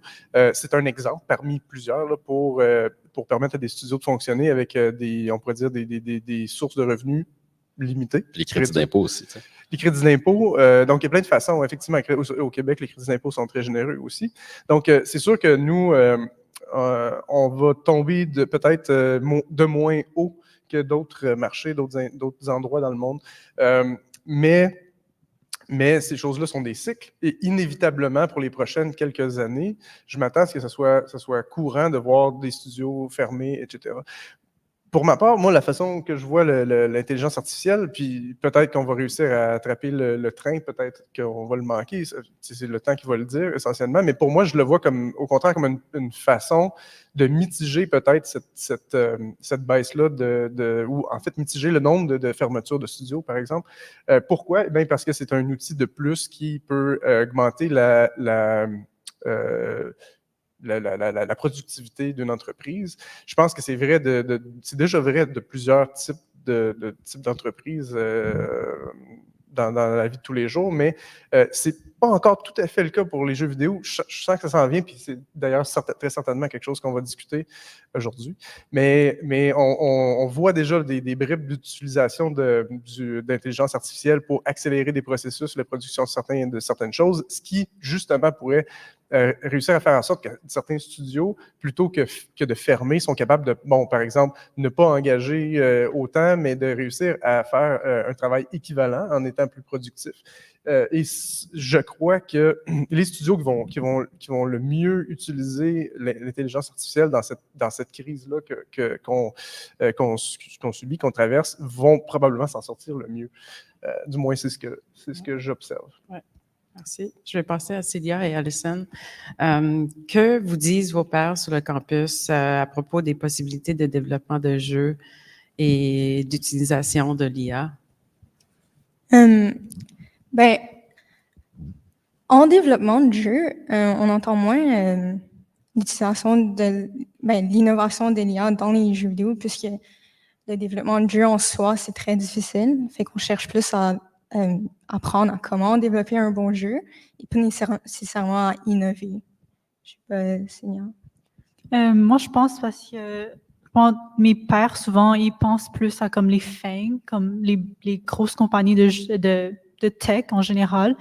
Mais aussi, je pense, vu que c'est tellement nouveau, peut-être les étudiants ou genre mes pairs, ils savent pas encore vraiment c'est quoi c'est I guess, l'impact que l'IA va avoir dans l'industrie. Tu sais, ils connaissent pas vraiment, on n'a pas encore vraiment vu comment les compagnies vont l'utiliser encore. Fait que je pense qu'il y a vraiment cette incertitude en ce moment. Donc, tu sais, j'en ai pas vraiment entendu vraiment parler. C'est ça. On avait participé à un game jam. Puis mon équipe, on était comme presque les seuls à utiliser l'IA, mettre en avant l'IA dans notre jeu, parce qu'on voulait vraiment juste essayer quelque chose de nouveau. Mais au final, notre jeu n'était pas nécessairement le meilleur, parce qu'on a vraiment essayé de juste innover et pas essayer de faire un bon jeu. Mais c'est ça, on n'a pas vraiment... il n'y a pas vraiment eu encore un jeu populaire qui utilise vraiment l'IA, fait qu'on peut pas vraiment savoir comment on pourrait l'utiliser dans nos propres projets. Merci. Je vais passer à une question, c'est plus sur linguistique un peu. Notre gouvernement a augmenté les frais de scolarité pour les étudiants de l'extérieur de la province dans les universités anglophones. Comment pensez-vous que cela pourrait avoir un impact sur le vivier de talent ici à Montréal? Puis c'est une question pour Cilia et Alison. Je ne sais pas si vous avez vécu quelque chose sur le campus qui pourrait indiquer que ça aura un impact. Certainement, je pense que maintenant, les universités, McGill et Concordia, je pense qu'ils ont des sued, le gouvernement, parce qu'ils ont vu une baisse en application des étudiants hors de la province. Puis moi, je trouve que c'est malheureux parce qu'on perd quand même, je pense, des personnes ou genre du potentiel qu'on aurait pu avoir ici, tu sais, en venant. On est tellement un gros hub de video games. Puis je pense que c'est juste à cause qu'on augmente l'accessibilité, j'imagine, dans l'éducation ici à Montréal. C'est triste qu'on perd ça. Mais c'est ça, même si les étudiants internationaux qui veulent étudier à Montréal parce qu'ils savent que Montréal, c'est un endroit populaire pour le développement de jeux vidéo. Donc, mais peu importe, certains étudiants, peu importe où ils font leurs études, ils savent qu'ils veulent venir à Montréal pour les jeux vidéo. Mais c'est sûr que ceux qui savent pas que Montréal, c'est un endroit populaire pour les jeux vidéo, mais à cause des hausses des frais de scolarité pour ces étudiants-là, ils vont juste jamais découvrir Montréal comme ville populaire pour cette industrie-là. Ouais, merci. Passons au développement. C'est une question sur l'IA pour Patrick et Brian. Quel est l'impact de l'IA sur le développement quotidien des jeux en ce moment, d'après vous? Je vais répondre parce que tu n'as pas de micro dans les mains. Je pense que la meilleure façon de répondre à cette question-là, c'est de le diviser par corps de métier. Parce que faire des jeux vidéo, c'est pas seulement des programmeurs, des programmeuses, c'est pas seulement des artistes. C'est vraiment tout plein de corps de métier qui travaillent ensemble pour arriver à l'objectif. Fait que je dirais que dans mon quotidien à moi, ce que je vois, puis je peux peut-être même parler un peu de ce que j'entends de mes amis en AAA. Fait que, côté programmation, la grosse différence entre aujourd'hui puis il y a peut-être un an et demi, c'est vraiment spécifiquement ChatGPT ou les espèces de compétiteurs à ChatGPT. Là, il y a plein d'enjeux en mode, si on commence à copier-coller du code de notre jeu puis on le met dans ChatGPT, ça se peut que ça fasse fuite dans le data du modèle, puis que là, tes compétiteurs lisent ton code puis le copient. Fait que, c'est par exemple, quand j'étais sur Rainbow Six à Ubisoft, on avait un système de destruction procédurale qui était vraiment en avance sur le restant de l'industrie. Ça aurait été quand même assez apocalyptique là, de copier-coller ce système-là dans ChatGPT il y a 5 ans, puis que quelqu'un chez genre EA ou un compétiteur s'en empare puis l'implémente. C'est intéressant parce qu'en jeu indépendant, on a un peu on n'a pas les mêmes enjeux. C'est comme vraiment rare dans un studio indie que ce qui nous différencie, c'est vraiment avoir une stack technologique qui est extrêmement différente de ce qui est accessible en AAA. Fait que nous, en fait, ce qui nous importe plus, c'est à quel point, comme Pat disait tantôt, on a des petites équipes. Comment est-ce que je peux faire en sorte que mon équipe de 4 travaille comme si c'était une équipe de 10, par exemple. Fait que comment est-ce qu'on peut faire pour accélérer le travail pour être capable d'en faire plus avec moins. Fait que ça, là, moi, je vois beaucoup, il y a Caroline qui est une prog sur mon équipe, qui, à tous les jours, là, je regarde son poste, puis là, je vois, elle développe hyper vite, puis je suis comme, crime, ça avance bien. Puis là, je vois sur son autre écran, il y a ChatGPT. Puis là, ça devient intéressant quand on fait les revues de code, parce qu'elle montre du code que c'est clairement pas elle qui a écrit, mais elle est capable de me justifier. Elle a fait l'exercice de s'assurer que non, effectivement, j'ai utilisé ChatGPT pour générer le code. Par contre, oui, c'est la bonne façon de faire pour telle et telle raison. Fait que c'est comme parfait. Moi, c'est un usage que je trouve valide. Après, si on sort du corps de métier de la programmation, puis on tombe plus côté artistique, là, c'est vraiment intéressant parce que je pense que les artistes en particulier, c'est un des corps de métier qui vit quand même une trépidation par rapport à l'intelligence artificielle. Surtout à cause de, je le dis poliment, là, il y a plusieurs artistes qui sont assez nerveux par rapport à l'avenue de ces modèles-là parce que, en fait, ça remet en question. C'est le genre de tâche qu'il y a 2 ans, j'aurais pas du tout pensé que des AI seraient capables de générer des dessins au niveau de qualité qu'ils font aujourd'hui. C'est assez époustouflant là, ce qu'on est capable de générer avec un Midjourney ou un DALL-E 3 là, de OpenAI. Par contre, ces modèles-là ont été entraînés sur que ce soit ArtStation ou d'autres pools d'art qui n'appartiennent pas à ces multinationales-là qui sont en train d'offrir le produit. Fait qu'il y a vraiment des gros enjeux éthiques. Ce que je vois dans mon quotidien, surtout en jeu indépendant, c'est plutôt des artistes qui, eux, vont développer des concepts, puis servir de l'AI pour... Des fois, on peut... je vais le dire en anglais, là, c'est un panel bilingue, j'ai le droit. On va faire un zoomer out l'image. Ils vont peut-être dessiner le centre d'une bataille de leur jeu ou un concept. Puis là, ensuite, ils vont dire je serais curieux, Midjourney, peux-tu me zoom out l'image puis me montrer ce qui se passe autour? Ou par contre, dans Photoshop, dire j'ai fait la majorité du dessin, mais il y a comme cette zone-là qui me plaît plus ou moins. Puis peut-être que je vais utiliser les outils dans Photoshop d'AI pour essayer de voir des variations de ce à quoi ça pourrait ressembler. Mais eux, ils s'en servent vraiment plus comme un outil. Ils s'en servent vraiment comme un outil pour ajouter à leur capacité de travail, puis pas du tout pour remplacer le fait que c'est eux qui sont en train d'implémenter, de créer les œuvres. Puis côté design, les designers trippent sur ChatGPT pour écrire de la documentation. Puis Mais pas les histoires. Ça dépend. Là, après, ça dépend lorsque notre écrivain est occupé, parce qu'on partage dans notre incubateur, il y a certaines ressources qui sont spécialisées qu'on partage en studio, puis des fois, quand ils sont occupés, pour aller plus vite, on dit sors-nous des exemples de dialogue, puis on va les refaire bien plus tard. Pour ça, c'est quand même côté design, ils s'en servent assez souvent. Merci.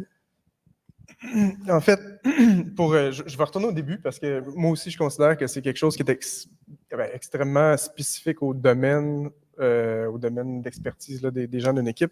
L'industrie du jeu vidéo, on est probablement l'industrie culturelle qui demande la plus grande diversité de talents, là, de types de spécialisation. Donc, évidemment, ça rend l'utilisation de l'IA plus complexe dans le sens où on doit l'appliquer à plus de circonstances ou plus de situations.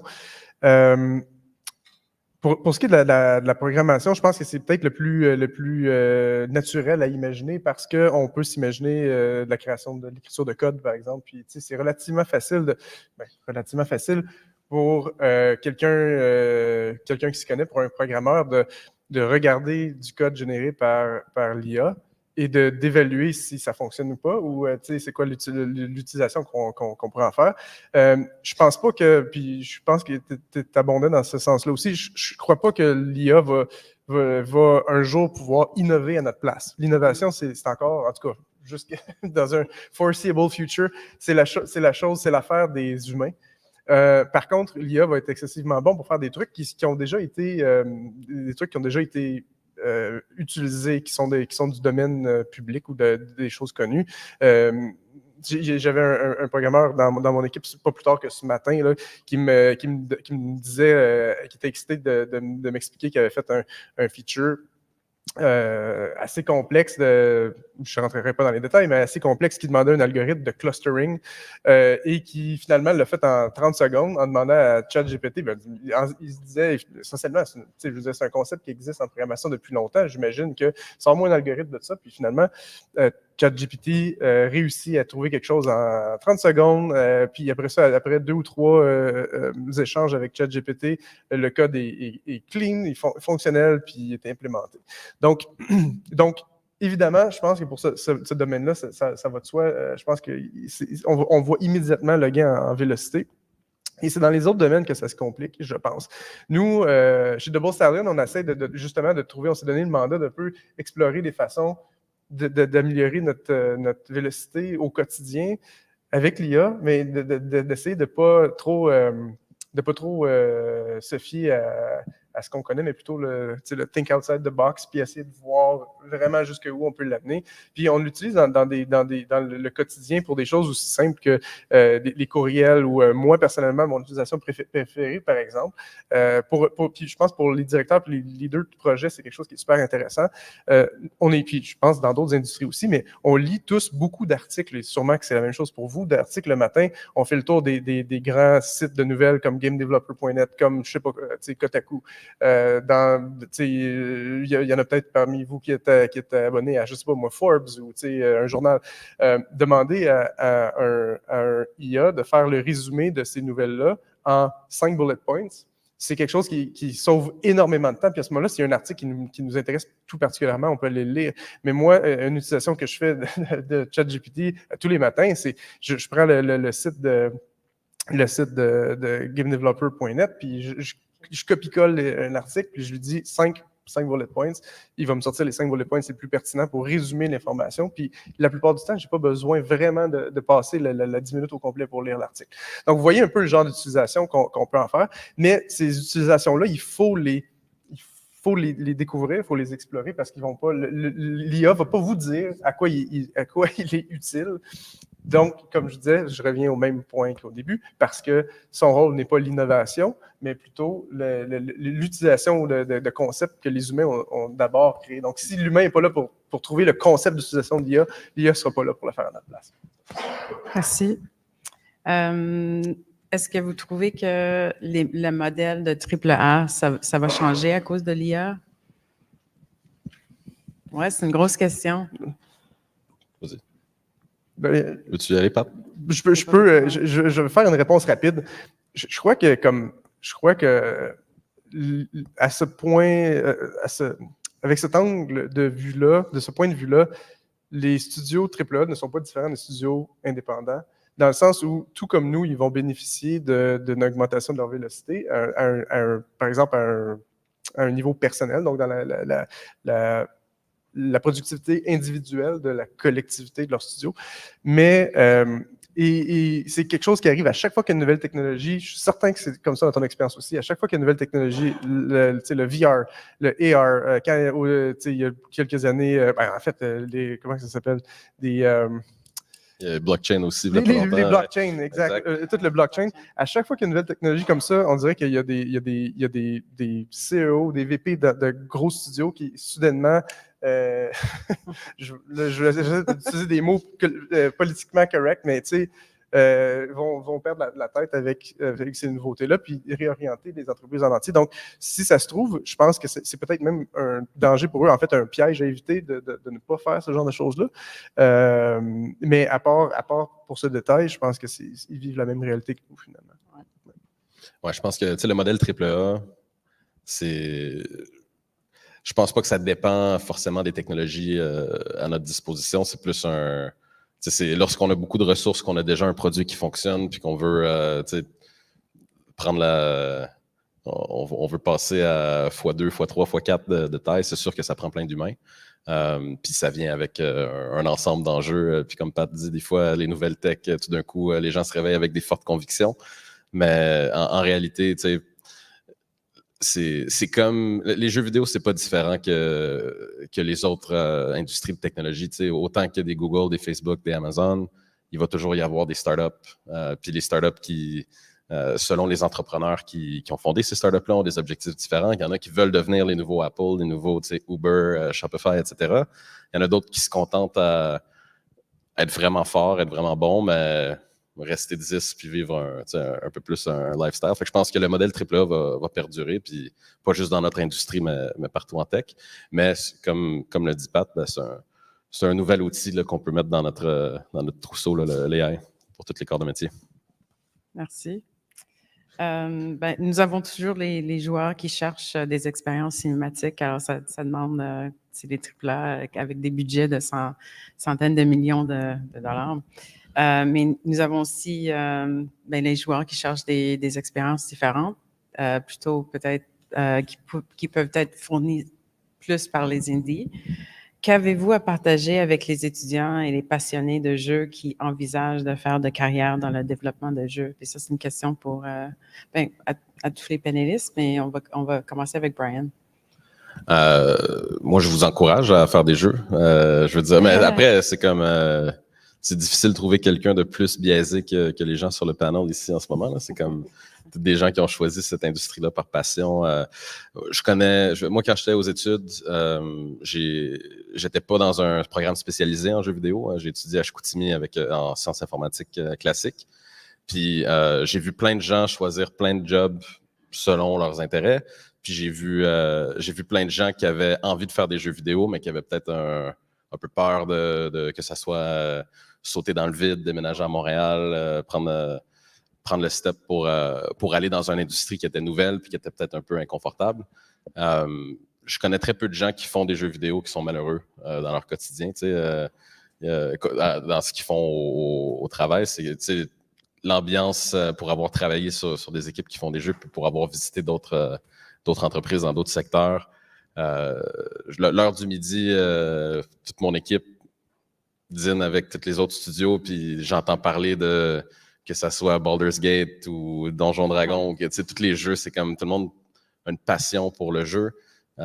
Si vous pensez que vous auriez du fun à jaser de ça avec nous le midi, vous seriez peut-être un bon fit pour l'industrie. Fait que je vous encourage à tenter là, de travailler dans le domaine. Après, la question, vraiment, c'est quoi que ça vous tente de faire? Puis ça, je pense que c'est une question même que j'ai posée aux filles souvent là, sur le panel, Celia et Allison. C'est comme, tu sais, la programmation, c'est vaste.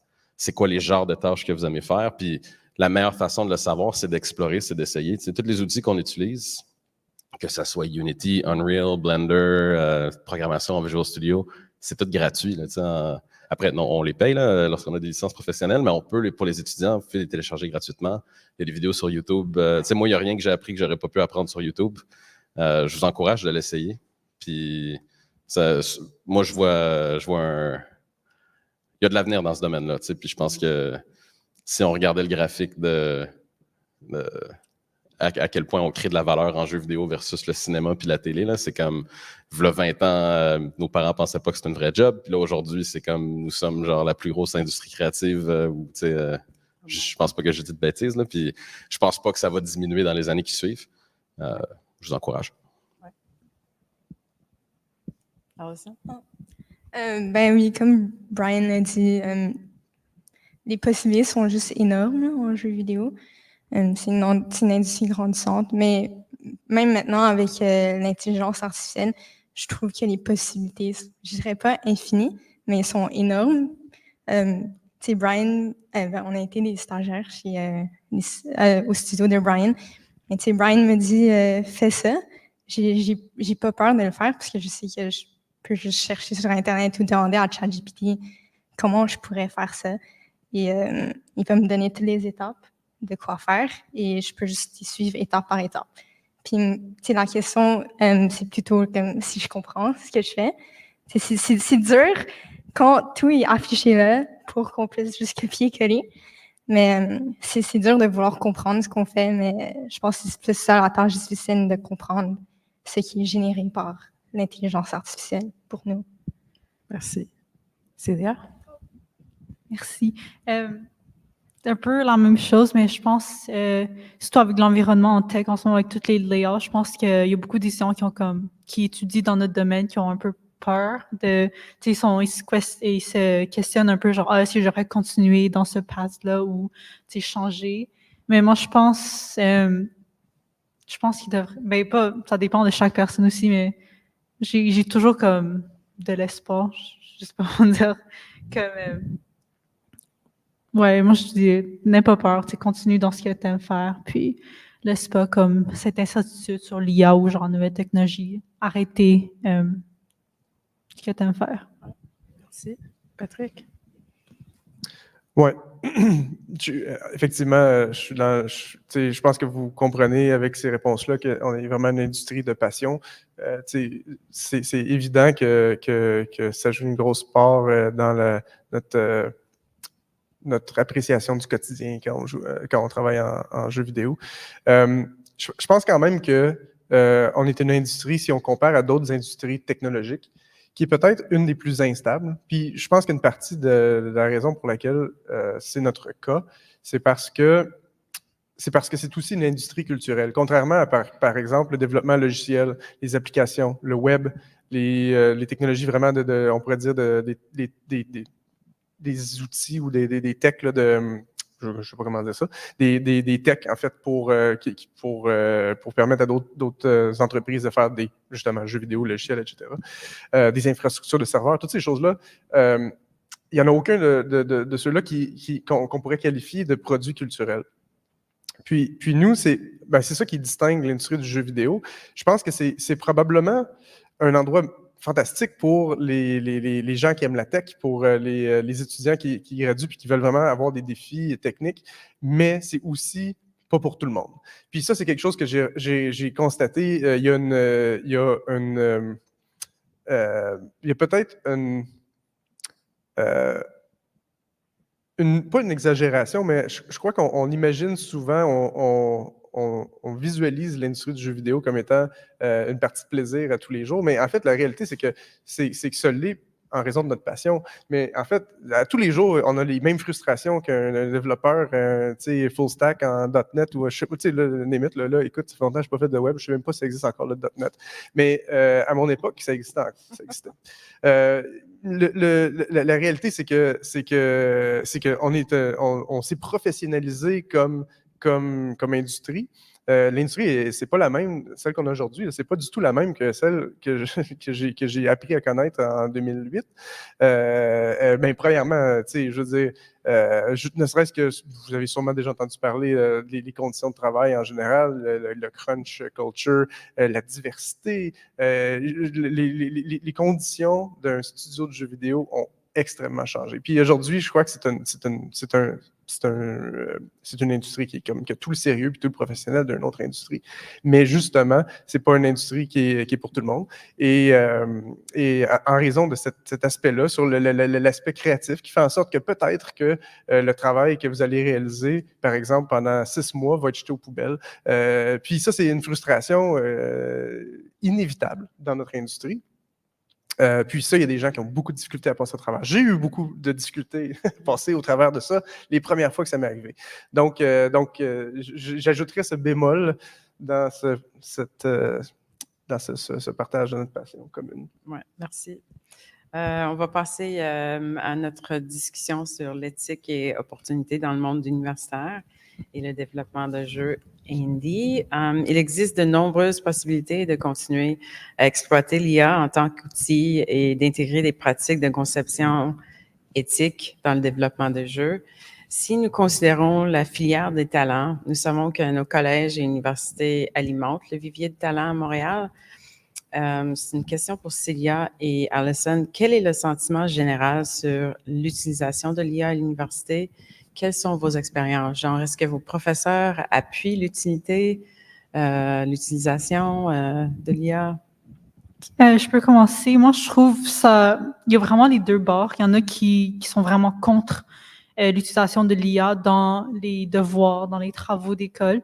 Puis, il y en a qui, je ne savais pas qu'il y en a qui sont 100% pour, mais il y en a qui sont un peu comme, il ils nous encouragent à peut-être l'utiliser pour qu'on facilite l'apprentissage. C'est vraiment comme un outil, comme des tutoriels YouTube.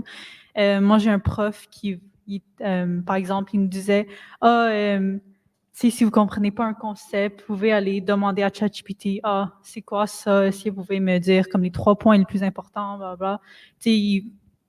C'est pas qu'il encourageait à le faire dans nos devoirs, il a juste copié-collé le code, mais il nous encourageait à l'utiliser, cet outil, vraiment comme un professeur, un tuteur, pour nous faciliter l'accès à l'information. Ouais, puis sinon, il y en a qui sont juste contre, là, utilisez-le pas. Ouais, ben c'est ça. Les universités ont des règles très sévères sur le plagiat. J'ai eu un prof qui a passé comme tout le cours à parler de ChatGPT et de comment il faut vraiment faire attention, de comment l'utiliser. Il faut l'utiliser. Ils peuvent pas nous empêcher de l'utiliser. En fait, ils savent juste pas qu'on l'utilise ou pas. Et puis ils peuvent pas nous dire, oh, tu l'as utilisé alors que plein de personnes l'ont juste pas utilisé. Mais c'est ça. Est-ce qu'on se fie trop sur ChatGPT? C'est une question pour les panélistes parce que ChatGPT, je m'en souviens au début, on se posait des questions sur l'utilité avec le codage, mais avec le code, il y avait toujours des erreurs. Est-ce qu'on se fie trop sur la technologie? Je pense que si on se pose la même question dans 5 ans, ça va sonner comme est-ce qu'on se fie trop sur Google, genre? Ouais. Ouais. Fait que, tu sais, je veux dire, pour rebondir sur ce que les filles disaient, moi, j'ai une charge de cours à l'Université de Sherbrooke, fait que je donne un cours de programmation, puis c'est une réalité. Là, les étudiants, eux, en fait, s'appuient très fort sur ChatGPT parce qu'ils n'ont jamais eu à le faire sans. Je pense que je me rappelle quand moi j'étais à l'école, mes profs me disaient, tu sais, Wikipédia, c'est pas une bonne source. Puis aujourd'hui, je pense plus que c'est un sentiment qui existe, dans le sens que si on s'en sert bien, on est capable de retracer jusqu'aux sources puis prouver qu'effectivement, là, c'est vrai, là, ce qu'on lit sur un Wikipédia. Je pense que ça va toujours être important qu'on comprenne bien ce qu'on fait. Moi, je crois fortement qu'on peut pas déléguer quelque chose qu'on comprend pas ou qu'on n'a jamais fait. Fait que je pense que ça revient à ça, l'importance à l'école. C'est comme moi, quand j'étais au cégep, j'apprenais comment faire du calcul intégral, puis des dérivés, puis des matrices en algèbre linéaire. Ça doit faire 10 ans que j'ai pas fait une dérivée à la main ou un intégral, mais je comprends comment ça fonctionne. Puis mon ordinateur me le fait pour moi tous les jours. ChatGPT, moi, je m'en sers de la même façon. C'est comme, je sais comment écrire un algorithme de clustering, par exemple, mais ça me prendrait des heures, puis ChatGPT, ça va y prendre 30 secondes. Après, je vais valider que le résultat, c'est le bon, mais je pense que je trouve ça improbable que ça soit le genre d'outil qui nous soit enlevé complètement un peu à la Google. Fait que j'ai du mal à répondre si on s'accroche trop là-dessus ou pas, mais je pense que les gens qui leur manque la couche de compréhension, qui demandent à ChatGPT d'implémenter des choses qu'ils ne comprennent pas, je pense que c'est là qu'il va tout le temps y avoir un problème. Mais ça, c'est vrai pour tous les outils qu'on utilise, je pense. J'ai le goût d'ajouter, si tu as des programmeurs dans ton team qui sont capables de faire un jeu au complet qui marche en prenant juste du code de ChatGPT, je te dirais good for them. C'est pas évident. C'est-à-dire que pour que ces choses-là fonctionnent bien et que ce soit optimisé, effectivement, ça nécessite une compréhension sous-jacente qui est parfaite.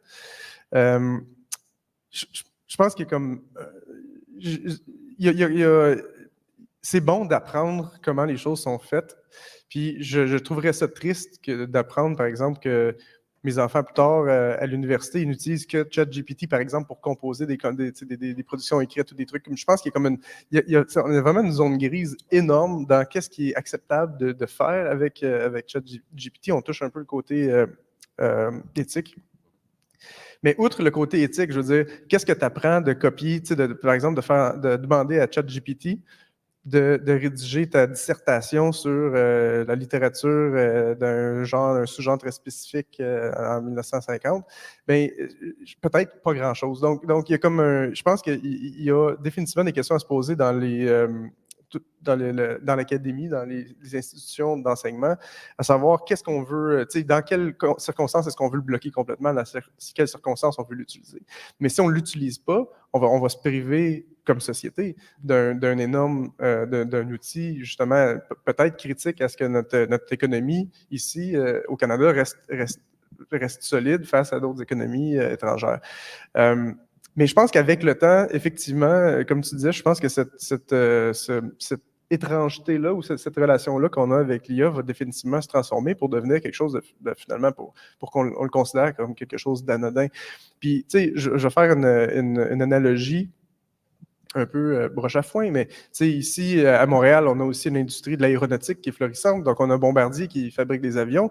Mais pour connaître quelques ingénieurs qui ont travaillé chez Bombardier, les ingénieurs, premièrement, ils ont plusieurs équipes d'ingénieurs qui travaillent sur un projet d'avion. C'est pas que juste une équipe similaire. Ils ont une équipe d'intégration, mais ils ont des équipes pour chacun des sous-systèmes. Mais même chacun de ces équipes-là qui travaillent sur, par exemple, le système électrique d'un avion, il y a des composantes qu'ils vont avoir dans leur avion qui ne seraient jamais capables de produire eux-mêmes ou de concevoir, parce que c'est des pièces d'électronique. Eux, ils connaissent les entrants, les sortants, mais ils ne connaissent pas, puis c'est pas important dans leur métier de connaître exactement comment faire cette composante-là. Eux, ce qu'ils ont besoin de savoir, c'est comment l'utiliser dans un tout et innover avec ce tout-là. Puis l'IA, essentiellement, c'est la même chose. Si on est capable d'utiliser l'IA pour générer des morceaux de notre travail, pour essentiellement nous rendre plus efficaces à avoir un tout qui innove, qui nous tire vers l'avant, vers le haut, ben, on a tout à gagner de l'utiliser. Puis je pense qu'éventuellement, ça va être clair, de plus en plus clair pour tout le monde de trouver la place de l'IA dans son travail, dans l'académie, dans les institutions d'enseignement. Mais en ce moment, c'est encore, je crois qu'on doit se poser la question comme société, où est-ce qu'on doit mettre la ligne pour que nos étudiants sortent quand même avec un bagage qu'on juge approprié, bien balancé en fait, en termes de connaissances pointues versus connaissances plus méta. Merci. Dans le fond, on s'ajuste à de nouvelles composantes pour créer des choses. C'est ça, oui. Ouais.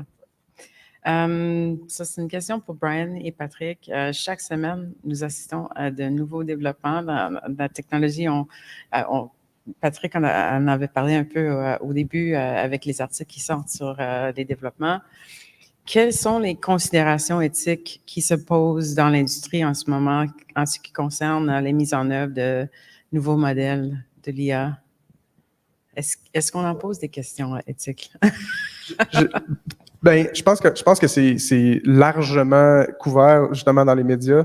Ouais. Les artisans du jeu vidéo, particulièrement les artistes, mais pas que, se posent beaucoup de questions sur leur place dans l'industrie dans le futur, mais aussi sur on pourrait dire leur lien ou leur lien de paternité à une idée ou à un concept ou à un dessin. Mais tout ça, c'est vraiment...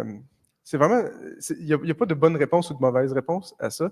Tout comme d'autres aspects de l'IA, c'est quelque chose qui va finir par se placer et qui doit être un jour probablement légiféré par les gouvernements, les paliers de gouvernement, parce que pour l'instant, c'est une bébite qui échappe à toute forme de législation. Mais il faut savoir d'abord que tous les marchés internationaux ne voient pas le copyright infringement, le bris de protection des droits de la même façon. Puis tu sais, on voit immédiatement en Chine, par exemple, que leur protection des propriétés intellectuelles pour les jeux vidéo, spécifiquement, elle n'est pas la même du tout que ce qu'on a ici. Par exemple, là-bas, la réutilisation d'assets, de morceaux de dessin d'un autre jeu est parfaitement acceptable, alors qu'ici, ce serait comme carrément illégal. Donc, on voit que non seulement c'est un problème une question à laquelle on doit répondre ici, mais en plus, c'est probablement un point sur lequel on va devoir s'entendre avec d'autres marchés, ce qui rend ça encore plus complexe. Puis la question ne sera jamais complètement comme répondue tant qu'on n'aura pas fait cet exercice-là. Mais je peux déjà dire qu'il y a des façons d'utiliser l'intelligence artificielle pour les artistes de manière à être le moins possible, on pourrait dire, éthiquement incorrect. Puis on pourrait commencer par d'abord utiliser l'intelligence artificielle pour ne faire que du matériel, exclusivement du matériel de référence et non pas du matériel qu'on va publier. Je pense que c'est la première étape. Et je pense que d'emblée, c'est la façon que les studios ont comme décidé ici, du moins à Montréal, d'utiliser l'outil. Tout à fait d'accord. Puis, tu sais, pour rebondir là-dessus, moi, je ne peux pas parler, comment je dirais, je peux pas prédire c'est quoi qui va arriver, mais intuitivement, je peux dire c'est quoi que un monde dans lequel je me sentirais bien, ce serait un monde où est-ce qu'on fait la distinction entre qu'est-ce qui a été généré par un AI, qu'est-ce qui n'a pas été généré par un AI, un monde où est-ce qu'on, tu sais, de la même façon que la révolution industrielle a comme remis en question plein d'industries, de choses qu'on faisait à la main avant, puis aujourd'hui, on peut aller acheter que ce soit du linge ou des savons, tout fait de façon artisanale. Puis on associe une valeur à ça qui est différente des biens qui ont été faits dans une usine. Je pense que ça soit pour la musique générée par AI. Moi, si tu me montres si vous me montrez une chanson écrite par... écrite. Je parle tout le temps des AI comme si c'était des humains. Une chanson créée par un réseau de neurones, ça a beau être la meilleure chanson que j'ai jamais entendue, je pense pas qu'elle peut me faire pleurer parce que je sais que c'est pas un humain qui est de l'autre bord qui est de l'autre bord de l'œuvre, par exemple. Puis ce que je trouve difficile, c'est il y a beaucoup de très bonnes raisons pour avoir des inquiétudes par rapport à l'application de l'AI. Moi, ce qui me rend optimiste, c'est que je connais personne, pour avoir parlé à vraiment plusieurs autres studios de jeux, d'autres développeurs, je connais personne qui a envie de remplacer des humains. Genre, c'est comme, j'ai jamais rencontré une seule personne qui me dit « Hey, j'ai tellement hâte de ne plus avoir d'artistes talentueux qui font des jeux. » C'est comme, c'est pas du tout un... Peut-être que je me tiens pas avec suffisamment de psychopathes, hein, genre je sais pas, peut-être que j'aurais pas la même impression ailleurs au monde, mais c'est pas pour sous-entendre qu'il y a plus de psychopathes ailleurs, mais c'est plus une question de... Ce qui me rend optimiste, c'est l'intention des gens dans l'industrie, c'est de continuer à avoir, de mettre en valeur nos gens qui ont du talent pour créer nos œuvres. Je ne sais pas exactement à quoi ça va ressembler, le résultat final. Peut-être que quand je vais sur Steam, il va y avoir une espèce d'étiquette genre faite par des humains. Je veux dire, je vais être le premier à avoir hâte de mettre ça sur nos jeux. Mais je suis quand même optimiste par rapport au futur là, de l'industrie, malgré toutes les incertitudes qu'on vit en ce moment. Ouais, ça touche un peu sur ce on va poser mais c'est comment les studios peuvent-ils éviter les pièges éthiques liés à l'utilisation de l'IA? Et peut-être c'est ça, les étiquettes. Tu continues à en parler comme on fait là, je pense. La pire chose qu'on peut faire, c'est travailler dans des silos puis pas se parler. En fait, Pat, tantôt, tu disais on vit les mêmes frustrations que d'autres développeurs dans d'autres domaines. Moi, des fois, je pense qu'on en vit plus parce qu'on a plus de différents corps de métier qui travaillent ensemble. Puis ce qui est difficile quand on fait des jeux, c'est jamais les technologies, c'est tout le temps les humains. C'est comment est-ce qu'on fait pour s'entendre sur c'est quoi la vision qu'on a, c'est quoi qu'on essaie de réaliser. Je pense que la façon d'éviter on pourra jamais totalement éviter les enjeux. Il va tout le temps avoir des nouvelles technologies qu'il va falloir qu'on navigue. Mais je pense que la meilleure chose qu'on peut faire, c'est d'en parler, c'est de s'assurer d'avoir des gens autour de la table qui viennent de différents backgrounds. Si on n'avait que des clones de moi, là, des hommes blancs programmeurs autour de la table, on n'aurait pas toutes les perspectives qui sont dans notre industrie. Puis c'est important d'avoir cette conversation-là avec tous les gens que ça va impacter. Puis pas juste nous, mais les joueurs. Nous, à la fin, on parle beaucoup des développeurs, de ce qu'on fait, mais nous, ce qu'on fait, c'est qu'on crée des expériences pour les joueurs. Puis au final, il va falloir qu'on s'assure que ce qu'on crée, ça répond à leurs besoins aussi, là. On a 5 minutes. Avant de répondre, en fait, je serais curieux d'entendre l'opinion des gens qui ne sont pas encore dans l'industrie ou qui aspirent à travailler ou qui n'ont pas travaillé dans l'industrie très longtemps. Je crois comprendre que vous commencez vos carrières. Je serais vraiment curieux de savoir ce que vous pensez de cette problématique-là, éthique. Ben c'est ça. On a juste travaillé des étés en jeux vidéo, mais on voit vraiment l'AI comme une grande porte pour nous pour pouvoir juste innover. Et en fait, ça nous donne plusieurs possibilités de juste, au lieu de passer 10 jours à écrire un fichier de code, on peut faire un jeu au complet maintenant en 3 jours à la place. Donc, je sais pas pour Célia, toi. Moi, je pense que ça dépend. Comme maintenant, je pense avant de rejoindre une compagnie, peut-être je vais faire plus de recherches, peut-être sur eux, leur vue sur l'IA. Est-ce que ça s'aligne avec mes valeurs? Je pense qu'il y a beaucoup plus d'enjeux sur ça maintenant. Je veux pas joindre une compagnie qui fait pas ça éthiquement, je trouve. Une compagnie qui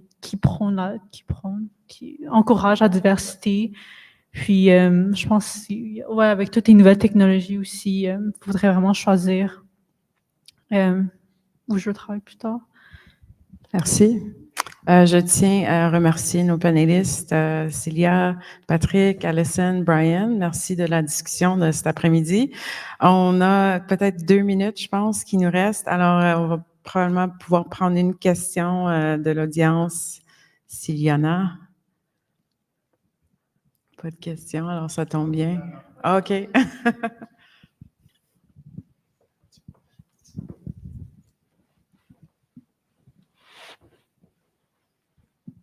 Ouais, tu sais, on parle beaucoup de, tu sais, j'ai pas tout suivi parce que je viens à peine d'arriver de l'autre conférence, mais tu sais, j'ai beaucoup parlé de ChatGPT, tu sais, tout ce qui est IA de tech générative, mais tu sais, mettons vous, surtout vous deux qui travaillez dans les studios de jeux vidéo, à quel point les artistes, eux, maintenant, ils utilisent genre, tu sais, mettons, tu sais, les pubs que je vois, mettons Photoshop, tu sais, ils ont tout maintenant les tools pour générer de quoi. Est-ce que les concept art aussi maintenant sont faits avec, mettons, Dali ou de quoi de même? Pour notre part, on n'en est pas là. On n'est pas rendu à l'étape de remplacer des concept artists ou des illustrateurs d'aucune façon, pas du tout.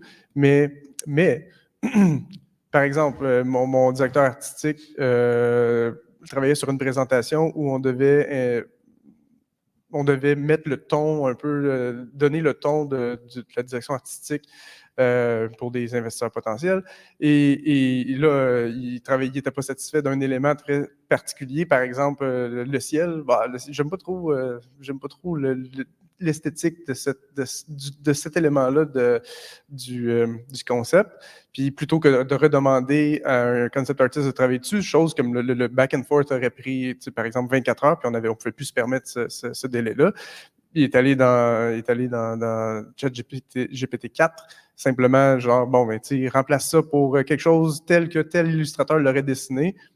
Ça prend quelques minutes, puis c'était changé. Donc, tu sais, on voit des gains, je pense, c'est très anecdotique, là, mais je veux dire, ça sera toujours des gains, en tout cas, du moins pour l'instant, tant qu'on n'aura pas trouvé, à moins qu'on trouve la mine d'or de l'utilisation de l'IA, ça va toujours être comme des cas par cas. Tu sais, une situation qui, pour cette raison, c'est pour une raison quelconque, dans ce cas si spécifique, est vraiment plus facile à traiter avec l'IA.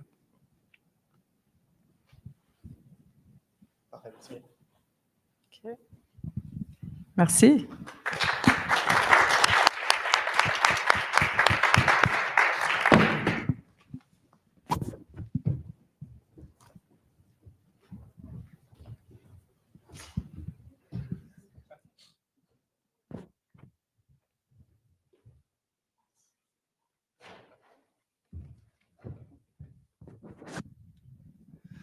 OK, merci encore. Je vais reprendre la parole en anglais. Bien gagné, je crois. All right, so we're coming up to 3 o'clock. From 3 o'clock till 3:15, there will be fresh coffee outside. How good is that on an afternoon like this? Need a little perk up. We also are very fortunate to have had this coffee break sponsored by our friends at Kindle. Kindle is a TECHNATION member. They are, I think, one of the largest providers of IT services, at least in Canada. They're super engaged with our work integrated learning programming, TECHNATION's Career Ready program, and they are certainly champions of emerging talent. So we want to say thank you again to them for providing us with the coffee and for the great partnership opportunities. We'll see you at quarter after. Everybody will return back to this room and the panels will resume in English. The following panel will be on engaging Indigenous tech talent. Cheers.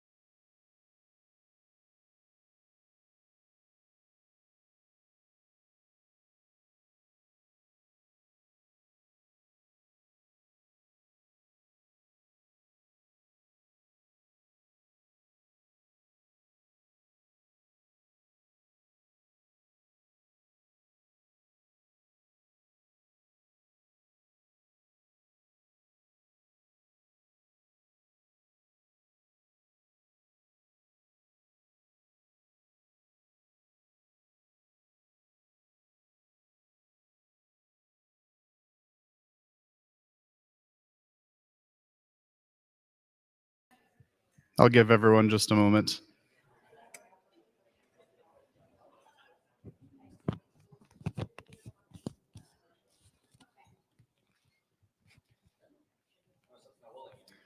Why don't you, yeah, just comes to the side of the stage.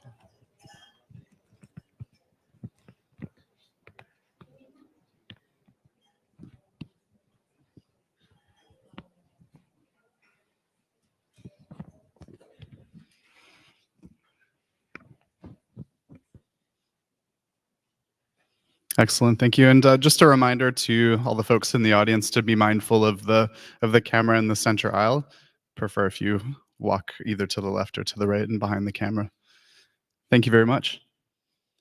All right, well, welcome back. It's 3:15, so it's a perfect time to start.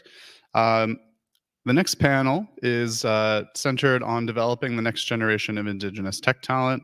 Very much looking forward to this panel. And I'd like to introduce you to Ryan St. Germain, Brianne Smart, Carrie Lamb, pardon me, and missing Matthew Unger and Josh Nilsson.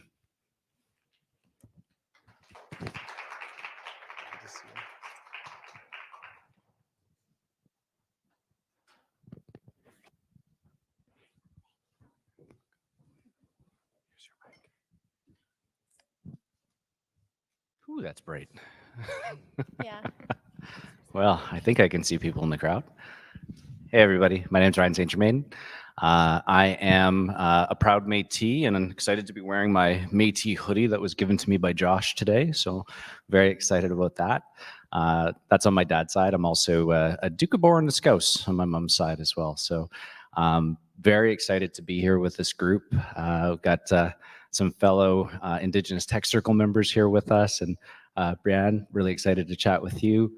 And yeah, I guess my background, I've been in tech. Easiest way to describe me is I heart startups.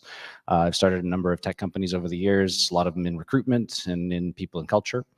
And yeah, with that, I'm going to hand it off, and I'm sure you guys are going to do a much better job of introducing yourselves than I would. So please, yeah. Hi, my name is Carrie Lamb. My spiritual name is Datani Hoshi Sekwi, which means Eagle Whistle Woman. On my mom's side, I'm Saizadena First Nation, which is from really northern Manitoba. We're a fly-in, fly-out community. And on my dad's side, I'm Métis and British. I'm still discovering what that means to me. My Saizadena relatives really speak over my other relatives, so still discovering what that means to me for sure. Hi, I'm Matthew Unger. I'm based out of Vancouver, but originally from Manitoba. I'm Métis and Mennonite on the other side of my family, so a little bit of a unique blend there. But Métis Cree from the Canadian prairies, all across the prairies, basically. I'm the CEO and founder of a tech company called iComply. We do trust and online transactions and basically digital identity verification, security, fraud detection, etc. Before that, I spent over a decade doing technology management and innovation consulting in a lot of financial services, government, various applications like that. Tonsi Josh Nelson, Dishinakachan, Willow River Doshti. I'm Josh. I'm from a small little town called Willow River, which is about halfway between Vancouver and Willow River in BC. Métis on my mom's side. We come from Saskatchewan near Duck Lake. And I thought I would bust out a little bit of mischief just because there's so many Métis elders that are on the other floor. So I had to brush it up a bit. I work in games. I started a game studio. I've been in tech for about 20 years. Prior to that, I worked in hospitality because I was discouraged from going into games, and then started a game studio. And we grew that from bootstrap from a couple $1 million in revenue to multiple millions and launched on the TSX. And now I have a small investment company called Masqua Investments, and I'm focusing on investing in Indigenous and underrepresented entrepreneurs in the tech space. Okay. Sego Soguego, Brianne Smart. Hello, everybody. My name is Brianne Smart. I'm coming to you today from Six Nations of the Grand River, which is a reserve community in Ontario, Southern Ontario. And I am the Associate Director of Indigenous Relations in Co-op and Experiential Education at the University of Waterloo. So it's a very long title, but very happy to be here and share. I have spent a lot of time working in spaces that are inherently colonial, so working with Indigenous folks in healthcare, education, and in law practices, primarily in the court system. So it's all very similar experiences across those spaces for our folks, and so really happy to share with this group and have some conversations in this space.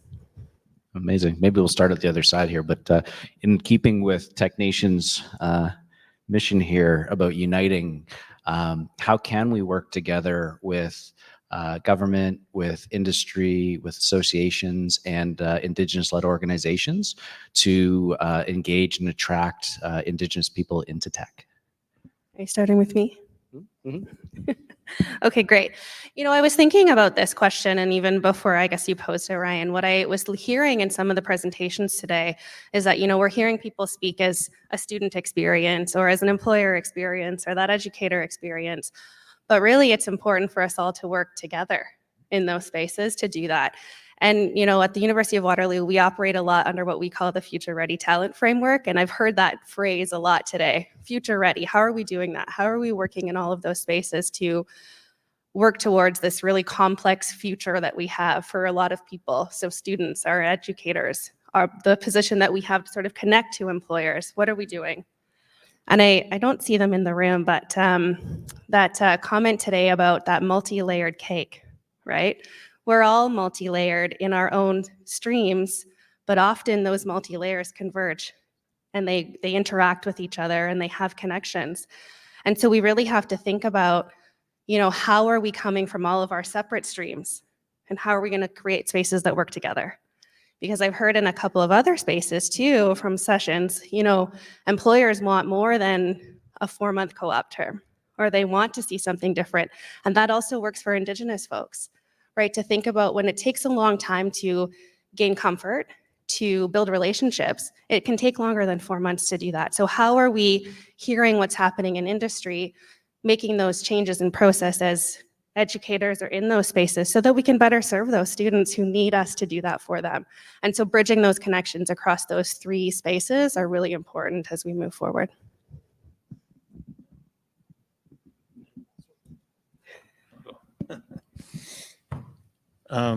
Yeah, it's a big question, but a couple aspects that I think I'd like to touch on is how do we make, I think you have to start first at the places where people work and how you make a safe and inclusive place for everyone to work. So with Indigenous folks in your organization, it just requires a lot of work on your part to be able to, it's not, you know, you can go to a talk or do an online course and then you get a checkbox and then you're good to go. I think there's a lot of work and learning that needs to go in if you want to be authentic about it.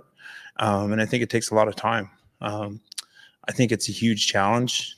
At my last company, Eastside Games, we tried to really push forward in that, and it took a lot of learning for your entire management team to be on board to make sure you're going through this journey to work in this space. But that being said, I think it's worth the work. It's especially in tech and in my sector, which was interactive, what are we calling it now? Interactive entertainment. So that's everything with games and animation.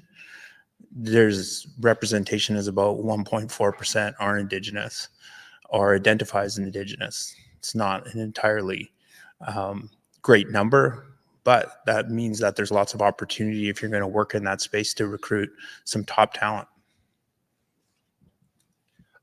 Yeah, I guess thinking of the question, I think one of the things is that the different types of stakeholders it's a very different, especially if you're looking at the population, Indigenous population. Like there's a lot of for companies specifically, I think there's a lot more opportunity to start with a clean slate. With the government, and even a lot of educational institutions, there's a lot of cultural baggage and organizational baggage of all the history that may have gone on, especially I think in the government aspect. And there's a lot of a lack of trust, I think, of government organizations and funding and different programs that are there. And that can be a hurdle that can create a barrier to access or different things like that. Whereas with companies, sometimes it can be very small shifts and changes that can just kind of open the door or show that you're welcoming.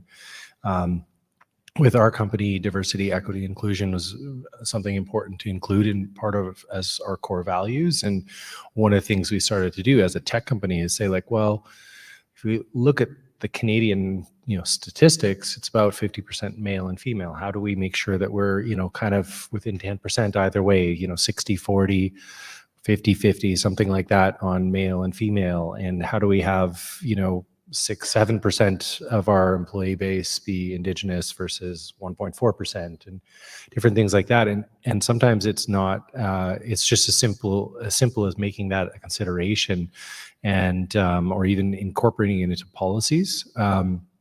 The other thing is that recognizing that if you are looking at specifically with Indigenous, wanting to attract Indigenous talent, I think there's some barriers around people who grow up, not just Indigenous people, but people who grow up in like a very remote or poor or rough part of Canada.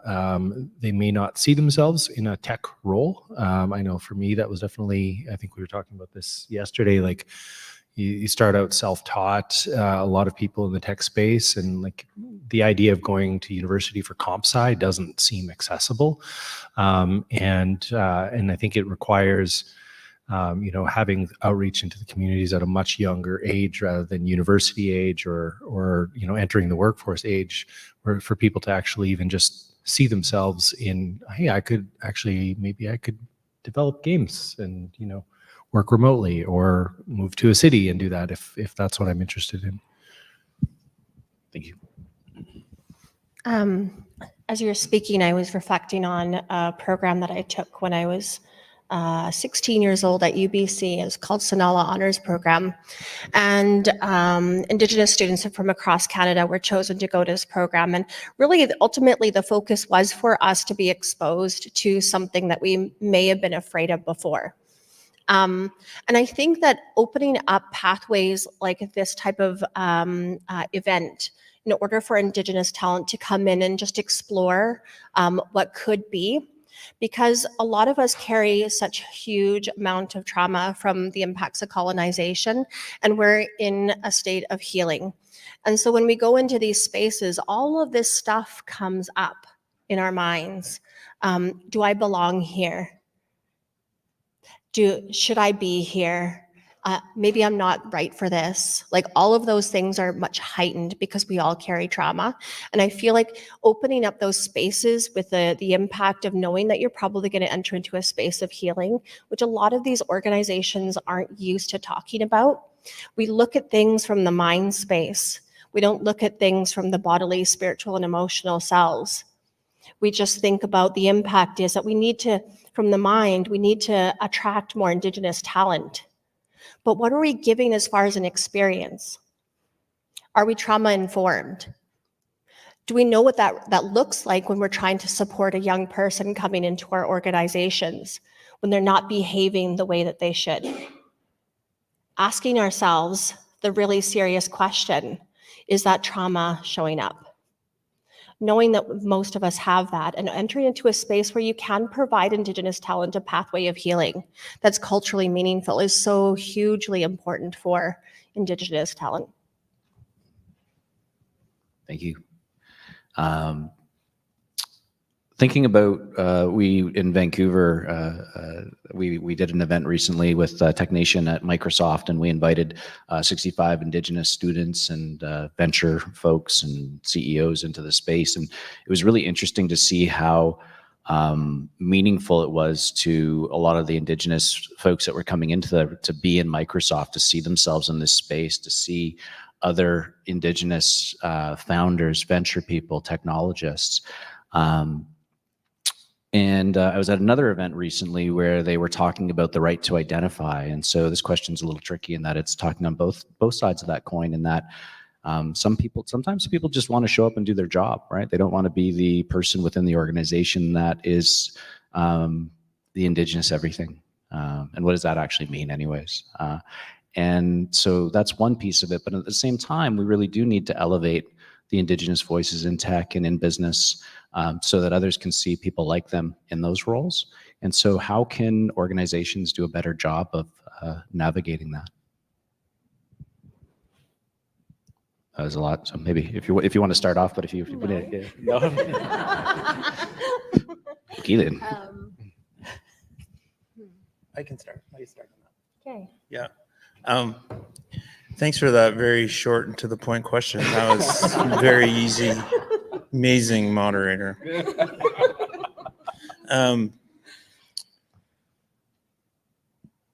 I think it's about what I went to before.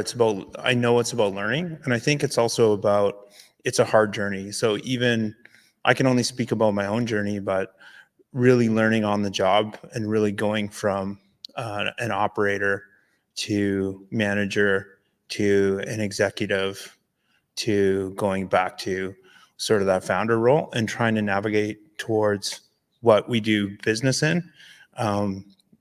It always seemed a little bit foreign to me. It seems like it's it is like business and school in its very essence is a very British colonial thing.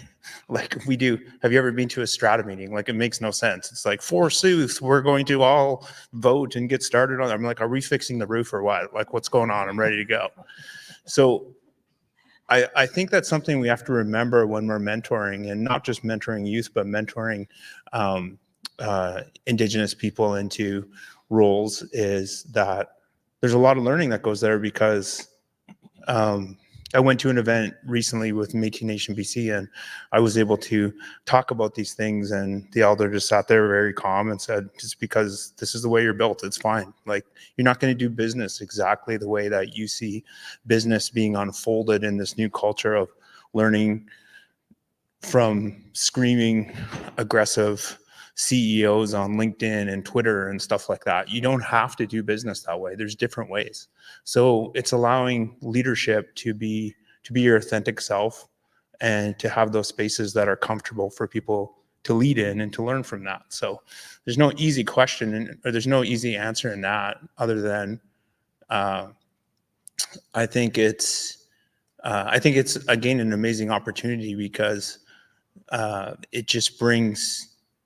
it'll just require all of us to work harder in the organizations, that even if you work there, to change them, to make sure you're holding the leaders and the founders of those organizations to work harder to make inclusive places for everyone to lead and everyone to have an opportunity to grow and make the place better. That's how we're going to make amazing products. So we're going to reach out to customers we never thought that were our customers before.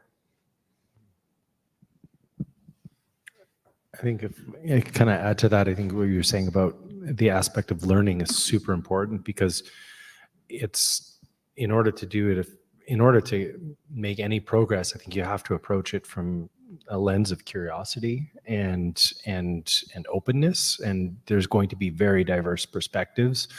There's a major tech company, and I know one of the very senior managers there, and they have an initiative in their organization to foster more Indigenous talent. And this person is a friend of mine, but is very against this whole concept, and feels like it's like, this Indigenous person gets a job they shouldn't qualify for just because they're Indigenous. And there's this mindset that exists among some people in society and in organizations, and there's a pushback towards that. And then on the flip side, it's, in my perspective, it's not about that at all. It's the fact that there's really great skills and talents and diverse perspectives that we're losing out on that could add a lot of value to the organization, or what you were saying around adding value in the way of serving markets you didn't even know existed before.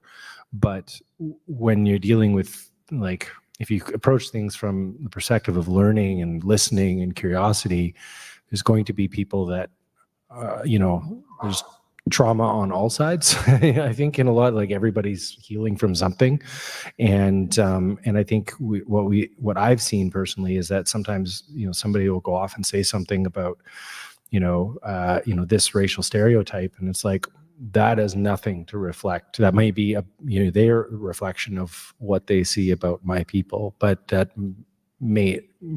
one, it's not accurate, and two, that speaks so much more about where they're at and the healing that they're going through, and or need to go through. And I think that if we come at it more from a less right and wrong, and it has to be done this way and has to be done that way, and more from a perspective of curiosity and learning, there's a lot more room for people to actually heal, and to actually find a path to healing.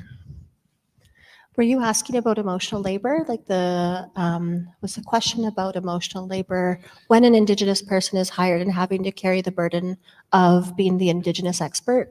I think that is one aspect of it, and then at the same time is how do we elevate people recognizing that it's a choice, and how can we go about making that available in a good way? Yeah. First off, if you're asking an employee, I didn't call in my background. I've been in HR for 21 years, and I love everything HR. I couldn't have chosen something more enlightening for me. I get excited whenever I talk about HR. But for that is, if you're asking an employee to do something that's above and beyond their job description, make sure you're paying them well. There's an emotional burden that happens when we have to be the Indigenous expert. We're navigating conversations where we have a direct tie. They call it vicarious trauma, I think it's called, where we have a connection to the stories that we're having to share. The other thing is that we are not Indigenous experts on all things Indigenous. Across this panel, we all come from different nations. You heard us all identify very differently. I could never speak to my panelists the same way, like in my language, for them to understand. And I always share this story about how different we are, where I helped my Blackfoot mother write a book about cooking. And in there, I learned that the Tanaha people who are from Cranbrook area were fish eaters, and the Blackfoot actually aren't. They see fish as very sacred. So there's like this, never understood why they didn't get along. They were tribal enemies, all because of this fish thing. They had an issue, they had a beef. So we have different ways that we are experiencing the world, and it all is tied in with the lands. We are in flow with the lands that we came from. So when we do a territory acknowledgement, and we're from that space, we are connected to those lands. We can speak to them in a way that's very beautiful and spiritual. So I think that's kind of sums it up. We're all different. We can't be the expert of all things Indigenous. Great. I just want to follow up with a couple of points, and I, always sort of come back to the stakeholder perspective from Will. So students, some of our students don't know who they are yet, and that's a reality. Some of our students are entering into post-secondary as the first person in their family, maybe discovering their Indigenous roots, discovering who they are outside of how they've grown up their whole lives. So making space, safe spaces, and Josh, you talked about that, spaces where people can learn and question and be comfortable discovering who they are is really important. So creating those safe spaces in an education context is vital for those students to learn and begin to identify in a way and feel proud and comfortable of who they are. But then as educators, we need to make those safe spaces. We have to create spaces that those students feel comfortable identifying in. So that's, again, coming into this work and thinking, how are we making space? How are we not making space? How are we excluding? How are we including? How do we think about things differently? How do foundationally, do we start to understand what does colonization mean in this work? What does indigenization mean across this work? What does it mean for us? Because that's our responsibility too. But then as employers, I know we're seeing a lot of employers, corporations, folks trying to reach that call to action 92 for corporate responsibility. That's where we can see elements of tokenism simply because you have to meet numbers. And that's what we think about as difficult when we're talking about measures or measurements or outcomes. Sometimes it's not measurable in numbers, right? Sometimes it's measurable in other ways, and I want to think about that too. So just to always sort of come from those spaces and think about how are we making sure that those spaces are spaces of authenticity. Because if they're not, they're going to be felt. They're going to be felt by the students who are coming into your organization, to the students who you're trying to educate, and to those Indigenous folks who are walking through the door of your organization. Thank you. Okay, so the next one I know I've asked this question, or we've talked about this a lot with some of the folks here, and so like I look at my my journey, and I was one of the first folks in my family to graduate high school, right? So I didn't really see myself in the space of being in academia. I started my first business at 18 and just made a whole bunch of mistakes, and but you have a few successes and people forget about the mistakes.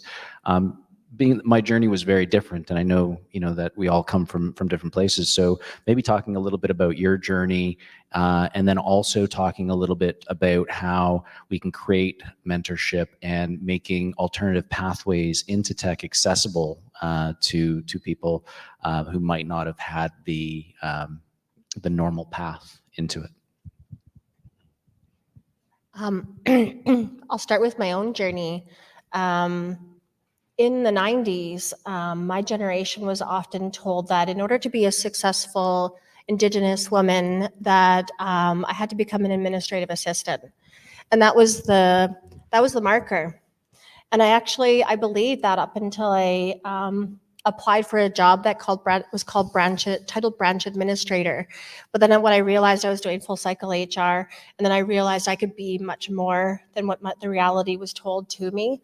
So one of the things that happens a lot with society against Indigenous people is that we're told how we are a lot. And then we aren't, and my panelist was talking a lot about discovering our identity. We're not welcomed into spaces where we can discover what that means to us. And so me, just through divine intervention, was thrown into a career that I absolutely adore, even though I was told, like, this is the marker. And I think that that's like, when you are helping people embrace what their dreams are, it's a very vulnerable space. All of that stuff comes up, that negative talk in our heads comes up, and it's heightened and exemplified when we go into a space that we think that we don't belong in. But having that open door, or that welcoming into that space where we can see ourselves in that journey. We're forward thinkers. Most of us are forward thinkers. We can see an actual path that you're going to guide us into a career that's going to feel safe, rewarding, and exciting. That's where we can start to see that transition change, where we see more and more people enter into tech. Yeah, that's cool. I like what you're saying about the divine path, because it's it's never a straight line between A to Z. I know for myself, both career-wise as well as my Indigenous identity, there was a lot of navigating in that journey, and on the connection with my community and with my family, even on the Indigenous side. I only as an adult was I actually willing to actually explore that. Did I get to a point emotionally where I was willing to kind of open that wound and see what would happen, and it's created really amazing things out of it. It's created the ability to connect with my culture, and even have my son much more grow up in a culture that I wasn't a part of, and I'm experiencing some of the his first are also my first at the same time, and we're experiencing a lot of this stuff together. And it's not something, even in the workplace, or there's been many times where it's the right to identify is important, because there are still many situations where I have experienced, if you put out your Indigenous identity, there's immediately going to be a shadow cast on it, and you can see it sometimes in people's perspective. And I've even A/B tested it, and sometimes just out of curiosity to see how different people respond in certain rooms or in certain organizations, and it does make a difference. And so I think everybody's path is is their own, and we can't change the past, right? And what's, what happened has happened, and where we are here, we can't change the future. All we can do is be who we are in the present. And it's, for me, it took quite a bit of time to be able to accept and step into the role of even identifying as Indigenous, as Métis, and being able to say, yeah, okay, this is part of who I am, and I don't have to be scared of repercussions, and I actually don't care about the repercussions. If you're not okay with that, then that's more on you than it is on me. But that took a long time to get to that point of, maybe it's just best not to talk about that stuff, and we don't want people to have to ask questions or look at you differently because of it. I've been thinking about this as I knew it was coming down the line, and how to say this, because I know I mentioned that like numbers and markers and those metrics aren't what we need to always look at, but we also can look at them in a really positive way, because if we're not making space to support Indigenous individuals, we have the number of 0, which is not great. But if we have 1, that's an increase of 100%. And what a good metric that is, right? So I think that that's important to think about too, where when you're thinking about creating space, whether it's in your education institution, whether it's in your organization, if you hire and you onboard several because you're trying to have a lot of numbers, right? Say 15 Indigenous people. Okay, great, you made that number, but how many of them are still there, right? Because have you made that foundation for it to be a safe space for them to be in, to thrive in? Probably not. But if your number and you start small and you build those foundations, you're going to have 0. You're going to have a well-positioned staff, a well-positioned organization, a well-positioned educational institution to see those numbers steadily increase at a pace that is going to grow exponentially at some point. And so that's important to think about too.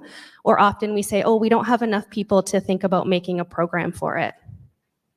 Well, of course you don't. Right? Because you haven't thought to make space for that number to even start.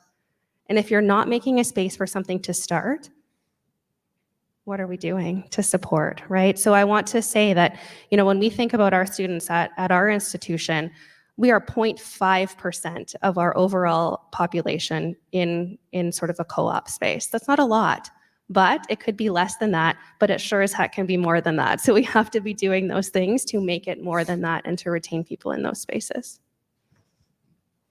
Yeah, on mentorship, it goes back to it's a different way of thinking, and we can't use the same tracks that in the last talk I was at. It was really good too, because they're talking about you can't do the same things all the time and expect different results. You gotta shake it up. Say like, yeah, go young people. You guys are kicking ass. You gotta try. You can't use the same systems and expect a solid Indigenous mentorship. I mean, it's a lot of learning. The word Indigenous is just, we can have a whole talk on that, how big it is, that it encompasses very different peoples within each of those categories between First Nations, Métis, and Inuit. It's a really, really big term to use. It's maybe sometimes not the right term to use. And you need to have leaders in your organization or advisors in your organization if you want to go down this path that are examples. And why that's difficult is because we have a word for, first I'll say this, why it's difficult is because it's not really taught to us to do those things, to stand up and say, I'm a good leader, here, let me help you. It's more about keeping your head down, working hard, and these aspects of leadership that we're taught are sometimes foreign and they don't come second nature. So it was actually pretty hard for me to start going through that journey and stepping up and saying, I'm an Indigenous leader in the space, but I was waiting for somebody else. But I was like, if some of us don't step up, then we're never going to get started, and we're never going to be able to start doing that mentorship. It's in tech. Most of the times when I go to a tech event, there's like 2 or 3 other Indigenous leaders. That's it. But I'm sure there are. We just need to make a more comfortable environment for people to go through and to want to come to that space. We're seeing mentorship as one of those areas where some of the work Ryan's doing in Tech Circle, and all of us are in Tech Circle, are trying to figure out how to connect and to do events like this to get the word out and mentor and have new people to step up and to do that. And there's a word in Michif that's Kawichiat Toyak, which means we take care of each other. And that's kind of what you got to think about, is it's more about giving back. And so even though it's a hard path, it's also a path that, you know, we can solve. Métis people have always solved these problems. If it's hard, we're going to do it. But it's sometimes just make it hard and then solve the problem. But it's definitely a way of thinking to do that, and for companies and universities to put in the resources and to just learn about stuff. Like, I'll give you one example that's awesome that I saw a talk that Carrie was on that was amazing. That was just talking about, how do you interview applicants? Are you typing in? How are you naming the interview? Are you making sure it's using friendly terms so that for us, for society seems fine, but can be not a nice word for an Indigenous person? Or are you typing in every single question into the Zoom box so people can see that? Instead of calling it maybe I can't remember what it was, last interview. Story call? Yeah, do a story call. If you say, do you want to do a story call? It's like, tell stories all day, bro. I'm there. Like, no problem. But if it's this harsh, like almost like 3 people sitting across from you interviewing, it's not something that just comes natural. That's just one example, and that's one subset of an example, but it's looking at your whole HR process, how to do that. And since they're talking a lot about AI, it's also talking about the biases in AI. If you're using AI to filter your job applicants coming in, that you might want to make sure that you're really watching that process, so there's not that bias that's already kind of built into that, versus you're looking at trying to provide that mentorship. I think I'm going to ask the big question. Indigenous. So I'm very proud to be Métis. My grandfather was Métis. He passed away when I was 6 weeks old. So I didn't have that connection to family, and it's been a journey for me to learn about that as I've gone. And as I've started to identify as being Indigenous, which I didn't for a long time, it becomes interesting. All of a sudden, you're expected to be the voice of being Indigenous. So maybe how can anyone who wants to be more informed, who wants to learn and to grow, either Indigenous or non-Indigenous, because we're all at different phases of our journey as Indigenous people too, how can we learn more about our roots, but also to learn more about the differences as well too? Because me as a Métis person, I don't know, I grew up and played lacrosse on the North Shore in a reserve. Does that mean I know what it means to be First Nation? Absolutely not. So like, how can we better educate ourselves so that we're making better decisions and it's more informed? And any thoughts about the word Indigenous? Yeah. I think just going on your question about the word Indigenous, it's an umbrella term. The UN uses it to describe Indigenous people across the world. So it's why I often will identify as Saizadena, Métis, and British. So I'm calling in my nation and honing in what that means, and people have a better understanding that it's not just a collective experience. And the other thing that happens in HR a lot is that my brothers and sisters from other countries who identify as Indigenous often apply for positions that are sometimes protected for First Nations, Métis, or Inuit. So there's an extra layer of complexity that happens in the HR space when you just umbrella term us Indigenous. And breaking it down allows for people to understand like why those roles are protected or who they're protected for. What was the other part of your question? Oh, more just how do we educate, and then how can you educate yourself to be better informed? Indigenous identity. Indigenous identity, but also to learn more about the different, to get to be more informed about, like, there's 250 some odd nations in BC alone, I think, right? So just learning, how do you go through that journey of learning so that when you're working with Indigenous people, Métis, Inuit, First Nation, you're coming from a place of understanding a little bit more? Go to community. We're beautiful people. A lot of people, I remember when I was talking about reservations, I was telling my boss that that's where I come from. And she said, am I allowed to go there? I said, yeah, why not? Like, how are you going to know who I am if you don't come to my community? We'll welcome you openly with caribou. We'll openly welcome you with love and care, laughter, all those things. We're so much more than what our trauma or those painful stories are that are told about us. There's such a huge, immense of joy that happens within our communities too. Yes, there's pain too, but underneath that pain, there's a lot of richness of understanding who we are. It's about. No, you go ahead. It's about putting in the effort to learn, and I think that's like we put in the effort to learn all of these customs, what it is to be Canadian. We put forth that we know what Canada Day is. We have all these protocols we go through in school, sing the national anthem. We learn all these things. It's the same way with this. It's about learning. We learn a lot from our communities, and they're all different. They're all unique. So make sure that you're doing stuff from the right. You have a open mind, open heart, and you're doing stuff in the right way, and you're going to learn. Make sure you're paying your speakers that are coming in. Make sure you do some research and understand the protocols of what that means when you have an elder come in and what you have to do for that. And there's learning, there's constant learning, and it's about educating yourself, educating our places where we get educated, and continuing to learn.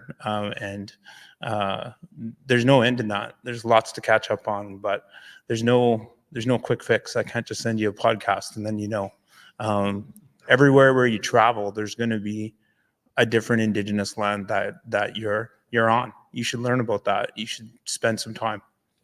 I think just following up on that, it's important to think about learning, or we hear in organizations, oh, we did cultural safety training, check, one and done.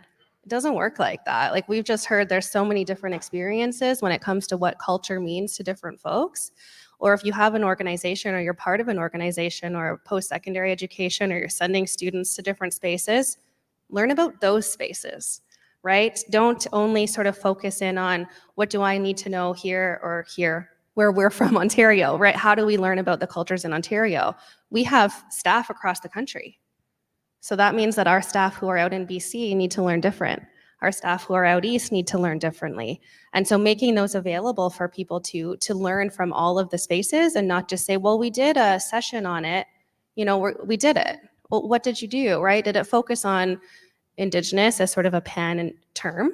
Did you focus in on those individual spaces? So it's being really conscious, I think, when you're entering into some training opportunities, but also knowing that it has to be a really iterative process, because you're going to learn something every single time you take those trainings, whether you think you know it all or not.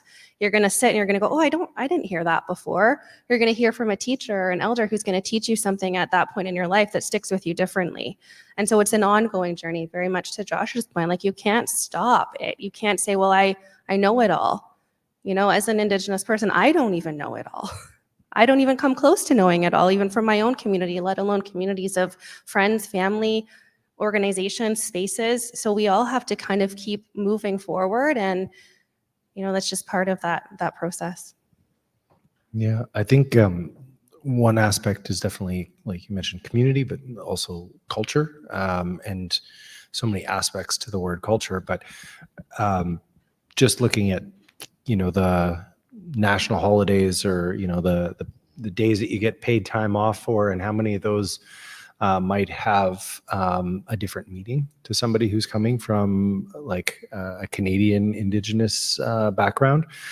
Canada Day being probably one of the top ones that comes to mind, is a very charged, some people have very different perspectives on what that means.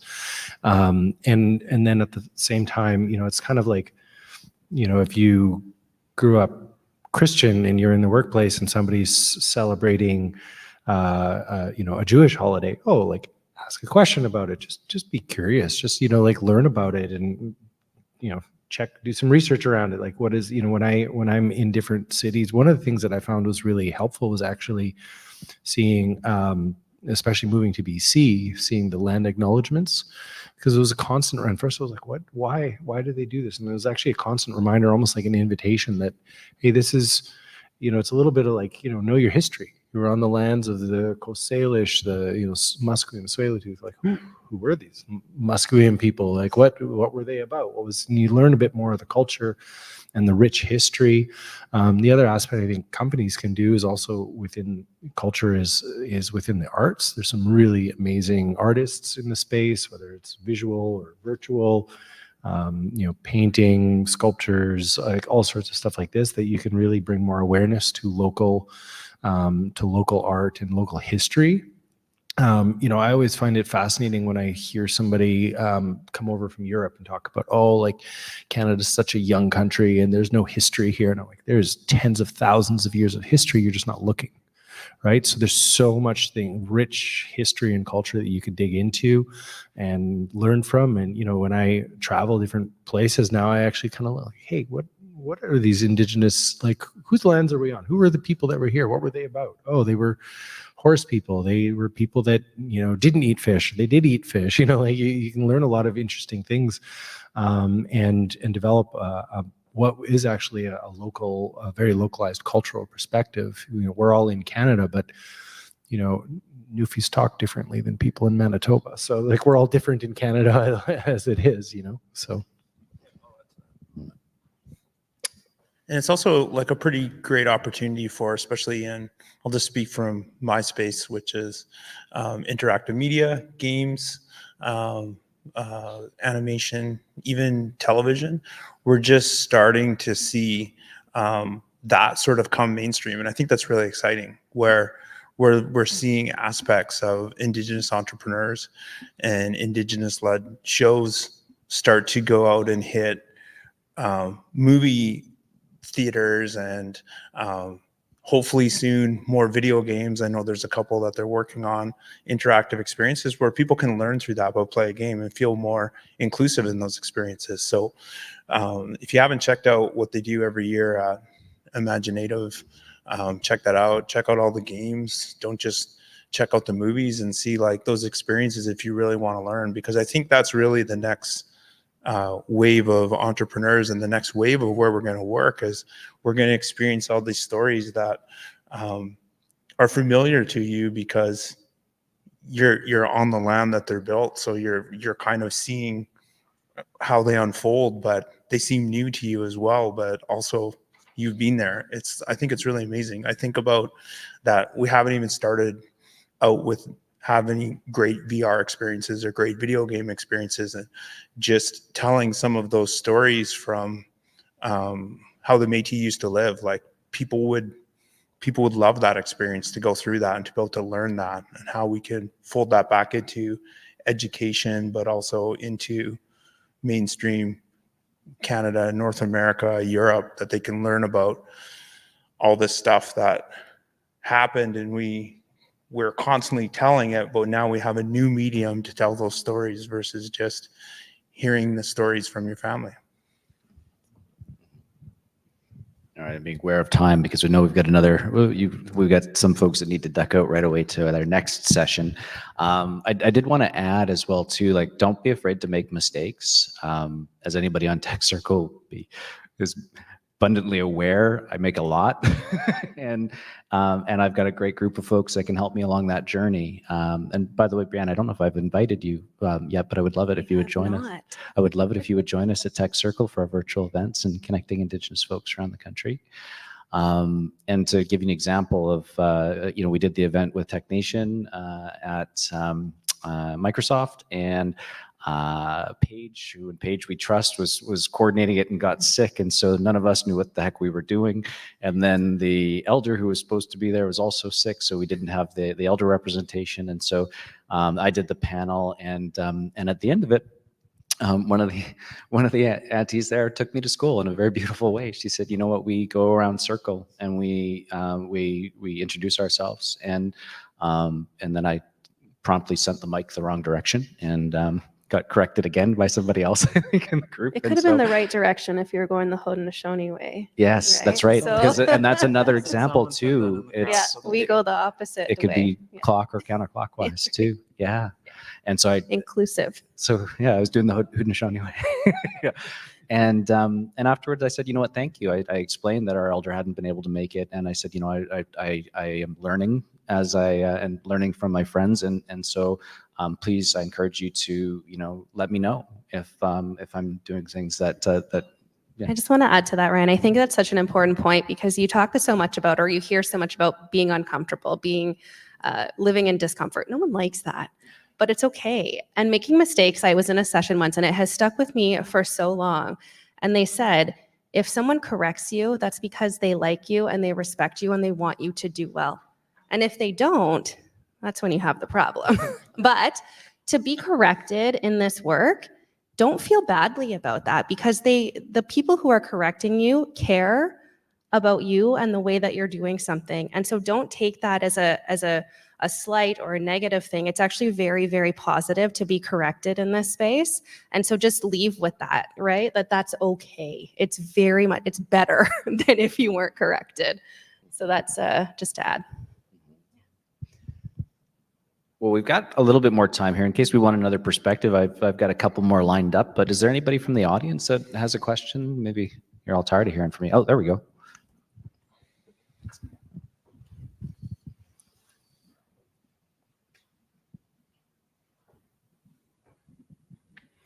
Hi, thank you for sharing your perspective, Isaiah, and just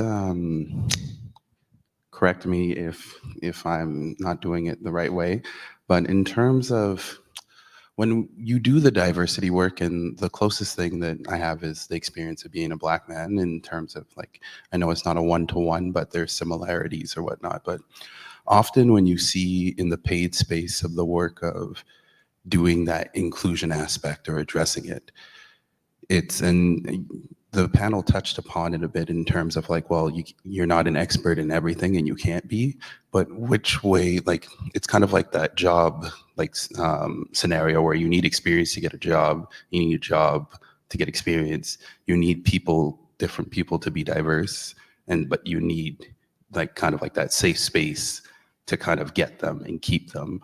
And so it's like, is the work supposed to be done by the allies to kind of like go independently? Because you don't want to put that emotional burden on the folks that you're trying to represent and support?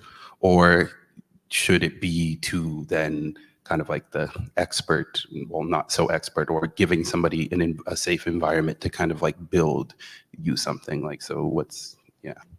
I'm happy to answer that one. So we're all on our own healing journeys, and some of us as Indigenous people are happy to go into the space of educating, and some of us are not. But you'll be able to tell the difference of whether we're wanting to do that. So the other thing that used to confuse me a lot is we have a saying in the Indigenous community, nothing about us without us. But then there was that space of within DEI that says you shouldn't burden marginalized group with having to do the education space. You should be doing that educating. But I balance that out, that we're all on our own healing journeys. And I'm always in the space of educating folks because I want them to understand more about us. I want our voice to be amplified because it's been so invisible for so long. And I want to strengthen that. So for me, I'm very comfortable. But if you were to approach my mom, who's a first residential school survivor, she would not. She would absolutely close down the conversation and she wouldn't engage. So I think that opening that question with a good heart and good mind, Josh used that term, knowing that you have a good heart and a good mind to open that question up in a good way is a good start. But you will know, and they'll be part of your own learning as an ally when someone is saying, no, I'm not comfortable to go in that space of helping you learn about Indigenous people. But you will come across people like us who are excited that you're coming into that space, and we're ready. Yeah, just to add on to that, I think it's such a, I think it's tricky because you want to be respectful, but you want to have the inclusion of voices. But it's also about knowing that sort of the responsibility towards reconciliation doesn't only lie with Indigenous people. So it's a different way of connecting in. It's sort of leading from an Indigenous perspective, but knowing that we all have some work to do in understanding, in talking about this work and being able to share about it. But there's certain times when, you know, you want to have that Indigenous perspective specifically or particularly for something that you're doing. So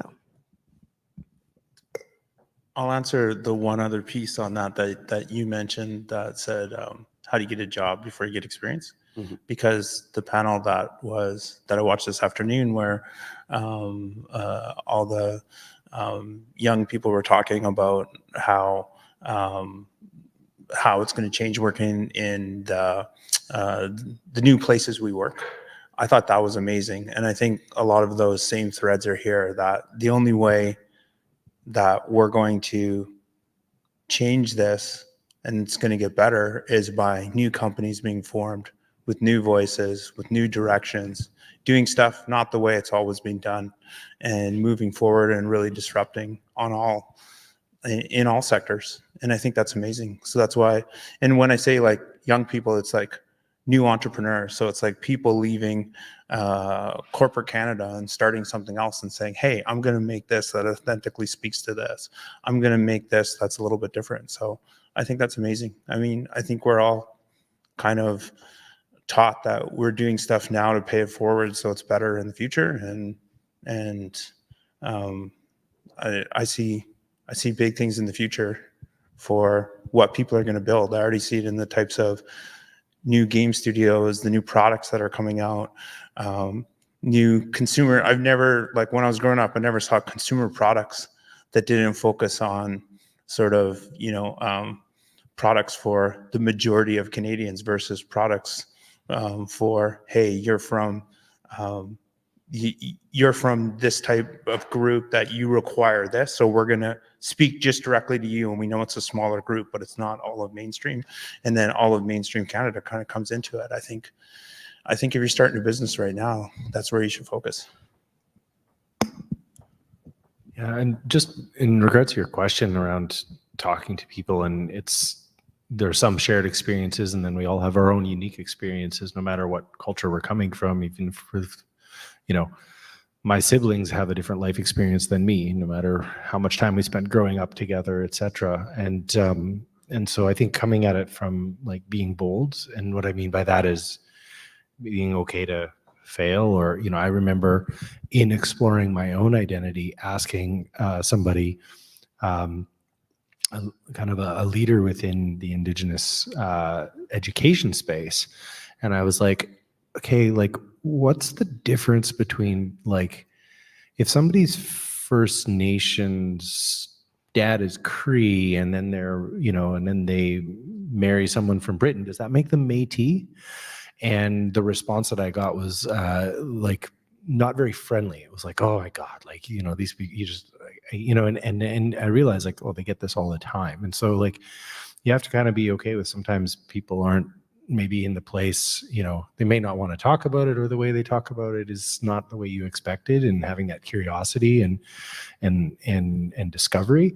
But I think generally it's better to ask and explore and learn. And the other thing is, like, we've mentioned a couple of times around like the trauma and the healing, and there's a lot of stuff over the last couple of generations, and there's a lot of like cultural history and stuff that's been lost.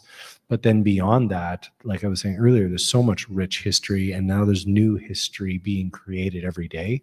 There's so much there to celebrate, and so many exciting things that I think we can, as people go through the healing journey, we're going to see, really amazing, like you're talking about, companies or artists or different, all these different things that are coming out of this. Sometimes once you have any sort of think of a natural disaster, the green field that grows out later on can be lush and support all sorts of new things. And I think that's really where we're at in Canada, and even on the global stage. There's a lot of change happening in the world, And if we're just more open and be willing to learn about each other, that's a great start. And I think the fact that you're asking the question means you're already on that path. Thank you. And then, We've already established I'm a horrible moderator, so I'm going to answer the question as well. But I think there's a few things that popped out. One, as I've gone on my journey, I've started to really realize the similarity of stories between certain communities as well too. And so, like for example, our buddy Dave is Samoan. He's also a professional rugby player. I said, is anything it used to be? I said, what on your body hurts? I said, and he goes, everything. And so like we had some amazing conversations, and you start to see the commonalities. I got a friend who's Hakka from Hong Kong, so the effects of colonialism, I think, permeate a lot of different cultures. Anywhere. It's saying third world, it's like, more exploited, which areas have been more exploited, and then you'll see the effects of that. And so, and I think when it comes to identifying, it is just having some thoughtfulness and understanding that there are some triggers that could be there, and being aware when you're having that conversation to see when it's time to back off or time to change your path. The last was on like gaining experience. And I think as many of us here are from unconventional paths in getting there, you're going to have to get real comfortable with failure. And so one of the things I encourage mentees is I say, what have you failed at today? And what did you learn? Because it's not pass or fail, it's more information. It's like learning about how you can navigate these pathways, because it's not like somebody's giving you a roadmap for them all the time. And so, by pushing up against things and figuring out what does and doesn't work, you'll eventually find a path from there. Thank you. It is an honor to be up here with you all. And TECHNATION, thank you so much for having us, and look forward to networking with you all. Just one other point. We're around, or I'm around. Folks are around. So if you have questions following the session, just come find us. Tap us on the shoulder, ask the questions. Thank you very much. Round of applause.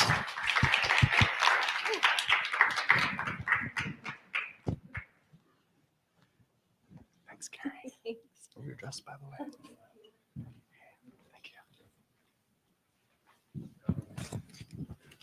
Thanks again to all of the panelists for sharing their stories and for taking the time today. Really appreciate that. I think the biggest sort of takeaway for me from that conversation was, and in my experience too, engaging with industry. Industry has a lot of reservations and is quite shy or hesitant to connect with Indigenous communities, and all it just takes is a little bit of outreach to make first contact and connect and build those relationships and build trust, and it'll go a long way. Before we head out to enjoy the networking session today that's sponsored by Versatile, I will invite our supporting sponsor from Interact to deliver a lightning talk. So it'll be a brief session that'll take us to about 4:30. And here to help us raise the recruiting bar, it's Vula Vasipoulos. Coming in hot from the side.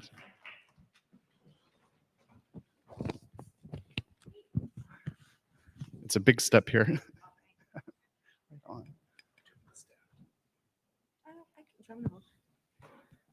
Would you like to stand? No, I think I'm okay. Hi. It's the end of the day. Thank you for being here. So, little secret is I'm very extroverted at work, and I think we all are when we're very passionate about what we talk about, but personal Vula is very quiet and introverted. So these sessions are always so much fun for me. So thanks for entertaining me. So I'm Vula Vasilopoulos. I'm Director of Talent Acquisition for Interact, and I've been humbly asked to share with you today on building a best-in-class TA team and the role that recruitment plays in diversifying the workforce to ensure that diverse talent is in place while we're growing a business. So for those of you that may or may not be in the HR space, recruitment and retention go hand in hand. So not only do we want to hire the best talent, we also want to make sure that we retain the best talent. That also comes with responsibility from us as the employer or the organization. So a little bit about me. I've been in recruitment for almost 20 years. I just dated myself. And I've worked for some very well-known brands, held various job titles, worked with countless folks, and have interviewed thousands of people on a yearly basis. I've been a part of great teams, not so great teams. I've had great managers, incredible leaders, and I'm sure we can all relate that we've had the occasional horrible boss now and then.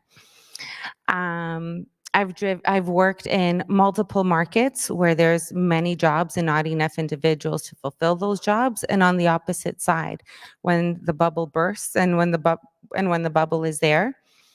And I've also have lost my job, have been impacted due to restructuring 3 times in my career. And that sounds like a very scary place, but the best learnings of my life have been during all of those times. Add up the sums of all of those parts, and voila, well, that sounds kind of funny, right? No, we're in current space today. So all of those experiences are really what has led me, together with Interac, into current state. So I've been with Interac going on 3 years. I'm in my 4th fiscal year. And what really stands out about us at Interac, and I can stand here authentically and say, is that our people is really what makes Interac stand out. From all those incredible brands that a lot of us may idolize, Interac is the one that really brings out individuals' authenticity.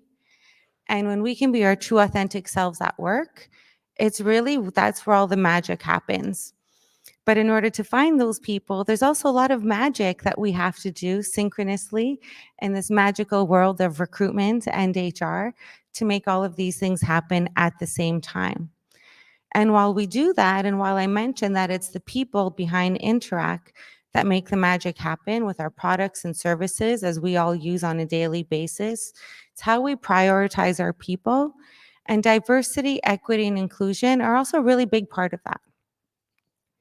So as I mentioned, we believe that people are number 1 capital, and we believe that the future of work really relies on building a strong talent pipeline and a community and an employee community that's diverse and representative of Canada, and a strategy that supports the company's bottom line. So we actually need diversity in our hiring practices and inclusivity to support our internal employees and to be able to accomplish the end goal. So we believe in employees being able to bring their full authentic selves to work, because the uniqueness and the different lived experiences and add and contribute to the representation of the job. And both aspects help both the employee and the company grow.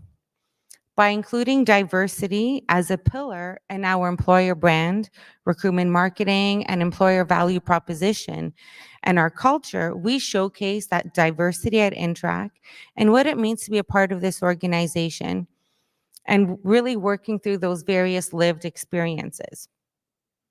So throughout the year, we embrace and leverage multiple opportunities, and we partner with different business units to strengthen our hiring practices, such as Access Mentorship. So we're a big sponsor with Access Mentorship.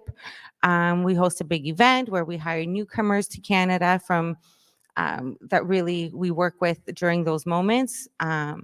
We find opportunities around immigration, and we really embrace and support refugees against our full-time opportunities, also inclusive of our internship opportunities. How we embed, and we're working on some really great initiatives moving forward, but I can't share all of those names yet, but hopefully next year we can share some of these opportunities. So how do we embed all of this into our talent strategy? And we're really mindful when we talk about talent strategy. So for some people, that also means recruitment. In my world, it's recruitment and people. And people also are the culture, and they contribute to the core values of the organization. So I might reference a lot about recruitment and talent acquisition, but really that's the very beginning of the employee journey and gives a lens into what it's like to work for us, right? And then I'm going to talk a little bit later today about how we use the reverse to be our go-to-market strategy. So, building a best-in-class TA team to really kick off the larger employee journey, it's not as easy as some of you or even me back in the day may have thought it would be. So talent acquisition, recruitment, it's really a matrix. And it's a puzzle, it's a tangled pomegranate, and to someone who may not be familiar, it just sounds like one big hot mess, okay? I'm very grateful that my leader really gets this craziness and supports me in my endeavors. But it's really the alignment of so many different pieces that come together synchronously. So if any of you have ever been a hiring manager, or if you're a hiring manager for Interact, we make it look really easy for you, okay? Any people leader, they're like, here's your top 3 candidates. Voila, there we go. Let's make it happen. Let's get to the offer stage. What they don't know and what they don't experience is what it takes to get there. So that means it starts off with, you hire, first of all, I have to have the right people on my team. The right people on my team are really a representation of who Interact is. And when you show your true authentic self and show what the organization is like, there's an alignment and then there's a spark, right? So I have to have the correct representation. As much as I love fashion, I love data insights and analytics. Can't get anywhere in current state if you are not in love with your numbers and the stories that they tell you. Sometimes there's stories that work in your advantage, and sometimes it's really turning that lemon, that missed opportunity, into something great for the organization. You need to have a model. What does great look like? You need to have a mission. You know what? I want to be the best employer in Canada. To do that, I need to have the best TA team to do that. Was able to do that. But I also need to boil an ocean and hold multiple people accountable at the same time. You also need to consider recruitment marketing. Recruitment marketing, collaborating, partnering with your Marcoms team.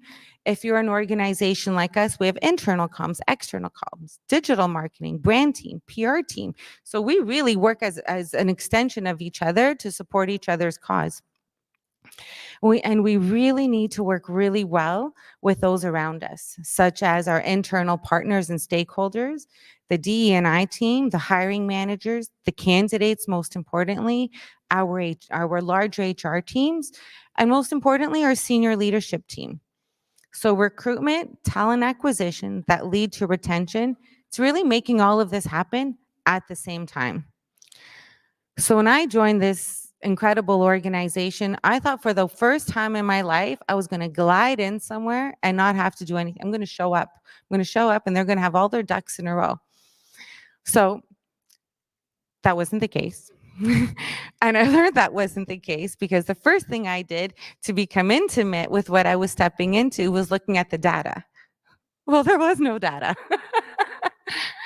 I know, I find it funny, right? But there was no data. So I had to find really, really dirty data so I can figure out what I need to do. And keep in mind, there was me and one fixed term contract recruiter on site at that time. We're now about 12 people into this team. So there's method to the madness that I share. So year one, where did I don't even know where I started. I started with the data, as I said, and I got to know all of the people I worked with. So those people relationships, sometimes we don't want to blow anybody off at the water cooler or when they ping us, because we never know when these people are going to end up becoming your partners or an extension of your business. I needed to understand the demographics of our organization. I needed to understand the gaps and all elements, full-time internships. What are we doing? What are we not doing? What do we need to do? What do we need to get there? What's it going to cost? All of these pieces. And so I also had to, as many of you, if you're employers, sometimes it takes a really long time to fill a role, right? Really long time. So part of that dirty data told me that these roles were taking a really long time to fill. And so no one prioritized it. when someone does not prioritize that role, whether it's a member of the recruitment team, HR team, or the business, we're also jeopardizing the health of our current culture. The longer that seat is vacant, so I don't know your name, but you're sitting at the end. If all these seats are empty, that means you're doing all the work. Or, right? That means you're doing all this extra hours. Guess who's next in line to quit? You are. So the faster I fill all of these roles, the happier you're going to be, the more engaged you are. So that's what we've embedded and have made a general practice at Interact. So anyways, I started with one person. Every 2 months, I was like, wow, okay, this is happening. The data told me that I needed to build a very robust recruitment model. So it was about 9 months in building this team, hired about 5 people in at that time. And they said, Vula, next year, we're going through our highest headcount growth year yet. So we've got replacement roles. We've got new BAU, like new roles, right? And then we're going to hire 200 plus people. And the most competitive hiring market ever. So we're 80% tech. That's not easy, right? So for every developer that I hire, they've got 6 to 7 job offers elsewhere. So what did I do? I built a predictive analytics model off the seat of my desk in the driver's seat in my car because my kids play soccer, so I'm a soccer mom. And I used a scratch pad, and I predicted that if I have one person, and this is how many jobs they're going to fill this year, and I had to monitor the pace of hiring because I had to guarantee my executives that I'm going to slam dunk this. Needless to say, no one thought I was going to slam dunk it within the one fiscal year, and we completed it within 6 months. And by doing so, how did we get there? We built a very robust recruitment model. That meant I operationalized every single minute of someone's time without having to work overtime. So that sounds pretty sweet, right? You're making your bonus, you're getting your job done, you're getting rewards, you're getting recognition, and you're not working a minute overtime, and you're taking your lunch break, right? So that was the magic of the numbers, the predictive analytics model that helped me predict how many jobs we're going to fill each month to build the confidence. So anyways, I was Saturday morning after a large corporate event the night before in my car with a scratch pad because I didn't know how to hotspot my laptop from my work phone on that day. So I had to do this the old-fashioned way. And then on Monday morning, it was like, Vula, are you sure about this? I was like, I think so. I think this is going to work. And it really did. But we had to build a notion of commitment. And it wasn't just my responsibility, right? So as much as I committed to it, it wasn't my responsibility to deliver that result, right? So as much as I was responsible for delivering that strategy, that end result wasn't going to die with Vula. I wasn't going to live on with Vula. It was about how every single member of that enterprise was held accountable. So we built an employer value proposition that we hadn't done before, at least not in current modern state. To meet these metrics, we built a very elaborate recruitment marketing strategy. Not that expensive if you know how to do it and you have the best-in-class marketing team. We really relied on organic posts. Of course, we made some investments through some other vendors, like our LinkedIn employer page, our career site. We made a lot of investments on rewards and recognition for the various team members. But we made a commitment to achieve these results. So we really, when I say boiled an ocean, tangled pomegranate, matrix, it was, I'm going to deliver, but I'm going to need each person's help. So that meant that our culture, our employee value proposition became our go-to market employer brand strategy. So I can't make anybody apply to my job. I can't twist someone's arm to accept a job offer. But what I knew was I had competitive advantage because we hire and we have the best people because we believe in our people. And we really relied on our people to advocate and socialize what it feels like to work for Interact. So if I go back to one of those first important words I mentioned, being authentic and authenticity, I can't lie if I tried, because our people feel really good about working there, and like attracts like. Birds of a feather flock together. So that became our strategy. So we trained everyone on what it's like and how to showcase it when they're speaking to their candidates. We cleared the pathway to make sure everyone prioritized their hiring, and we made it happen. And so I can go on forever and ever, but I'm not going to do that because I know there's a networking session going on at 4:30 today. But needless to say, we were able to achieve results within 6 months. And by doing so, I'm going to pick on this individual on the right, the corner that I picked on earlier. She now has a whole row of people working next to her. And this team, together with the organization, has really been able to deliver the best results that our vendors have shared with us, because I don't know what everyone else's stats look like, but those seats don't remain empty for long. The story behind there is when I did all that dirty data, that seat was open for each one of those seats was open for 70 days, 70 working days, not calendar days, 70 working days. So that's 3.5 months to get to the offer stage. And then it took 90 days before we clear background checks and that person give their resignation, 20, 40, 60, 80. So that's 5.5 months. Right? That's a long time for each one of those. That's a long time for you to sit there and do all that work, right? Well, today, so for 2 years, we brought it down to 30 network days.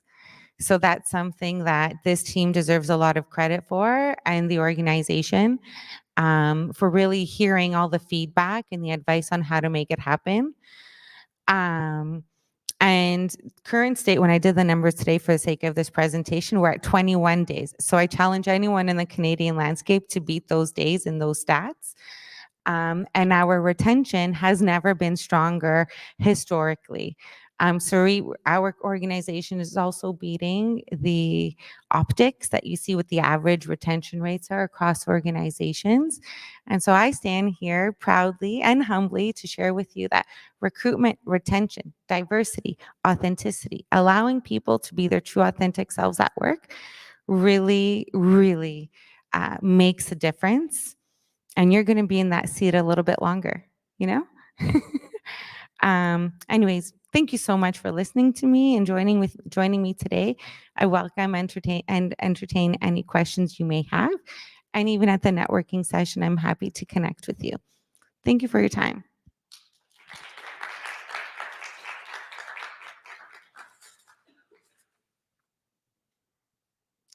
We can also talk out there too. Thank you. Voila, voila. Definitely look forward to connecting with you, Vula, outside. There's, I think, at the top of my head, I've counted like 4 other individuals at FutureWave today that have identified themselves as an HR nerd. That's my background as well, so we'll be sure to catch up. Well, thanks again to all of the panelists and all of our attendees today. It was a really great kickoff to FutureWave 2024 here in Montreal. Thanks again to Kyndryl for keeping us fueled up after the break. Delicious coffee. Tomorrow, our content resumes throughout the day. More AI, lots of quantum. There's a keynote speaker I'm really, really looking forward to hearing more from. And I think we'll even touch on some cybersecurity panels as well. We hope that you will come back and join us for day 2, whether you're joining us in person or online. Yeah, so anyone who's in person, feel free to step outside and join us for networking and drinks provided by and hosted by Versatil. And if you're online, we will be signing off and ending the feed for now, and we'll see you tomorrow.